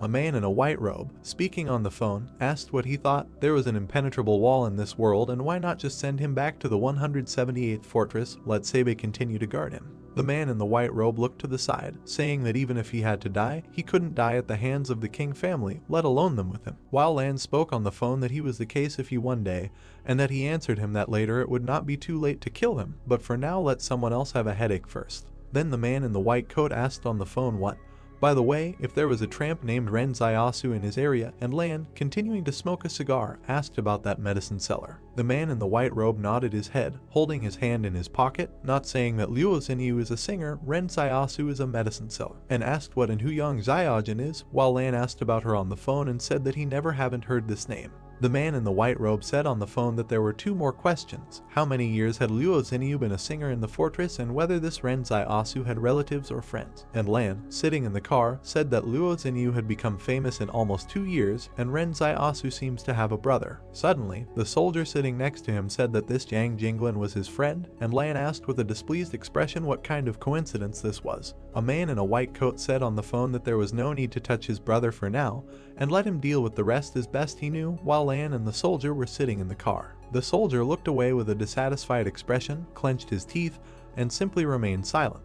Immediately after this event, the narrative moves to a huge city standing right next to the mountains. A man in a white robe lowered his hand with a walkie-talkie in it. The man in the white robe turned sharply to the side, looking forward. The man in the white robe, sharply behind the block, said that he forgot to introduce himself, and he is King Zhen from the King Family Consortium, Luo Lan's younger brother. King looked towards Liu and Xinyu kneeling in front of him, saying that he was glad to meet them. Xinyu looked straight ahead with great disdain as King called them Mr. Liu Bu and Miss Luo Xinyu. King walked forward and said that they should tell him more about these 3 people: Zhu Xianchu, Yang Zaiajin, and Ren Zaiasu. King arrogantly looked at Xinyu sitting below and asked if there was something connecting Ren Zaiasu and Yang Zaiajin. They say that the names sound very similar. Liu exclaimed with fear on his face that they were not connected in any way. He then looked at King and said that Zhu Xianchu is a Superman who has the ability to release a shadow from his body that can even stop a bullet.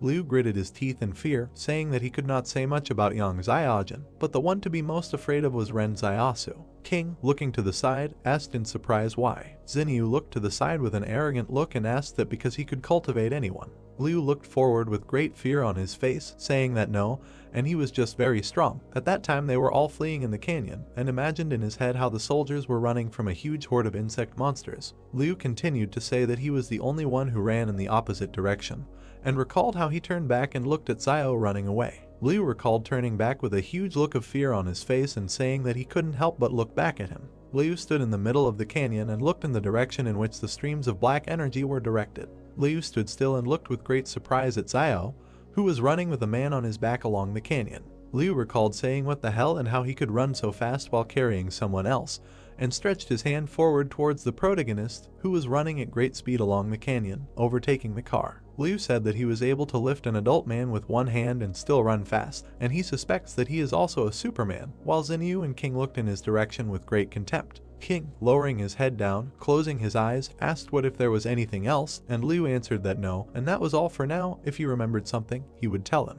King, with his hands in his pockets, said what needed to be written down, and Zhu Xianchu was an underdeveloped Superman with risk factor C. Ren Zaiasu was a suspected Superman with increased physical strength and risk factor F, and his subordinate wrote it all down in a notebook. His subordinate then took Liu's hand, who said that they should wait. The subordinate continued to lift Liu, who looked at King and shouted that they had nothing to do with it, and they were all ordinary people who were forced to follow Zhu Xianchu all the way here. King would turn around sharply and say that he knew that this had nothing to do with them. If he had anything to do with it, then he should be nervous now, and Liu would ask what and if he was going to do something with them. King closed his eyes and said that they would go with him and should try not to be too surprised while his subordinates lifted Liu and Xinyu from the ground. At the same moment, a crescent moon shone in the night sky, surrounded by a huge number of stars. Immediately after this, the narrative of the story moves to a huge building, near which people were standing. King walked along with the soldiers and spoke to Zuman, saying that he should lead a group to find Zaiasu, Yang Zaiajin, and Zhu Xianchu, and they should return by 12 o'clock at night, and he would take the order. King stopped near a group of people and said that teams 2, 3, and 4 should follow him, and they immediately followed his order. Liu, looking at King with great fear on his face, asked where they were going.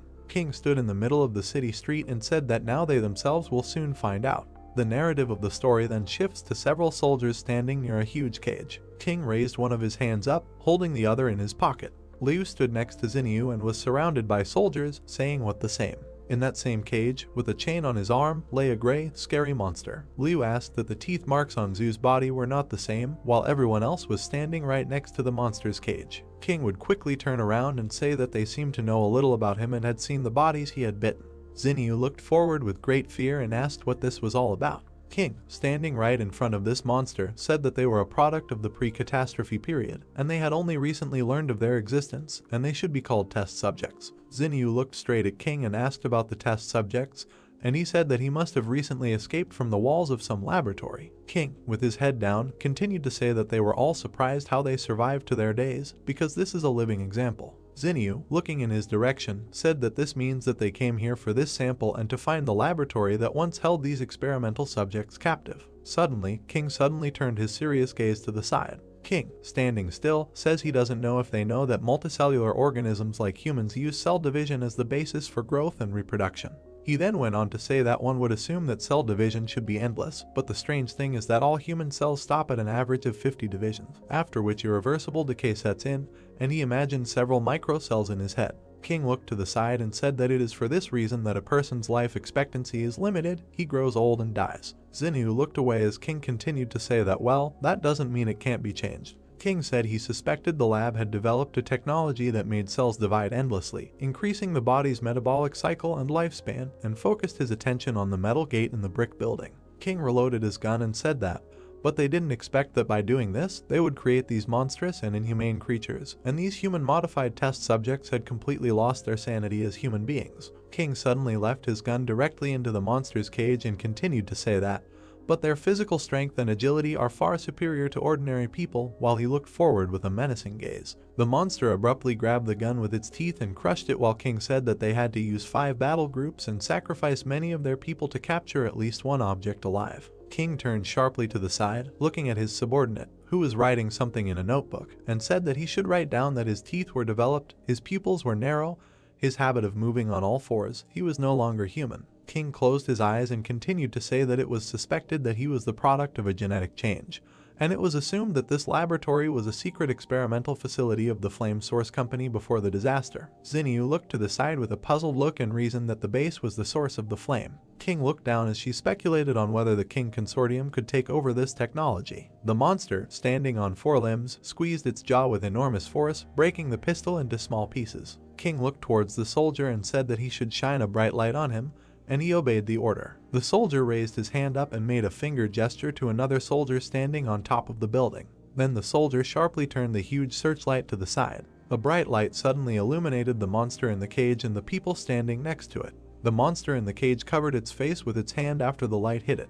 The monster suddenly began to back away, closer to the shadow, while in its cage. King, tilting his head down a little, asked about photophobia. The soldier standing next to Kin and Zinyu said that there are 2 possible causes of photophobia. The first being the weakness of the individual who was once human and now it is reflected in what it is now, and the second is that it is in a gene edited. The model was based on the nature of the beast. King, turning his head slightly to the side, said that one was enough to study so that they could kill the rest without further losses, and the soldier standing behind him accepted the order. King reasoned with a thoughtful look that if he has photophobia, then why was he recently active during the day, and is he evolving again, or is there something that attracted him and made him go out in broad daylight? King conjured images of Xiao, Zhu, and Yang standing next to each other in his head and wondered if this could have something to do with the 3 of them. A huge number of soldiers stepped with their black boots directly onto the asphalt.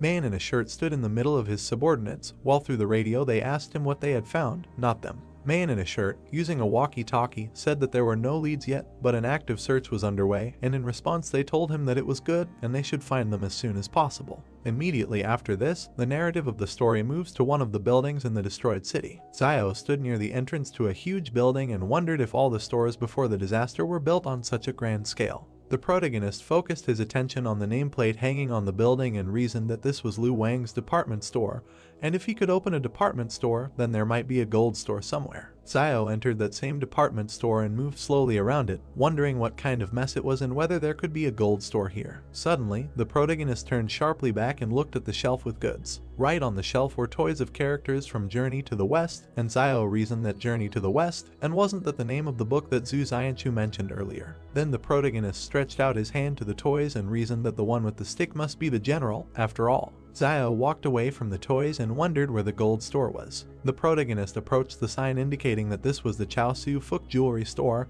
and said that of course, and here it is. Xiao immediately rushed towards the jewelry racks, putting his hands forward. The protagonist held a black bracelet in his hand and reasoned that silver turns black when oxidized. Zio immediately threw the bracelet behind his back with a dissatisfied look and reasoned that silver was worth nothing. The protagonist held a huge yellow ingot in his hand and reasoned that here it was, gold. Zio joyfully stood right in front of a rack with a huge number of gold bars and reasoned that he thought there was enough gold here so that Liaoyuan and sister Zioyu could live comfortably for decades, and if they returned to the trading city with this, then the opening of a gold store would be no longer a dream. The protagonist thought and raised his hand to his chin, arguing that there was so much here and how he could carry it all. Zio suddenly realized something and reasoned that he would definitely do just that. The protagonist was holding in his hands several gold jewelry right above the shelf. Zio was doing something with his hands right above the jewelry rack. The protagonist held a ball of gold in his hands and reasoned that if you look for all the gold jewelry in the ball, you can put it all in the palace vault. Zio reasoned that it was already full and needed to be pushed in, and tried to hold the door with his shoulder, which was barely staying closed. The protagonist, holding a bag made from a cloak on his back, walked forward and reasoned that he would wrap the rest in his cloak and carry it away. Suddenly, several soldiers stepped with their black-booted feet directly on the ground. Zio looked forward with great surprise, his eyes wide open. A squad of soldiers with a man in a black shirt headed forward, passing through the department store building. Zio was hiding behind one of the building's walls, watching a squad of soldiers pass by. The protagonist looked out from around the corner with a tense look, wondering where the king fighters suddenly appeared from here. Zio looked ahead with great dissatisfaction and reasoned that there were so many people, and they were alert enough, and whether there was any danger here. A detachment of soldiers led by Man walked through the department store past a rack with characters from Journey to the West. Man looked sharply to the side and was very surprised by what he saw. Man opened his eyes wide in surprise and simply silently looked to the side. The protagonist, peeking around the corner, nodded his head and wondered if they had left. The entrance to the department store building was surrounded by complete silence. Man looked around the corner, looking at the entrance to the department store building, showing the soldier. The soldier asked Manny in a whisper if something had happened. Man, recalling the figures of characters from Journey to the West, said in a whisper that he had already searched this building and its contents were now in places that were not in the right places, as he remembered, and reasoned that he remembered that it was the monk who was riding on a white horse, and next to it stood a monkey. Man looked out from around the corner, standing next to the soldier, and said in a whisper that it looked like someone had been here, and perhaps even still inside, and reinforcements needed to be called to immediately surround the area. Man suddenly made a gesture with his hand, sending the soldiers forward. At the same moment, soldiers lined up on both sides of the entrance to the department store building. The protagonist looked forward with great surprise, his eyes wide open. A huge number of soldiers stood near the entrance to the department store building. Zio turned around with great surprise and looked to the side, reasoning that why the king fighters decided to turn back. The protagonist turned back and leaned against the pillar, reasoning that it looked like Liu Bu and the others had revealed his existence to the king consortium after they were captured, which meant these guys were coming for him. Zio looked sharply down at the bundle from the cloak that contained the gold, and reasoned that it looked like he couldn't take the gold. One of the soldiers made a gesture with his hand and looked forward with a serious look. At the same moment, a detachment of a large number of soldiers armed with machine guns immediately entered the department store building. The detachment was divided into two and dispersed in two different directions. One of the soldiers turned towards Manya standing next to him and said that he should take a look at this. Then the soldier opened the cloak, which contained a huge amount of gold bars, and said that there was a bag of gold, presumably thrown away by the tracking object. Man looked down, saying that he was interested in gold after coming all this way, and the person who could do this was probably the vagabond Ren Zaiasu. Suddenly the soldier sharply raised his head up and saw a silhouette in a cloak in the flight between the stairs. The soldier immediately radioed that the target had run to the second floor, standing next to the stairs. A huge number of soldiers at the same moment ran up the stairs, while the radio transmitted that the target had run to the third floor. Man stood near the stairs, looking at the soldiers who were climbing it and shouting that they should go ahead and not let him leave. Man stood still, raising his head up, reasoning that something was clearly wrong, and Ren Zaiasu foolishly decided to run upstairs. If he continued to run upstairs, he would simply end up surrounded by them on the roof. Man closed his eyes and thought, reasoning that he was very greedy for money, but abandoned it as soon as he found himself in a dangerous situation, and his decisive refusal of gold gives the impression that he is acting more decisively than recklessly. The protagonist slipped between flights of stairs with great speed. Zio ran very quickly straight up the stairs and reasoned that they had noticed him and would probably send someone to cordon off this entire building. The protagonist, gritting his teeth in dissatisfaction, looked up and reasoned that wherever he ran now, there was a chance of encountering king fighters, with the exception of. Man sharply imagined in his head the image of the roofs of buildings and reasoned that next to this building there was another building a little shorter, 10 meters from each other, and perhaps he would be able to escape by jumping from the building. Man sharply raised his hand with the pistol in it and gave the order to the soldiers that they should continue the pursuit, but they disobeyed the order. Man, sharply waving his hand with a pistol in it in front of his face, said that the external combat group should be sent to detach the neighboring building.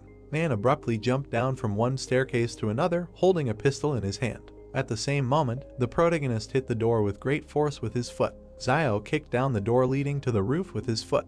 The protagonist was right on the roof of the building while a door flew forward right in front of him. Zio turned sharply to the side, looking at the neighboring building, and said what was there. The protagonist rushed with great speed to the edge of the roof of the building. Zio sharply pushed his foot off the edge of the roof of a building and jumped forward, flying to the roof of another. Man ran out of the department store building with great speed and turned his head to the side. Man abruptly stopped in place and looked with great surprise at the silhouette of the protagonist, who was flying past the buildings in the city. Man, gritting his teeth in dissatisfaction, asks if this Ren Zaiasu can really jump to another building and what level of strength and speed he has achieved. Man abruptly grabbed the walkie-talkie and said that the strength of Ren Zaiasu's target needs to be reevaluated, and repeats that the strength of the target needs to be reevaluated. Zio landed sharply right on the roof of a nearby building, doing a somersault and getting on all fours. The protagonist suddenly rushed forward with great speed, running along the roof of another building. Zio raised his head sharply and looked at the tall building right in front of him with great surprise. The protagonist, with his eyes wide open, looked forward and talked about this in surprise. Zio then focused his attention on a very tall, dilapidated building. The protagonist focused his attention even closer to one of the rooms in the very building in which a certain silhouette was visible. In that very room in the tall building, Yang stood watching everything that was happening. Yang sharply adjusted the girl on her head with her hand. Suddenly, out of nowhere, a strange black and red trunk appeared right in her hands. She then stepped on the small step with her black booted foot. Yang stood still and aimed at the scope of her huge black and red rifle. She suddenly exhaled slowly and continued to aim one eye at the scope of her rifle. Yang stood in place, holding her black and red rifle with two hands and aimed at its scope. Zio continued to run along the roof of the building with great surprise, talking about Yang Xiaojin. The protagonist stopped abruptly on the roof of the building and looked sideways at the street of the destroyed city. Zio suddenly focused his attention directly on King and the people standing next to him who were near the cage, and reasoned that this means that Yang Xiaojin's goal was to come and kill this young man in a white suit.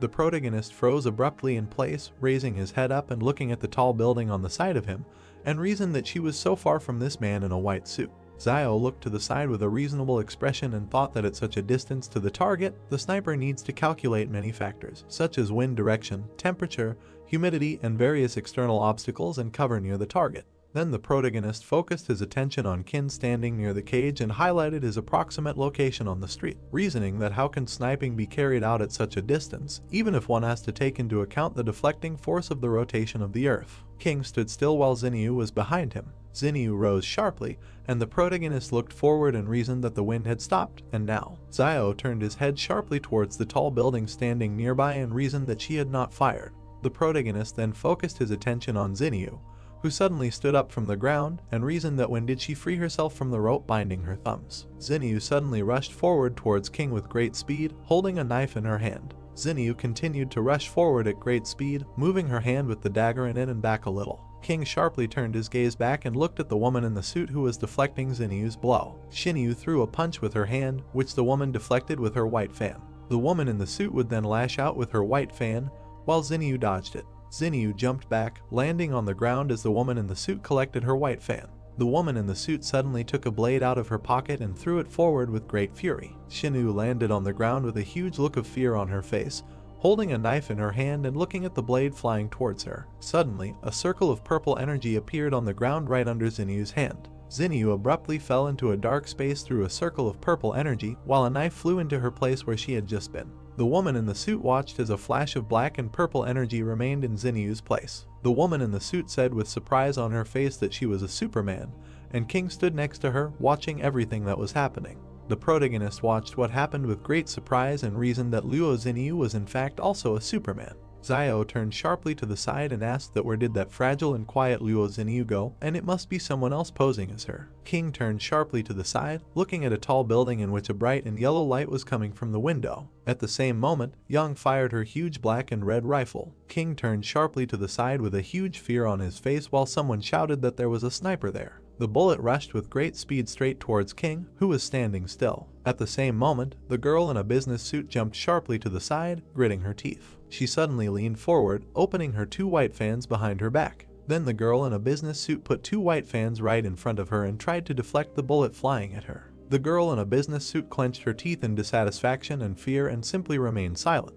The bullet fired from Young's rifle slightly damaged the white fan. The bullet, flying forward at great speed, destroyed the white fan into small fragments. At the same moment, the girl in a business suit fell back while the same bullet hit her chest. King stood still and watched as that same bullet flew right through the body of a girl in a business suit. King looked down at the body of the girl, who was falling down and coughing up a huge amount of blood. King, turning to the side, straightening his cloak, said that what a pity. One of the soldiers sharply pulled the pin from the grenade and said that everyone should prepare for a smoke grenade. At the same moment, a smoke grenade fell straight to the ground, releasing a huge amount of smoke, and a certain voice shouted that it needed to be compacted. King stood in place while a huge amount of smoke surrounded him, and voices were heard in the area to look for a sniper position, and it was an abandoned building in the southeast. King abruptly pulled out a bullet from the destroyed asphalt with his hand. King held the bullet in his hand and looked at it with great seriousness and simply remained silent. King turned his gaze sharply to the side and thoughtfully reasoned that, surprisingly, this was an attack by rebels, and this is a group of people about whom there are vague rumors in the circles of the consortium. King walked up to Liu, who was sitting on the asphalt, and said that being her agent and not even knowing that his employer was a Superman, he was still really very stupid. They took Liu by the clothes and lifted him up, and he said that she was just like that before. Suddenly, that same silver bullet was brought right to his eye. King, piercing Liu's eye with a silver bullet, said that he should rest in peace and in their time there was no place for such scum. Liu slumped straight to the ground and screamed loudly as blood flowed from his eye. The protagonist stood still, looking at the tall building right in front of him, and reasoned that so, Yang Xiaojin and Luo Xinyu are working together. As expected, the more beautiful a woman is, the more dangerous she is, and never thought that they would put on such a show here. Xiao raised his head up and recalled the images of Yang and Xinyu, reasoning that in retrospect, their disguise was not really flawless, and, I remember, before going to Mount Jing, I asked to remove Wang Qinjiang from the squad, and Luo Xinyu glanced at Yang Xiaojin during the decision, but at that moment, neither of them cared about it. The protagonist then mentioned in his head the events of the past, how they sat together near the fire where the meat was cooked, and reasoned that later, when he shared the fish, Yang Xiaojin also called Luo Xinyu. Xiao recalled how Yang pointed her gun directly at Zhu and reasoned that there was also an incident where someone was pestering Luo Xin and Yang Xiaojin quickly intervened. But at the time he thought that she only helped because they both were girls, and who would have thought then that they had known each other for a long time. The protagonist looked ahead with a thoughtful look and reasoned that, but why exactly they wanted to kill King Zhen and why the Superman sacrificed himself to protect him. Yang pulled the bolt of her rifle and a silver bullet flew out. Then she sharply turned the muzzle of her rifle to the side and, holding it with both hands, aimed at the sight. The protagonist stood still and looked at the tall building in front of him with great surprise until a bright light flashed in one of the rooms. Xiao backed away with a huge look of fear on his face as a bullet flew between his legs and hit the roof. The protagonist turned sharply back, looking at the place where the bullet landed, and reasons that she was doing something incomprehensible and did not even try to shoot him, but was simply aiming at the roof. And maybe she did this on purpose to show that they are not at the same time in front of the King Consortium. But was it too much, or was it because he was angry with Luo Xinyu on the road and did not want to help her? Yang, holding a huge rifle in her hands, stood next to Xinyu approaching her. Yang continued to look forward with a serious gaze while Xinyu tilted her head to the side and waved her hand. At that moment, the two of them suddenly jumped into a portal created from dim blue energy. Xiao watched everything that was happening, reasoned that no, and they just left, and don't they want to take him with them. A huge number of soldiers ran down the street, holding machine guns in their hands. Xiao looked down from the roof of the building at the huge number of soldiers approaching him and reasoned that this was bad, and so they decided to throw everything at him and calmly leave, and maybe it was convenient to leave, but why involve him in this? The protagonist suddenly pulled out a pistol from behind his back and reasoned that he was careful everywhere, but still ended up in the ass. Man sharply broke down the door leading to the roof with his shoulder. Xiao, running sharply forward, fired his pistol and cursed displeasedly. The protagonist continued to run forward straight along the roof of the building while the soldier covered Manhwa from his bullets with his shield. Suddenly, Man jumped out from behind the soldier with the shield and fired straight forward from his pistol. Xiao jumped to the side with great speed, dodging several bullets fired by the enemy. The protagonist suddenly jumped up and rushed forward with great speed, reasoning that there was no more hesitation. He must run before all their troops arrived. Man aimed his pistol, clenched his teeth, and said that it was amazing how fast he could move. Man pointed his pistol towards the nearby building where Xiao was landing, and spoke over the radio that the target was running away for 10 o'clock and the blockade ring needed to be tightened. The protagonist at the same moment landed directly on the roof of a nearby building, squatting, and reasoned that it was previously assumed that they would enter the city blockade together with Yang Xiaojin and Zhu Xianchu. Xiao looked forward with great displeasure after landing on the roof and reasoned that even if he had to run away, he would be the fastest. Then the protagonist suddenly jumped off the roof of the building and headed forward at great speed. Xiao jumped from the roof of the building, landing directly on the road between the houses, and reasoned that it seemed like he had greatly underestimated them. The protagonist ran at great speed along a narrow alley between houses and reasoned that only by entering the forest could he be saved from the persecution of the king. Xiao continued to reason that, after all, he was more familiar with the laws of survival in the forest than they were, while a huge detachment of soldiers was in the middle of the street in a dilapidated city. Suddenly, a huge amount of magma rose into the air right from the mouth of one of the volcanoes, and the sound of an explosion was heard throughout the area. The protagonist continued to run forward at great speed, greatly surprised and reasoning that it was a volcanic eruption. Man ran straight down the city street towards the volcano and was greatly stunned by the eruption he saw. Man continued to run forward along with the soldiers and, greatly frightened, reasoned that if this guy went further and the volcano erupted, there would be no turning back. Xiao turned around abruptly with great displeasure, gritting his teeth as a huge amount of magma erupted from the volcano right in front of him. The protagonist continued to run forward at great speed, debating whether they would continue to pursue him or let him go, while a crowd of people ran after him. The protagonist found himself on the outskirts of the city and turned back to the crowd of people shining flashlights, and reasoned that the path back only leads to death. Xiao rushed forward with great speed straight towards the forest and the volcano, which began its eruption, reasoning that the only way to survive was to move forward. Man, raising his hand clenched into a fist, addressed all the soldiers, saying that they should not stop. One of the soldiers approached Manhwa and said that the object of research had disappeared, and he shouted that they should look for it,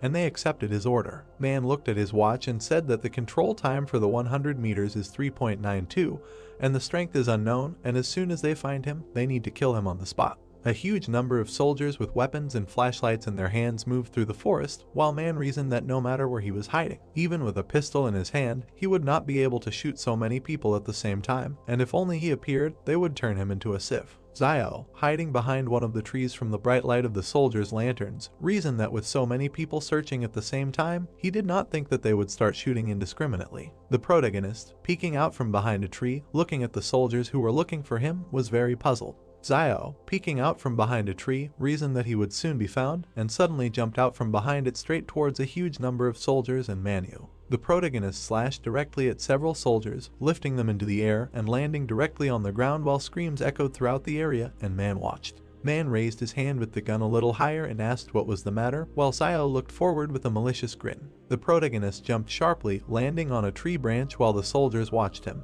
and said, pointing his finger at himself, that he was Zhu Xianchu and who would dare fight him. The soldiers looked forward with great surprise and, trying to comprehend what they had heard, simply remained silent.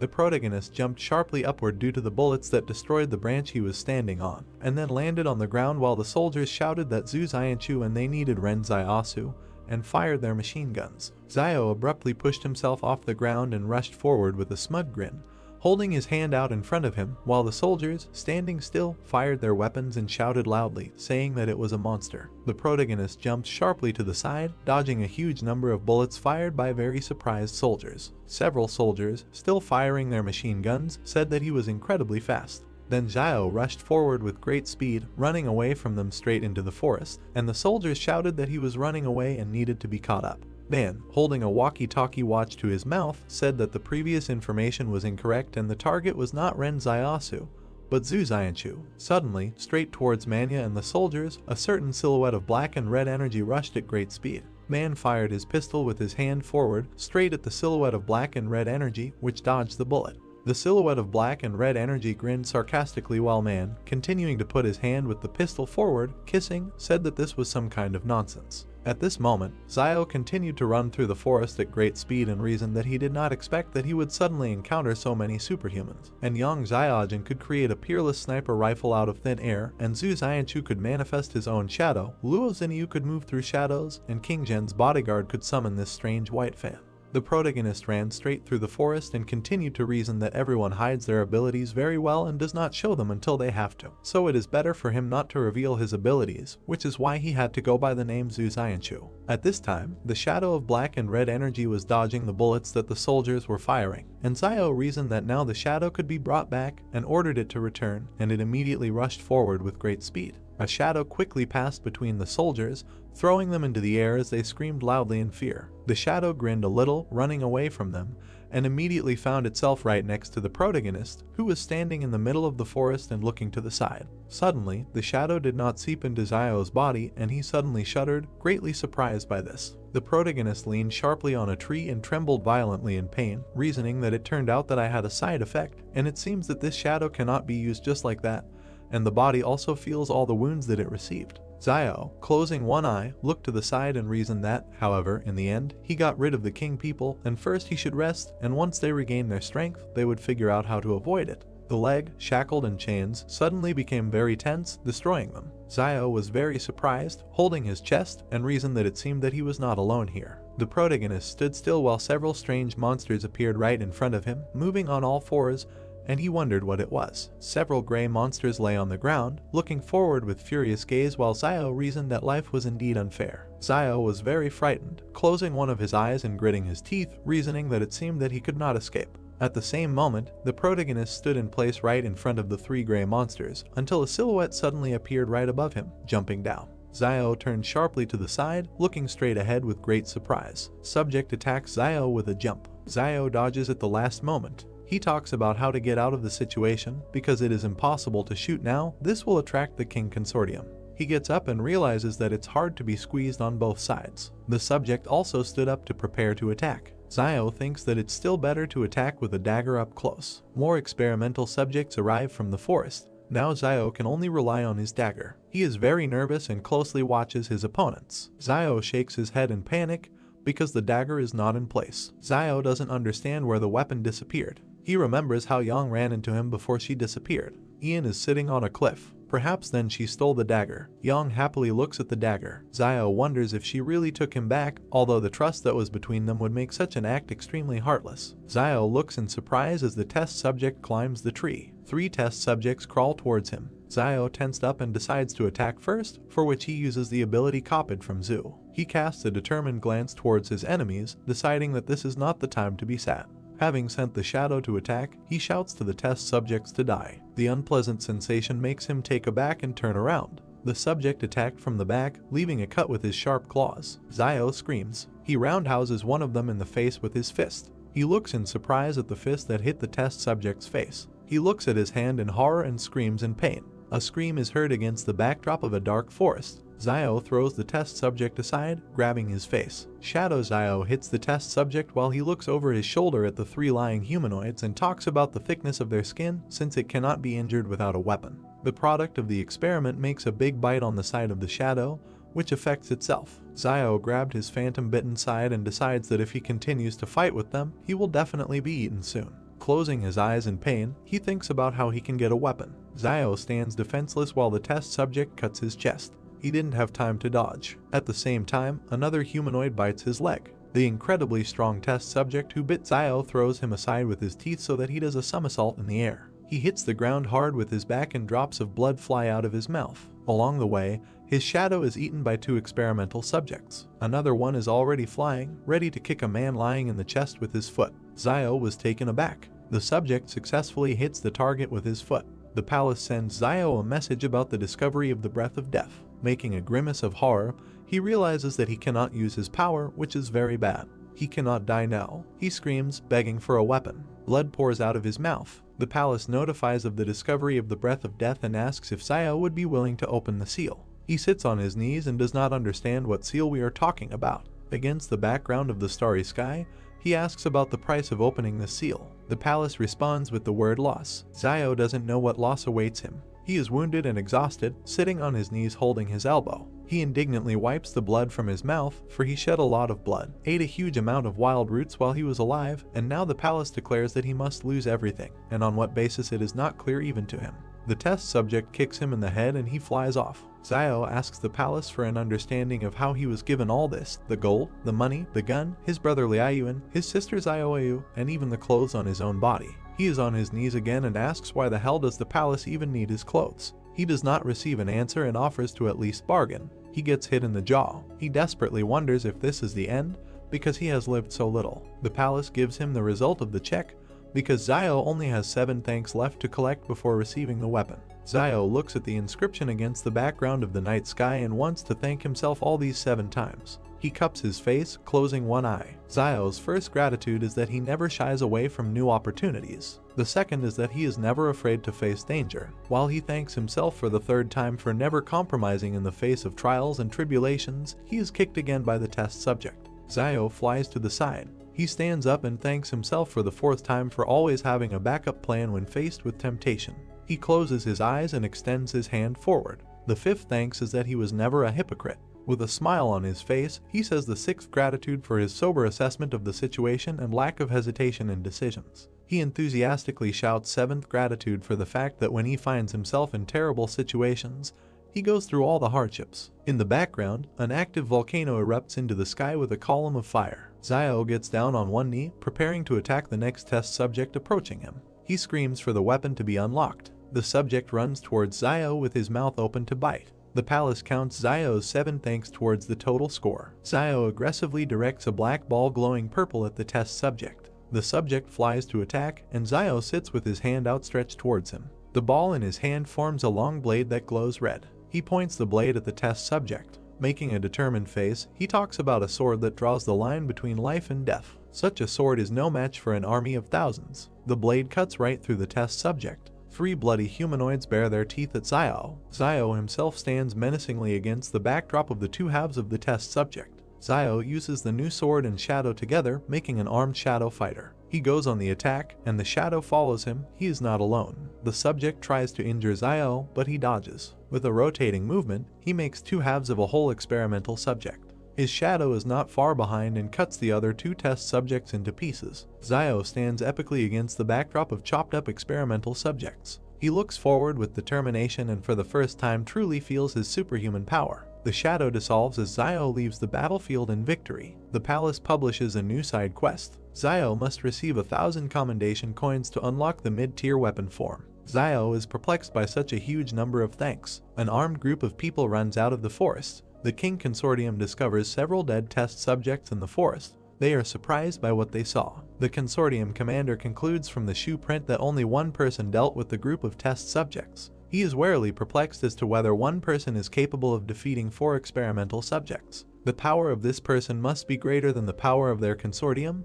They need help. He radios to King Zhen that Xiao, who called himself Zhu, requires his reassessment because he alone dealt with 4 test subjects. Zhen stands somewhere against the backdrop of ruins and listens to the fact that Zhu was wounded and left traces of blood. Zhen is surprised by Zhu's capabilities. Putting on a serious face, he asks his assistant to adjust Zhu's danger level to B and orders the commander to take a sample of Zhu's blood and send it to the warehouse for analysis. The commander presses the radio button and accepts the order. Zhen stands pathetically with his eyes closed and argues that Zhu and Yang have proven themselves. Xinyu has also revealed her superhuman nature, but no one knows where Xiao has gone.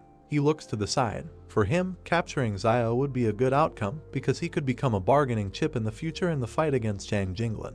Zhang Jinglin's love for justice is well known throughout the north of the country. Zhen smirks, because there is nothing wrong with Xiao not being caught, since Fortresses 112 and 113 are under the influence of the King Consortium. Zhen pathetically walks past armed men in uniform. He continues to talk about Xiao, because when he returns to the walls of the fortress, the Consortium members will be able to capture him at any moment. The volcano is erupting. A group of people from the King Consortium are being inspected using flashlights on their weapons. The group leader shines a flashlight towards the trees and realizes that Xiao was running towards the volcano, but the pursuit led them nowhere. Consortium member King places a Q-tip containing Xiao's blood sample into a test tube in a bag while the commander assesses the amount of Xiao's blood on the battlefield. He must not have been hurt that badly. The commander looks down sternly and evaluates Xiao's fighting abilities and worries that they will not take him in numbers. For comparison, he takes an example from the capture of 1 test subject, in which 3 people died in a day and 13 left with injuries. He stands over a test subject cut in half and shines a flashlight on him.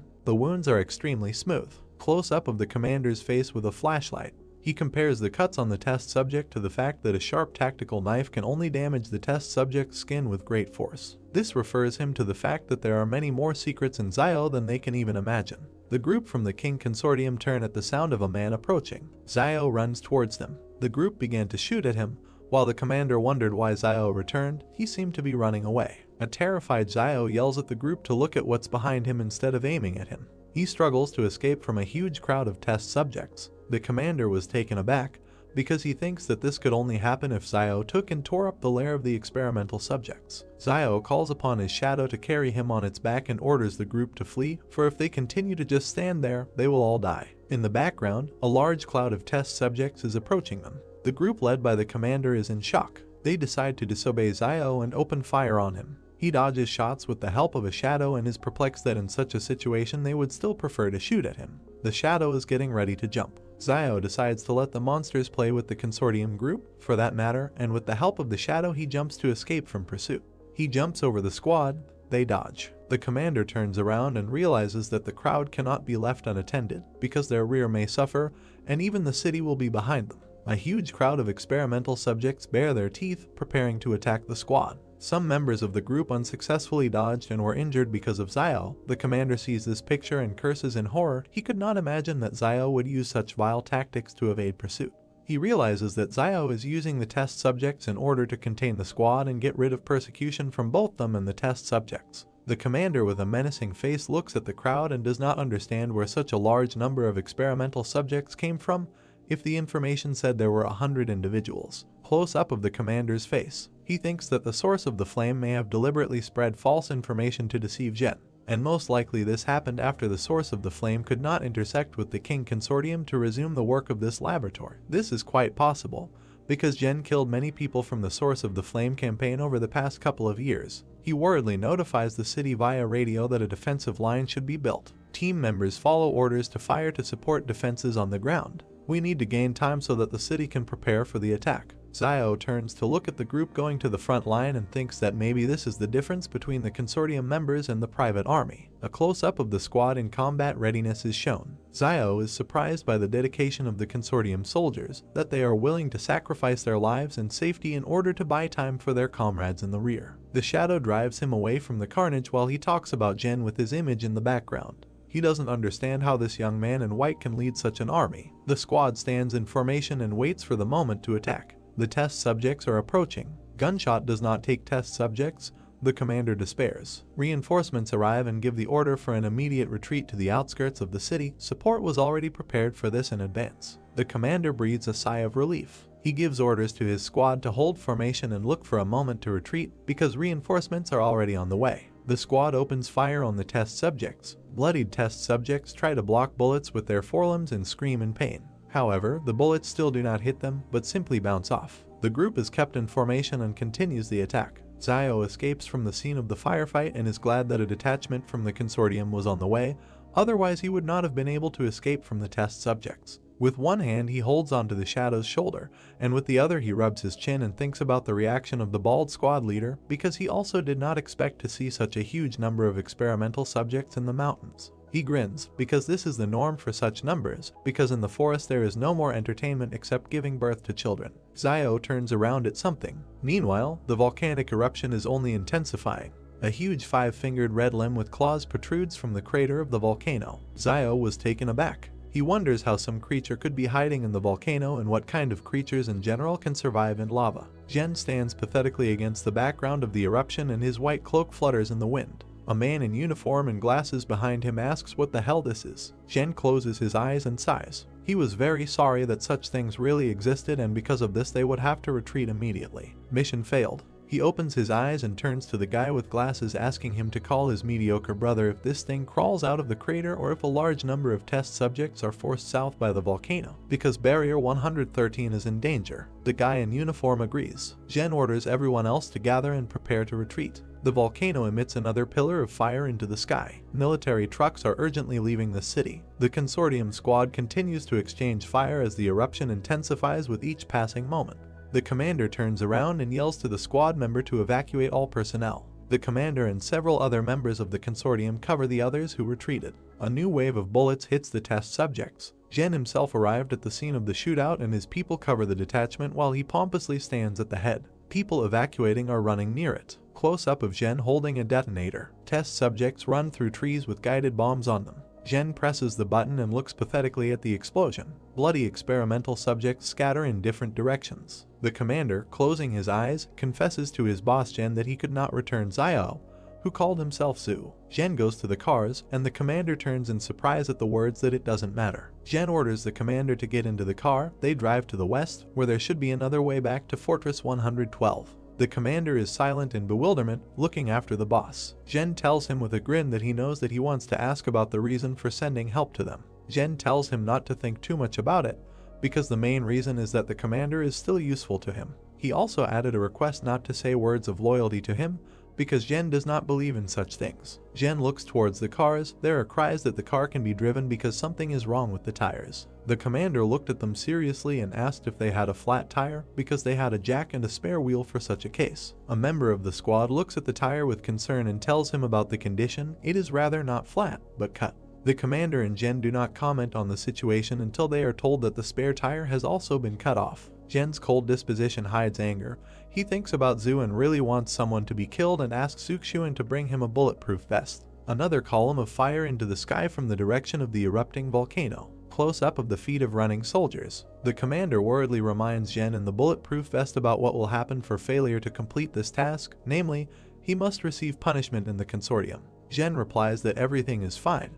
Because the old people in the consortium always need someone to work for them, they will most likely just send him on leave indefinitely. The beaten commander asks the cold Jen what to do with the real Xiao, to which Jen replies that if the real Xiao did not die on the mountain, then he must have found a way to retreat to the 113th wall, so Luolan will take care of him. Against the background of the ruins of the city, the eruption continues. Jen concludes that Xiao is a simple tramp, which means he won't be able to make much noise. Xiao, riding on a shadow, continues to flee, during which he gloats that he thought of cutting off the soldiers' tires. He is already wearing a cloak, which he had to leave at the very beginning of the persecution by the consortium, which he actually did not expect. He holds his face with his hand and regrets that he could not take the gold with him. Nothing can be done. He stops with a shadow near the cave and thinks about spending the night there today. He lit a fire. Xiao looks into the fire and remembers that they stayed in this cave as a team and that now he is here alone. He heard something behind him and turned to look. The words, "It is carved into the stone right behind you." He rubs his chin and concludes that the message was written relatively recently. He remembers that the last time they were here, Jan was the last one to leave the cave, whether they could have left this message or not.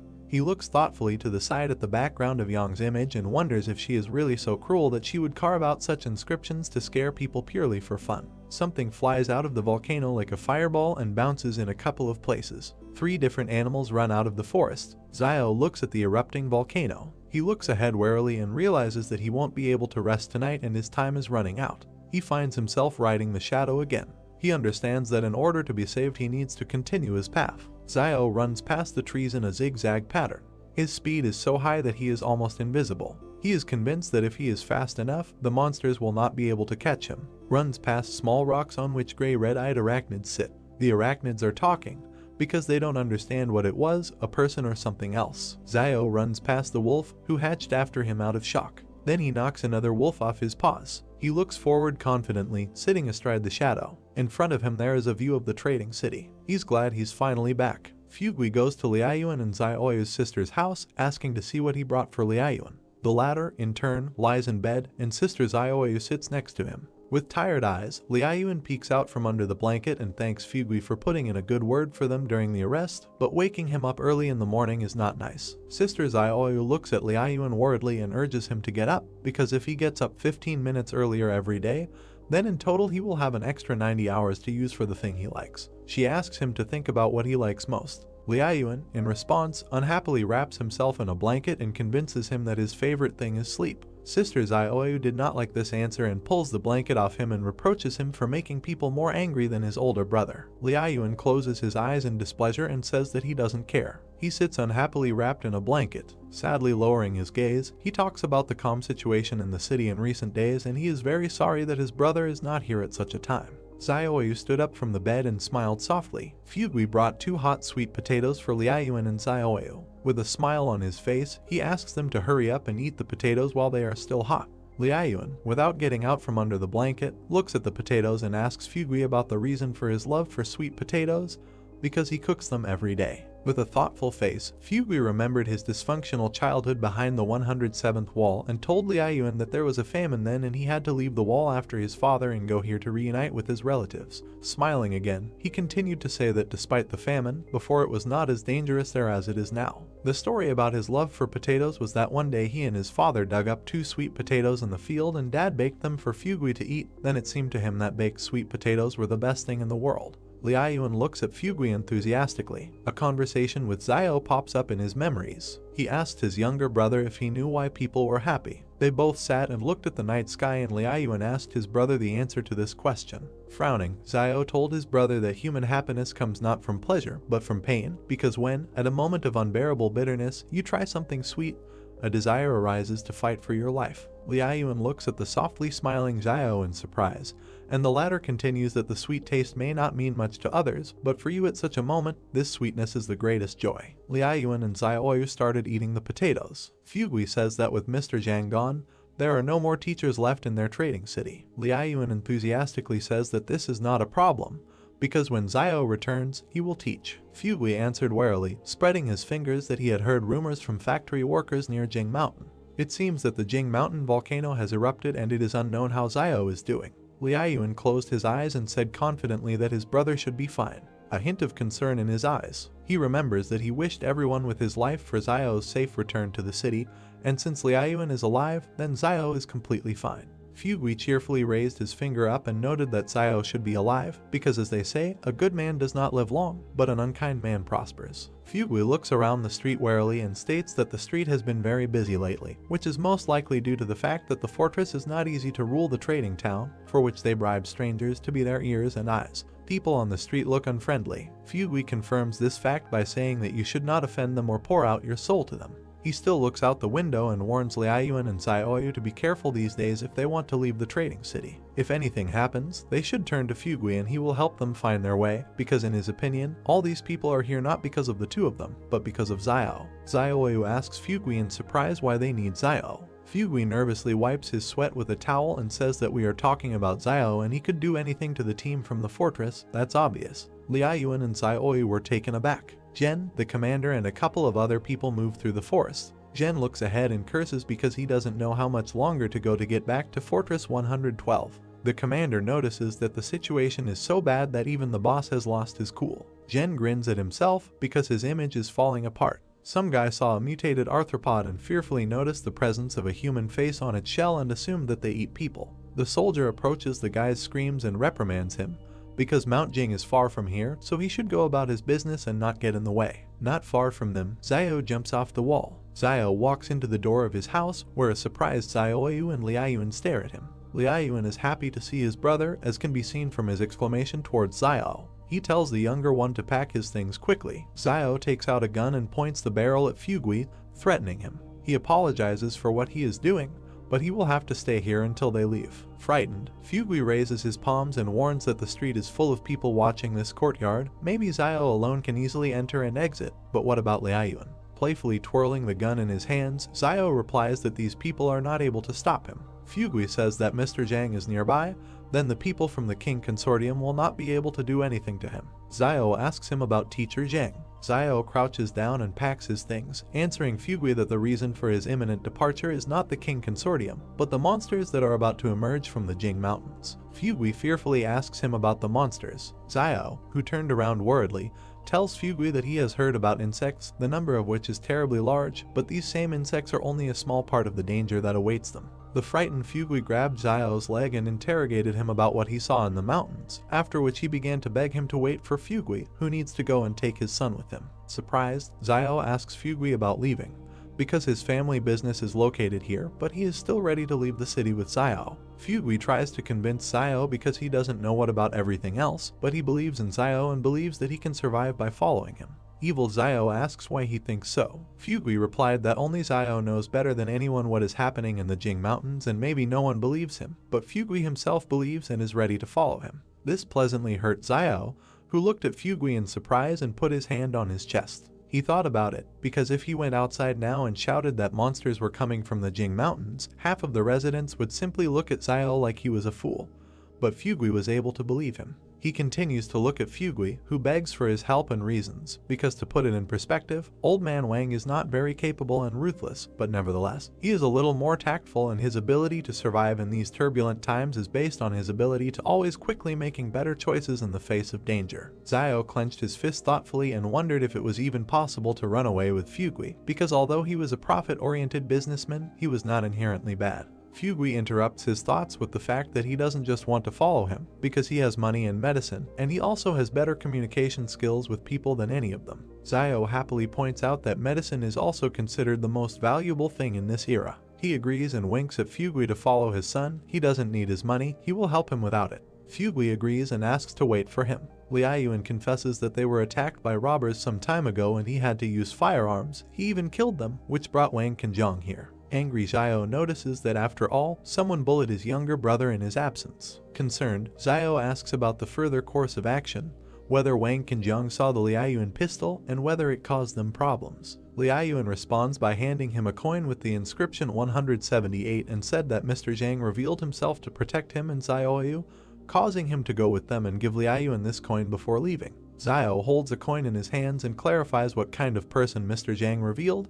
Did they say who he is? Liaoyuan raised his finger up and replied that Zhang had asked about this, but he did not answer, but only mentioned Fortress 178 and also said that if things went really badly, then Xiao could head to Sebe to find him there, but clarified that it's not worth going there just like that. Liaoyuan added that the northern lands are very harsh and that most likely Mr. Zhang is an important person there. Xiao clenched the coin in his fist and agreed to go to Sebe for Zhang if they were driven into a corner. Xiaoyu intervened in the dialogue, saying that the things had been collected because there was nothing special to collect. Xiao sees a full bag of cabbage behind a satisfied Xiaoyu. He was taken aback and realized that she had simply collected all the cabbages that Mr. Zhang had planted in the backyard of the school. Provocatively rubbing his chin, he noticed that this behavior was very similar to himself. Satisfied, Xiao points his finger at the cabbage, but Xiaoyu is not very happy with what is happening, because Xiao said that there is no need for cabbage. Xiaoyu can take bread with him, but cabbage is not needed because you can find wild vegetables on the road. In the background, Van dragged his son, who really didn't want to go. Evil Zhang drags his son into the house, shouting to his son that otherwise he will be eaten by bugs. Maybe that's what he wants. The son protests that he did not allow a certain Lai Yuqian to be taken with him. Xiao does not understand who we are talking about and asks Liaoyuan in a whisper who Lai Yuqian is. Liaoyuan replies that this is the daughter of Old Man Lai. Wang's son is in deep sadness because Xiao refused to take this girl with him. The son replies that Xiao is a substitute teacher at the school and cannot just leave the students. He desperately tries to convince Xiao because if Zhang were here, he would not have left her. Xiao jokingly tells Wang that his son is very worried. It looks like this is love. They could make a great couple. Wang, Xiaoyu and Liaoyuan were taken aback because this was not the right time for such jokes. Van's hand grabs the wall. Xiao sits Wang down and simultaneously tells Liaoyuan and Xiaoyu that the best way to avoid being seen is to climb over the wall. Xiao climbed the wall himself, but then someone noticed him and called him by name. He looks at the startled people who are shouting for Xiao's return. Wang turned out to be right.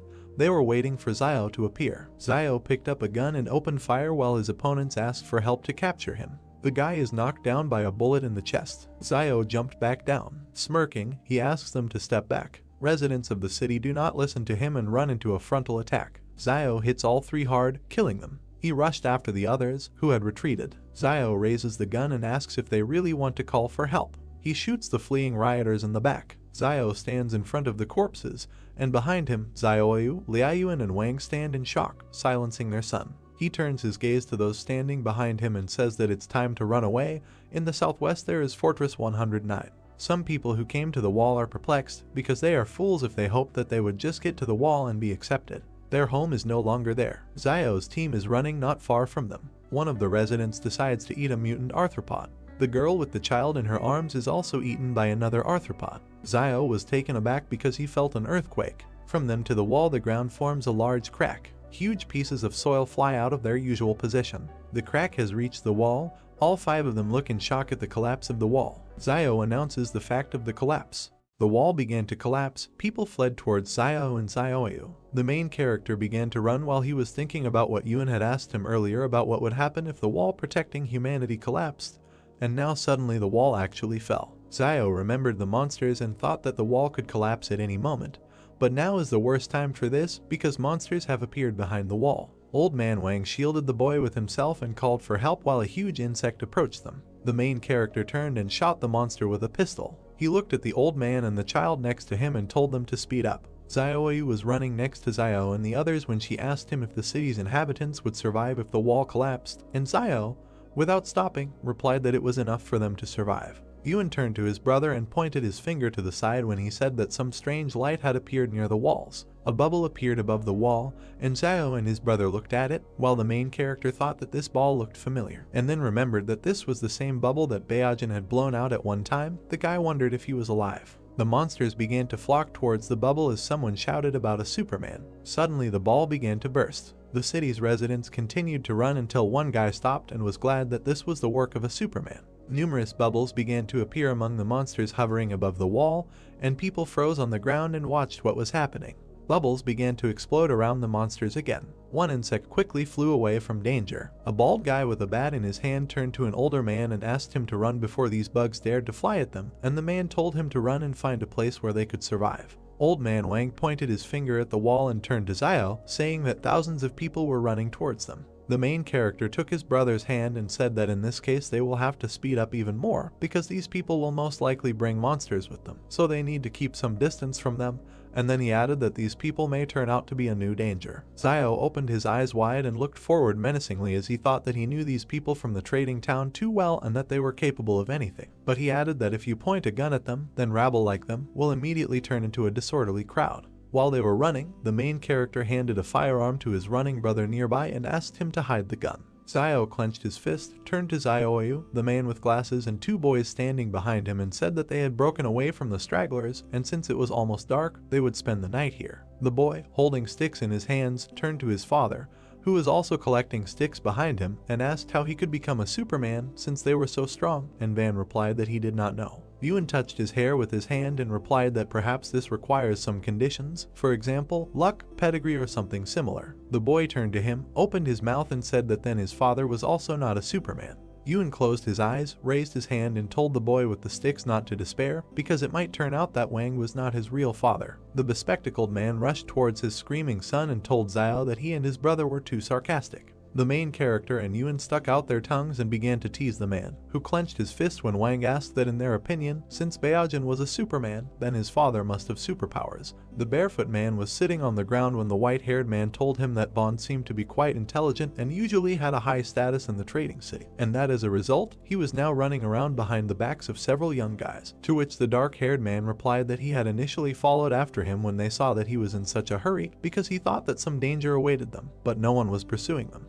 He then stood up, clenched his fists, and said that Wang probably carried a lot of money with him, since he had owned the store for many years, so he must have some property to escape, and the gray-haired man remembered Xiaoyu. Another man, sitting on the ground with his eyes closed, said that it was better to forget about it, because Zio and Yuan had weapons with them. The man with gray hair clenched his fist in front of him and asked him what he was afraid of, and how they could be afraid of guns since they didn't have much ammo. The men turned to the sides when the guy raised his finger to his face and asked which of them would go first. A crowd of people was on the plain near the forest. They jumped up when they heard a wolf howl. People began to run in one direction, shouting that they needed to leave and surprised that there really was danger, and someone exclaimed that they should have gone with Zio and cursed. The main character and his comrades were sitting by the fire. Yuan came up to him, looked at the food in the pot and said that it smelled very good, and the guy replied that he had just seen wild cilantro, which would improve the aroma of the food, so he would throw it in later. Van stood up and clasped his hands in front of him as he said that he doesn't eat cilantro because it smells like bugs and it makes him sick. Zio smiled and replied that he said that because he had never eaten bugs. The boy clenched his fist in front of him, opened his eyes wide and exclaimed that he had never eaten them either. A crowd of people ran from the direction of the hills when Wang asked why they followed them. The main character turned away from the man with glasses and replied that these people are running for their lives, so they better leave here, and then added that they need to stay away from these people, and that, no matter how cruel it may sound, they help them avoid trouble. Zio turned to the man in the red vest and concluded that they had no choice, so they must use every opportunity to avoid danger. There were many cars driving along the trees along the road. The main character opened his eyes wide when he heard the sound of cars and wondered why they were there. Cars and people walked through the forest. Xiao watched them and thought that these military vehicles must have broken out of the fortress. The main character looked forward resolutely, standing in front of Xiao. While he was thinking about what Zhu had said that the King Consortium battle team in the fortress numbered 4,500 people, but for some reason they advanced with such a small number of people. A fat man in an orange shirt asked how it was that the barracks were built in this crack, and then added that he was fast asleep, but he was lucky. The Doe turned to the driver and asked him how much fuel was left, and whether they could get to Fortress 109, to which the man behind the wheel told him that they were a little more than 210 kilometers from the fortress,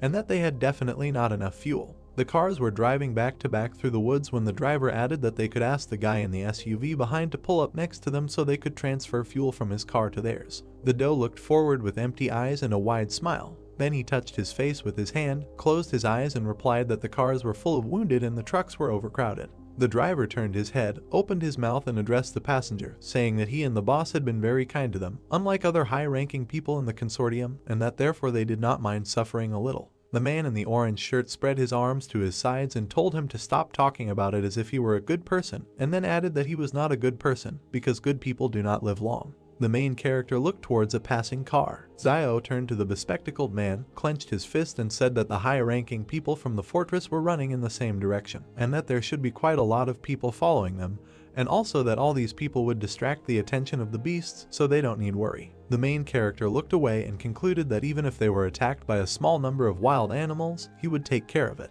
Van opened his mouth slightly, but said nothing. Xiao and his comrades walked behind other city residents through the forest. The main character turned to the man with glasses when he addressed him and said that he did not know whether it was appropriate to ask about this. Wang opened his mouth, sweat appeared on his face, and asked where the rest of the people who went with Xiao to Jing Mountain were. The main character looked to the side and replied that when they left, there were 21 of them, but now most likely there are only 4 alive. Xiao exhaled when Wang reached his hand to his face and thought that if there were only 4 of them left, and the main character was one of the survivors, then perhaps he was one of the superhumans. Xiao opened his eyes and said that he couldn't say anything about what exactly was going on at Mount Jing, since there were a lot of mutated monsters there. Van touched the main character's shoulder, turned to him and said that in any case, this time he was grateful to him, because if the guy had not gotten them out on time, they would not have gotten out, and then the man with glasses added that he didn't even know. How can I thank him for this? Xiao smiled and narrowed his eyes as he replied that for every drop of kindness received, he should return a stream of gratitude, and sweat appeared on the bespectacled man's face when he asked that they could all be polite to each other. The mountains and forest were illuminated by the starry sky. 5 travelers walked along the road along the trees. Xiao covered his younger brother with his hand. Someone pointed a gun at a man with glasses and said that he told him to give him all his food, to which the man replied that he was also hungry. The man held out a firearm in front of him and ordered the people behind to go and look for what they had on them.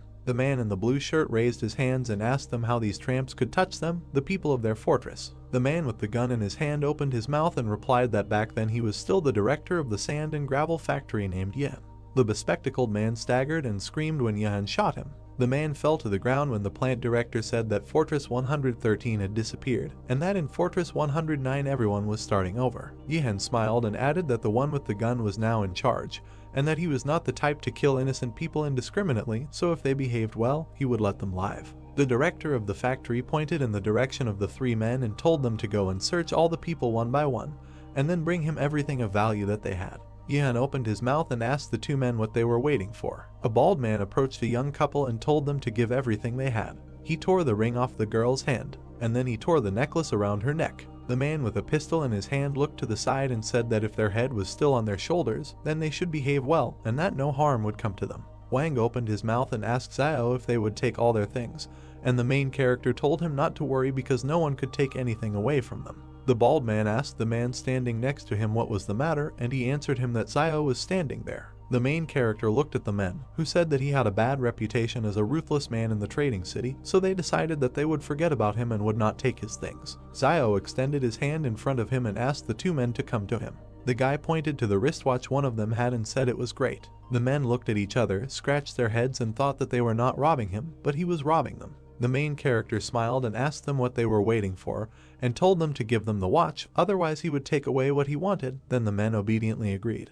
The boys bowed to Xiao as he praised them and wished them luck. The main character extended his hand with the watch to the boy and said that each one should have 1 item, so that later he could keep track of the time, and Van told his son to thank his uncle. The child looked at his watch and wondered if it was definitely from the same generation. Zio turned away from his comrades and told them to follow him and that they would find a place to rest and set off in the morning. The guys walked around large stones. The main character looked at the girl who was convincing someone not to be afraid, because now the teacher will take care of everything, because the most important thing is that they were able to escape. The girl covered the people behind her with her hand when she noticed Zio. The guy looked down, thinking that these were students. A crescent moon shone above the trees. A crowd of people was near the forest, and several more people were sitting around the fire. The main character looked away. People in identical uniforms were sitting by the stones, while Zio thought that they were all really students of the fortress's second high school. The protagonist continued to look away as he remembered that he had heard teacher Zhang mention earlier that there were dozens of schools in the fortress,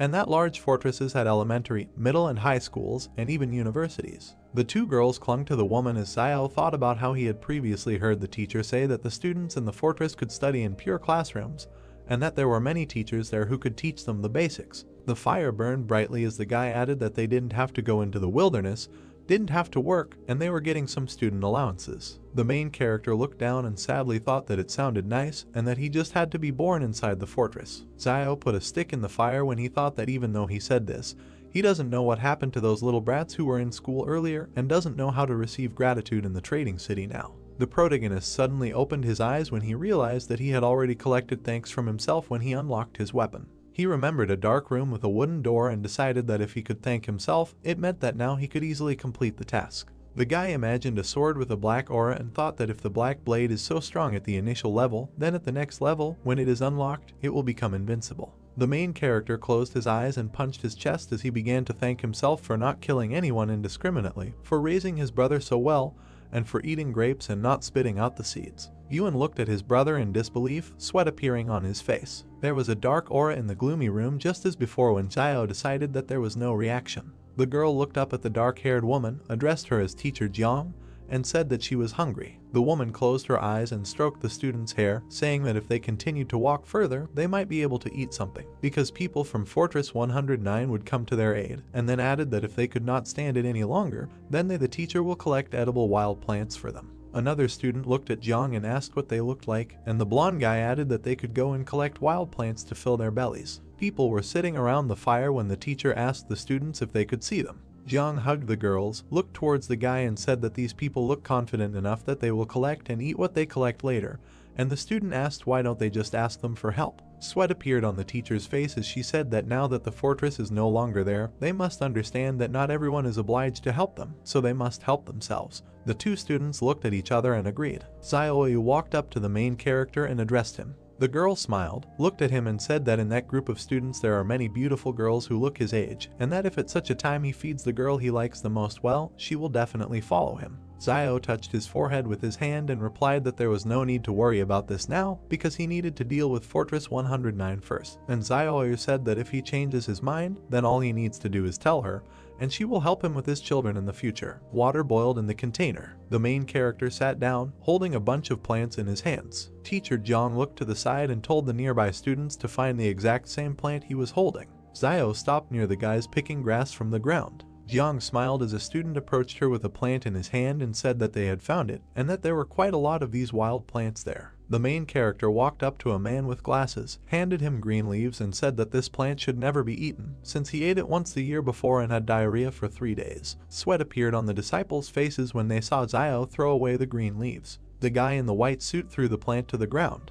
The main character looked to the side and realized that they were following his example. The guy pointed his finger at the grass next to the bespectacled man and told him that the small clump of plants at his feet was a purse, also known as a shepherd's purse, and that it was edible. The plant's leaves were arranged in a circle. The guy added that when consumed raw, it may taste a little bitter due to plant alkaloids, but this is insignificant compared to the desire to survive. Van opened his mouth and replied that he was clearly underestimating him because his family often made dumplings with this herb, so he knew for sure that it was edible. Students ran after Jiang when she told everyone to go collect this plant. Her foot tripped on a stone. The girl fell to the ground. The guys helped her up while she said everything was fine. The dark-haired student opened his mouth and turned to Jiang with the words that she had helped them find water and food all this way, and that she did not have to do so much for them, because they were not at school now. The girl closed her eyes and replied that she was their teacher, so she must lead them to the fortress in safety. Zio turned his head and remained silent. The girl with her eyes closed took a bite of grass. Then she stuck out her tongue, spat out the contents, and exclaimed that she was bitter. The girls began to hug the teacher, saying that they missed home and their parents, and that they did not know where they were now. The main character was sitting by the fire when Yuen told him that they were all crying,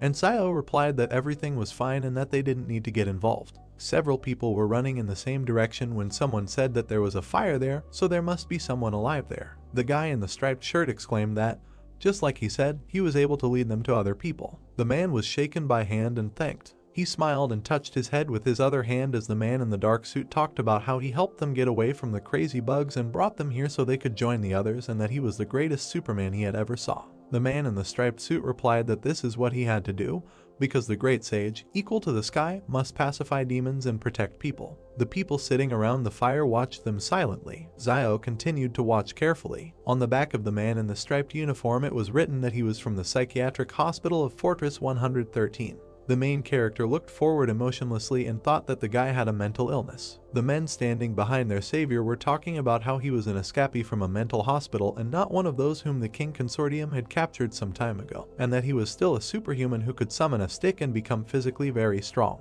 People surrounded the guy in the striped uniform and kept talking about how he claimed to be the reincarnation of a great sage equal to the sky and that they didn't know if it was true or not. The smiling patient was observed by Yuen and Zio, who thought that if he were not a Superman, then people would really just consider him a patient who escaped from a mental hospital and that he saved everyone, but they are still only half believe what he says. The blonde guy turned around and opened his eyes wide. They reflected the main character and his brother. The guy in the striped suit started pushing people around and telling them to make way for him.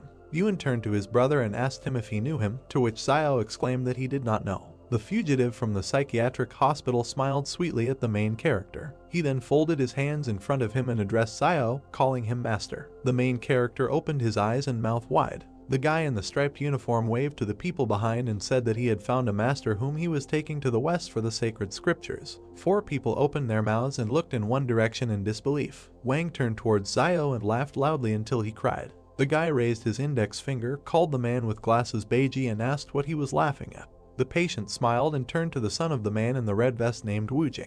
The man in striped clothing hugged them and exclaimed that they were all gathered here to go west for the holy scriptures. Zio, Yuen and Xiaoyu looked ahead blankly and asked the man again. An inscription appeared that sometimes life takes an unexpected turn. A hand touched the shoulder of a patient in a psychiatric hospital. Wudi turned to Zio and asked what he could do for him, and the protagonist replied that he should clarify that he was not his master and was not going to go to the west for the scriptures. The man crossed his arms over his chest and asked the guy which direction he was going now, and Zio replied that they were heading towards Fortress 109, which is located in the southwest. The man clenched his fist in front of him and said that the southwest was just in the west, and that perhaps he did not realize it yet, but he was already on the way to receiving the scriptures in the west. Zio held out an open palm in front of him and repeated that he was indeed not his master, and that Wang was not Beiji, just like his son Dallin was not Wujing.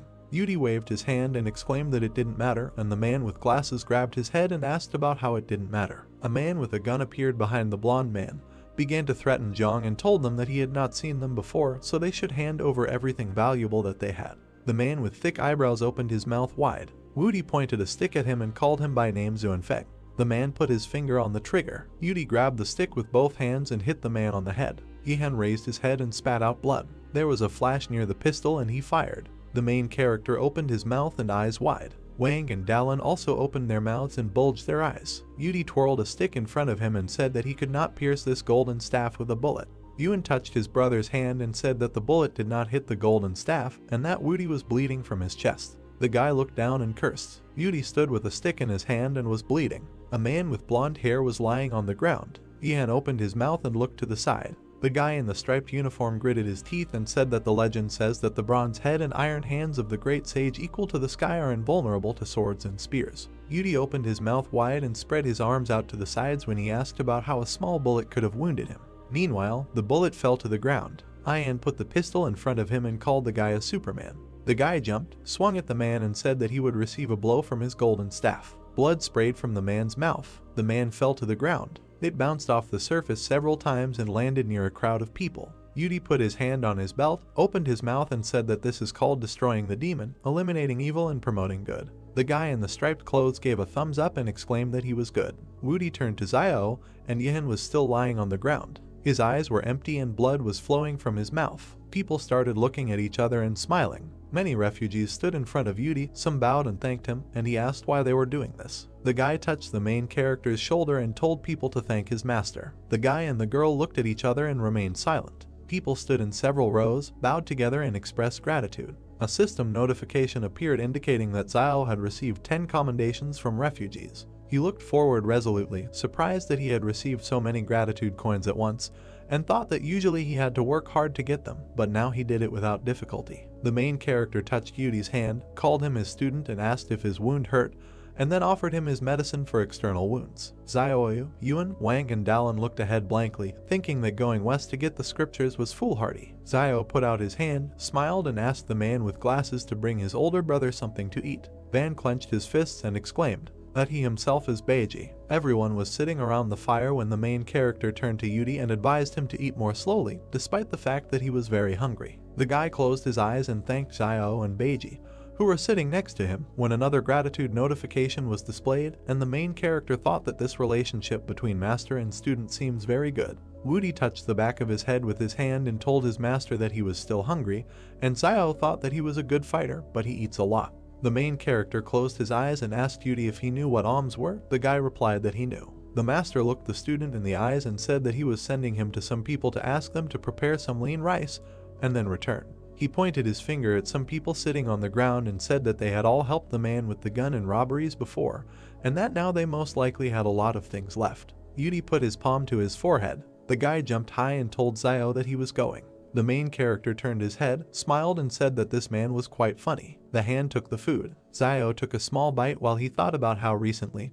more and more, it seems that everyone's unusual abilities are more or less related to spiritual power. He remembered the lieutenant and thought that there was a direct relationship between the Shadow's combat power and his spiritual power. Xiao looked at Woody and decided that he expressed this even more obviously, since he imagined himself to be a great sage equal to heaven. His golden staff had actually appeared, and he himself was gradually approaching an inhuman state in his physical qualities. Sitting by the fire, the main character looked sternly ahead and thought about his spiritual strength, but realized that there was no clear answer yet. Feet walked on the ground. Jiang touched her hair with her hand and asked Xiao if she could take some fire. Jiang timidly asked to exchange some fire for their dry firewood. The guy looked up and agreed. The girl leaned towards the fire and thanked him. The hero received thanks from her and the tramps. They leave, saying that they now have fire. The guy thought sadly that for people who have no experience of surviving in the wild, it is very difficult to survive in such conditions. Woody with bags of food hands Xiao a bar. He replied that he is not hungry, he got it himself,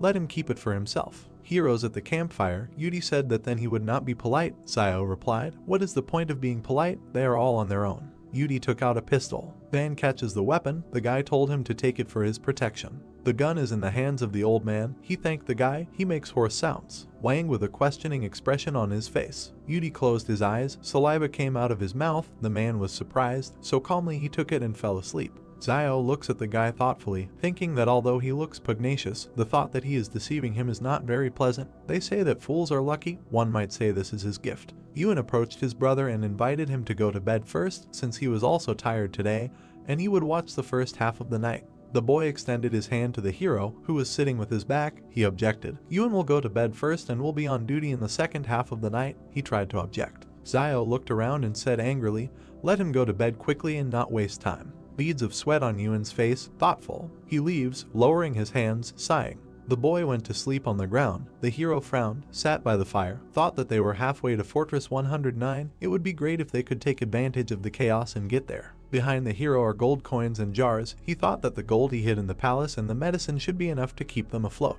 In the background are the shadows of people in front of the fortress. The guy thought that if they couldn't get inside, it would be worth settling in a trading town outside of Fortress 109.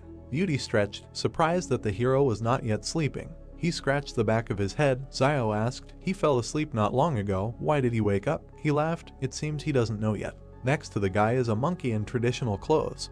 He explained that since he learned that he is the reincarnation of a great sage equal to heaven, he sleeps 3 to 4 hours a day, and this is enough for him, as if he slept as usual all night. Xiao was confused whether this was even possible. They were sitting by the fire. The hero bowed his head, asked how old he was. The guy clarified how many thousands of years old, and said that no one knows how many reincarnations he experienced in past lives. With a dissatisfied grimace, Zio clarified that he was talking about this life, thinking how difficult it is not to send him away in conversation. Yudi raised his hands, yawned, replied that he was 22 years old. The hero thought that he was 5 years younger than him and somehow became his master. These are those same legendary young men.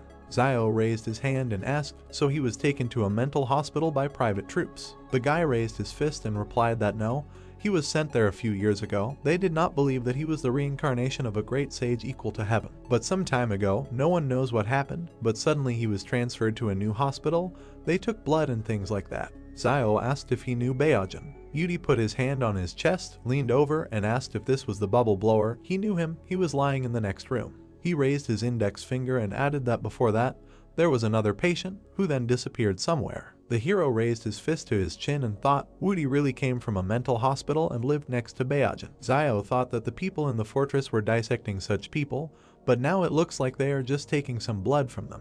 He froze in surprise. According to Yudi, there were originally 3 superhumans imprisoned together, but one disappeared. He was worried about where the third had gone. Zio glanced gloomily at the guy and asked if he had any plans for the future. He rose from his seat, clenched his fist, proudly said that he would accompany the master to the west. The hero asked what if he did not want to go to the west. The guy shuddered, his face changed, stuttering. He asked if he didn't want to. He got down on all fours, dropped the stick, said in frustration that all these years he had been thinking about this day and night. This is what kept him from sleeping peacefully at night. He wanted to find his master and go to the west together to get the sacred scriptures, to pacify demons and eliminate violence along the way. But now his master said he did not want to go west. He crawled to the hero, grabbed the half of his robe and said that he had to go. Zio pursed his lips, looked down, thought, just look at this face, it looks like I'll have to go there. It won't hurt to learn about the West. Teacher Zhang also mentioned this. Yudi looked at the guy. He took him by the hand and asked if he knew where this Western paradise was.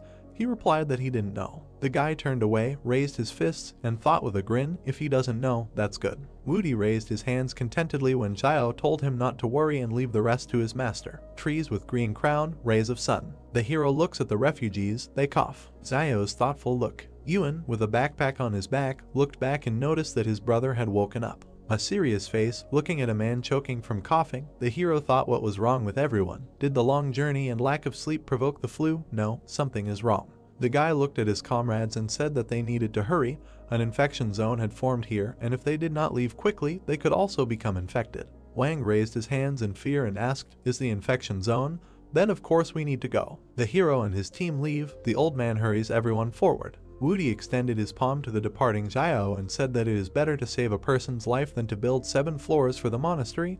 They cannot leave them. The guy looked around and replied that Western Paradise was right ahead. Yudi stands with his hands down. The group leaves. He added that he is going there for the scriptures, but he can stay here if he wants. Yudi raised his head and clenched his fist. Raising an eyebrow, he thought with regret that accompanying the master to the west for the scriptures was the most important thing at the moment. He looked at the refugees. He closed his eyes and exhaled. He ran after the others and shouted for them to wait for him. He caught up with the hero, said with a smile that he had thought about everything. Now the most important thing is to accompany him to the west. Zio said that he was doing well and was glad that he had finally decided. The girl with the bob approached Jiang and asked why don't they stay and help everyone. Zio turned his head. Jiang looked at those leaving. She seriously said that no, first they need to save at least themselves. Perhaps now the teacher is not teaching them quite correctly, but they must follow her. She follows the group and told the guys not to lag behind and to be sure to collect wild greens if they see them along the way. The girl with the bob brought her index fingers together and said, it's so terrible. The teacher replied that even if it's difficult to eat, they should eat it.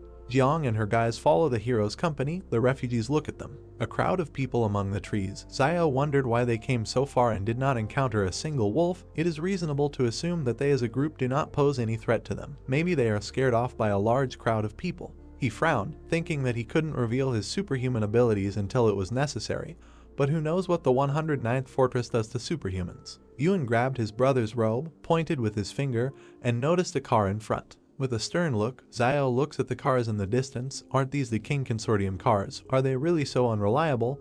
It looks like these cars broke down not long ago, and they might meet King people if they go forward. Sunset, sun over the trees. Someone shouted that they saw the King Consortium. They should ask them for help. The guy with the backpack runs forward. He said with a smile, finally they are reunited with the army. They are saved. Zio clenched his fists. Yuan looked at him questioningly. The guy told them to wait and not go there. At the Karslan and his soldiers, Zayo wondered why this fat man was moving so slowly. The soldiers were sitting on the ground, talking, but he was surprised that he did not leave the wounded soldier to go on his own. The doe, with a cigar in his teeth, raised an eyebrow. The man stood up. The hero thought that this fat man was funny and put the seat cover on himself when he got out of the car. Refugees stand in front of the army with clenched fists. The doe shuddered and shouted that they should quickly take away all the weapons, if they had them, so that these refugees would not make a noise in their camp. The soldiers load their weapons. The doe turns away. The guys stopped, scared, walked next to the hero, looking forward. Two soldiers approached the hero. The military men were near the fire. The refugees were sitting to the side. Yuan is sitting on the ground. Zayo approached his brother and said that it was already late. He needed to find a place to stay somewhere nearby. Wang approached the hero and whispered whether it was dangerous for them to be so close to the people from the King Consortium because they killed several pursuers when they fled. The guy looked back. He looks towards the camp and replied that everything should be in order. They can stay here with peace of mind. If something bad happens, they will simply run away into the wasteland again. The heroes are sitting by the fire. Zayo said that in the current state of affairs it is better for them to follow the main group for now. He is a little afraid that the wolves are just waiting for someone to fight off the group. Soon Wang looks at him. He agreed with the guy. Yudi is sitting on the ground. Zayo stood up, turned his back, said, okay, he will go with the great sage to collect brushwood and let the guys rest. Wudi walks behind the hero with his hands behind his head. Zayo thought about not having the intention of harming others, and at the same time, remember to protect himself from the evil intentions of others. He still has to keep an eye on Wudi. Maybe he joined them with ulterior motives. They were collecting firewood. He thought that there was nothing wrong with being careful. There were still a few days ahead, and if during this time he did not find any ulterior motives, then he could accept it openly. Yudi approached the hero and asked if he hadn't said this morning that the Western Paradise was just ahead, but why didn't they come there after a whole day's journey? Zayo raised his shoulders and, spreading his arms, said, the Western Paradise is moving. The guy asked, he thinks he is stupid. Zayo said in confusion, such an answer really can't fool even a fool. He placed his hand on his shoulder and asked him if he had any desire other than to accompany him west for the scriptures. The guy scratched his head, smiling nervously, replied that indeed there was another desire. The hero asked what. Drops of sweat on Zayo's face. Surprised, the guy replied that he was looking for a girl named Zixia. Wudi sternly said that after his reincarnation, there are two things he must do. The first is to accompany the master to the west for the scriptures, and the second is to find Zixia. He raised his fist. There was a glow all around. Zayo doesn't understand. This is also something from the plot of Journey to the West.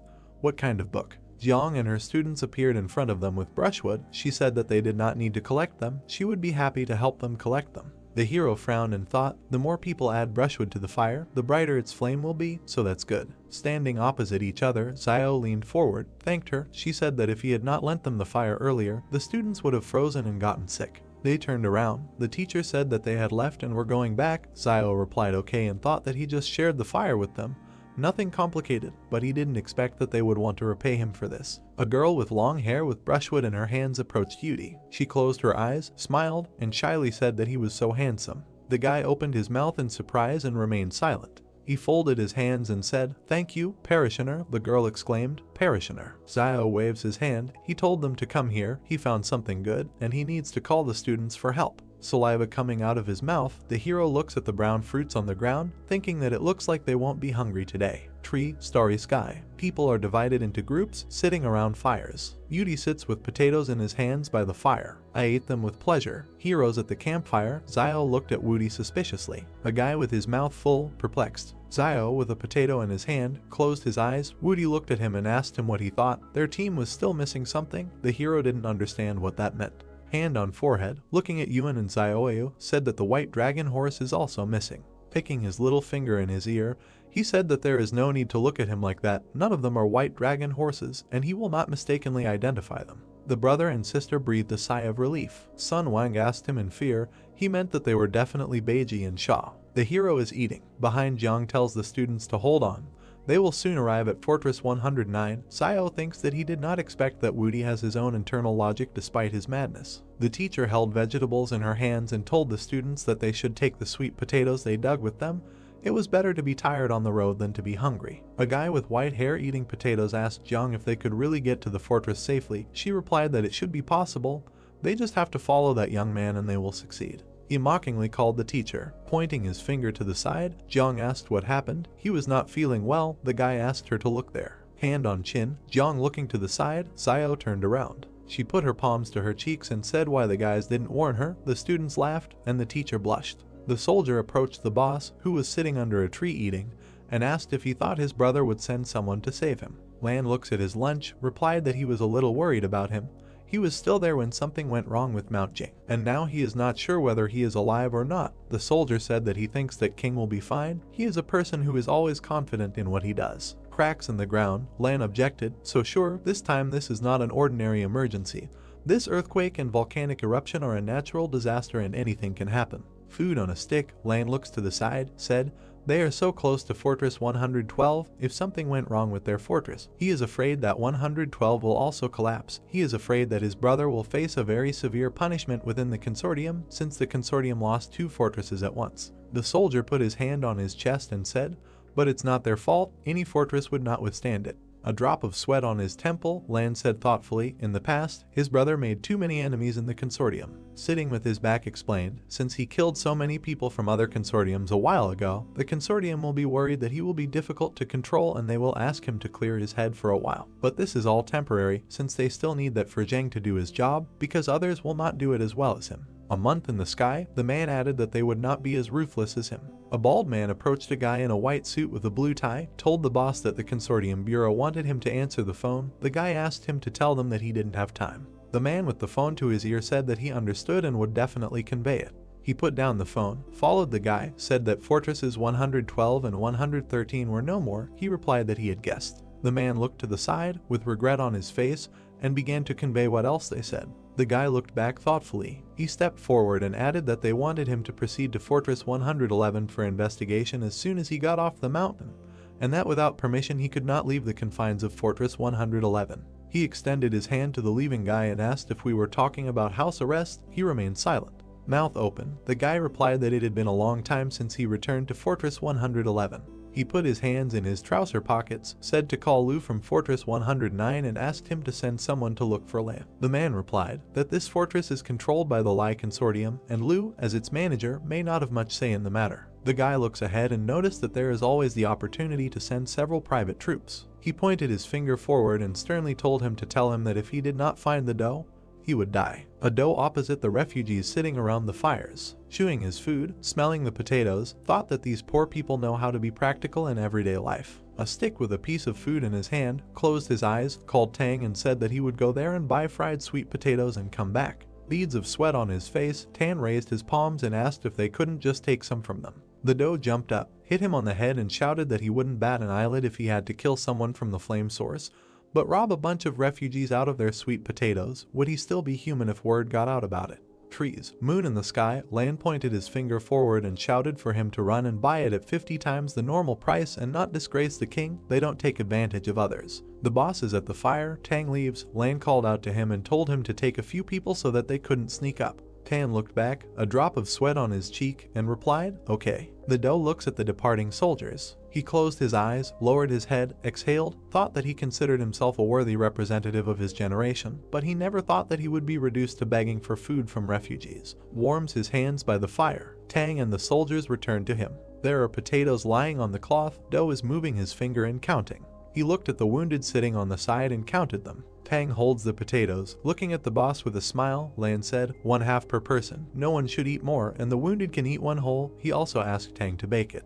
The fruits lie in the fire. Tan takes the potatoes out of the fire with a stick. He brought hot potatoes to the boss, telling him to take them and eat them. The doe divided the fruit in half. He handed 1/2 to the soldier, said, here, half for one. Tan said that he didn't have to do this, asked how he could take only half. Lan said to close this topic already and take it. He's hot. The soldiers gathered around the boss. He said that now he does not have time to tell them about all this, but when they get to Fortress 109, he will invite them all to enjoy life. He pounded his chest with his fist and said with a smile, all of them who escaped this disaster will be blessed after it. The soldiers raised their fists up, smiling. Tang said, that's right, even in a great disaster, blessings can be found. Birds flew up from the trees and a cry was heard. The man hit the woman on the cheek and she fell. He said irritably, what's the point of pretending to be innocent after she ate the sweet potato he dug up? Her man had long since died in the fort. If he hadn't pulled her out, would she be alive now? The girl was crying, covered her face with her hand, and said that she would give him money for the sweet potatoes when they got to 109 strength. He grabbed her face with his hand and said angrily, "What can she give him? They will all have nothing when they reach Fortress 109. He pulled her by the hair, shouting to the men standing nearby to come with him. The refugees silently look away. Zio was frightened. Behind him, with his hands on his hips, stood Yudi. He shouted, "Stop." He ran forward and shouted menacingly, "So it is he, the king of leopards, who is muddying the waters here." He grabbed the smoldering stick. The man looked around in fear. Yudi swung his stick and the man ran away. I hit him and he fell. The girl ran up to the beaten man, shouted what he had done. "Let them get out of here." Hand to temple, the guy is perplexed, pursing his lips. Having lowered his hands and head, he returns to the heroes sitting by the fire. He sat down on a log and lowered his head into his hands. Zio looked at him gloomily and thought, "This man is really funny." He put his hand on his shoulder, the guy raised his head. Zio thought that he was just making up a magical name for anyone he wanted to beat. He was a great sage equal to heaven. So he had to fight demons. He asked what if in the future he faced hundreds of enemies one after another, and he doesn't have enough names of demons. Heroes in traditional clothes, Woody with a rod crouched in front of Zio, replied that everything is fine, the names of the demons can be repeated. The hero kicked him, asked if he was faking or stupid, what happened to the promise not to make mistakes in personalities. Plant in hand, resting his head on his hand, asked Zio why he thought that woman told him to get away when he defeated the Leopard King. Yudi rests his head on his hand, a tired look. The hero looks at him, he thought, because human nature is so complex that some people are better off not being saved. He didn't want to talk to him about it. He seems to be fine without it.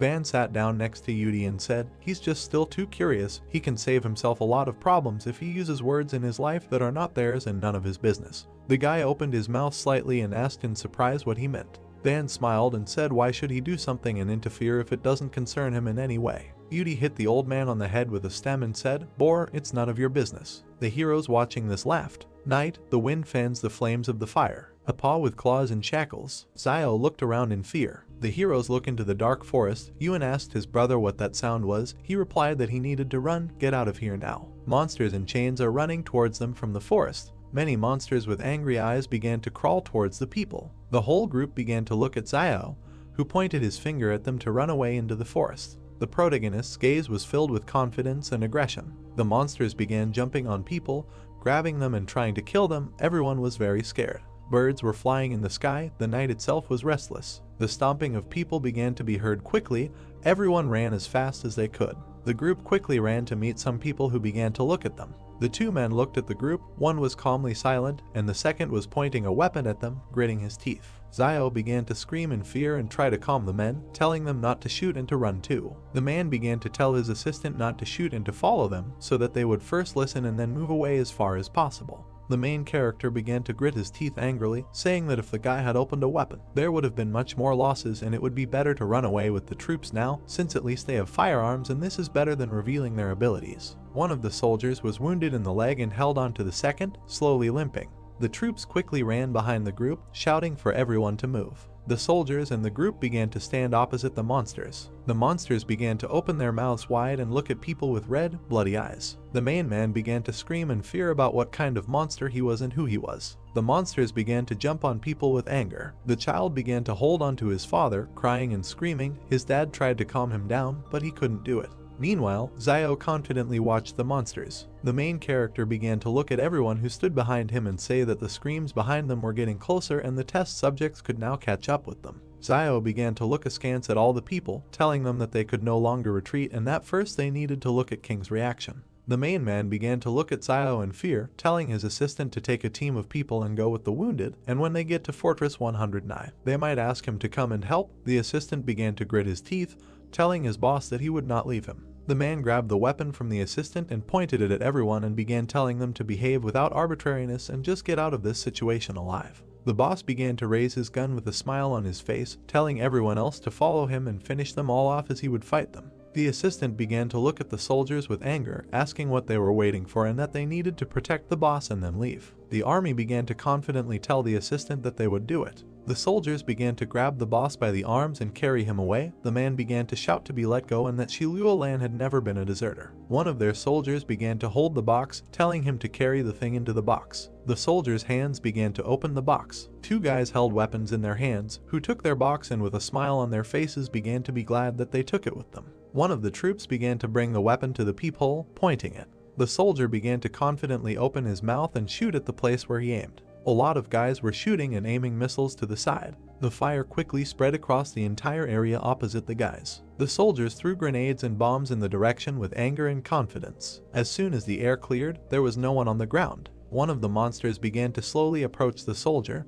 who was throwing grenades in the other direction. The guy wounded in the eye began to look in the direction where the sounds were mocking. The wild monster aimed its bloody teeth at the soldier's neck, killing him completely. The guy clenched his teeth and began to look at the monster out of the corner of his eye. The man's hand began to quickly open the grenade. There was a huge explosion on the spot as everyone else looked on. Xiao looked to the side through the smoke, gritting his teeth. One guy's foot began to move towards the monsters. The guy with white hair and a golden wand began to open his mouth wide and tell the brave demons to see where they could run now. The main character began to confidently look forward, telling his assistant Yudi to go in the other direction. Xiao began to look at the monsters, holding his sword tightly. Yudi with a smile on his face began to look at the main character, telling him that in this life he is more deadly and much better than in his previous life when they were indecisive. Xiao began to cut the monsters in half with quick movements. The guy began to look at the people looking at him and shouted at them to run away. Old man Wang, Yuan and Xiaoyu began to look at the main character in fear without doing anything. Xiao began to glare at the people, shouting at them to run away. Yuan began to hold the girl by the hand, taking her away from Xiao. Wang rushed after them, looked at the guy with fear. The brother began to look askance at the main character, saying that now they would only interfere with them. Xiao stood looking at the monsters and called out to Wudi, who was next to him. The main character and his assistant immediately rushed towards the monsters, quickly running towards them. Xiao killed the monsters with deft movements, leaving behind a cloud of dust. The guy began to look to the side, watching something. With his golden wand, Yudi began to hit the very heart of the monsters who were trying to jump on the guy. The guy jumped high into the sky, pointing his weapon at the monsters who were looking at him. Yudi began to quickly swing his stick, killing several monsters at once. The guy stood confidently on the bodies of the monsters, putting his weapon behind his neck. Xiao stood there in shock and looked at Wudi, saying that it was unexpected that this guy's strength was much higher than Xiao himself thought. The guy began to point his finger at himself and, with a smile on his face, tell the monsters that from now on they would call him, but Yudi did not have time to say. Xiao kicked the guy, telling him not to waste time. The main character and his assistant began to run towards the people. Yuan began to look at Xiao, asking if he was okay. The main character answered his brother that he was fine. Xiao began to fearfully look into the depths of the forest, where they were shouting and calling for help. The main character and the others ran towards the sound and saw an overturned car. The boss began screaming from the window, closing his eyes and asking to be pulled out. Yudi hit the car with quick movements, opening the door. The guy stood near the car and told the boss that now 2 of his soldiers were gone. The man stood on his knees, saying nothing. Xiao began to take the boss by the hand, telling him to move and follow him. Law began gritting his teeth and closing his eyes to tell the main character that he could not leave, even though they saved him. The depths of the forest were black and scary. Xiao began to run away from the soldiers who were fighting and, grabbing the man with him, began to tell him that they had to run away as a pack of wolves were coming towards them. The army covered their ears and shot at the monsters, tried to kill them, but could not, as they survived. The monsters opened their mouths wide and looked at the soldiers. People began to watch as a flock of monsters headed deep into the forest. The soldiers opened their mouths in fear, not knowing what to do. Xiao looked askance at the monsters, wondering if these test subjects were afraid of them. The main character began to hold Wudi's shoulder and tell him to call Wang Fugui and the others. The guy hesitantly scratched his head, asking Xiao who Wang Fugui was. The main character smiled at the guy and said that this was Ba Jai, who should be told to wait for them there and not come back, because if something strange happens, they should continue to run for their lives. Xiao didn't understand why Yudi doesn't understand anything unless you mention names from history. Law began to look at his soldiers, who were wounded and lying in a pool of blood. The boss and Xiao quickly began to head towards the wounded. One of the soldiers held his stomach and showed his hand to Law, saying that he should not be here since the monsters might return soon. The main character watched as the boss squatted down next to the guy and asked if he had anything to tell him. The guy began to look at Law with a smile on his face, telling him that he said that he would give them a tour of this beautiful world. As soon as they get to the 109th fortress, the guy began to say that he is afraid. Now they will not be able to go with boss and Law needs to have a blast himself.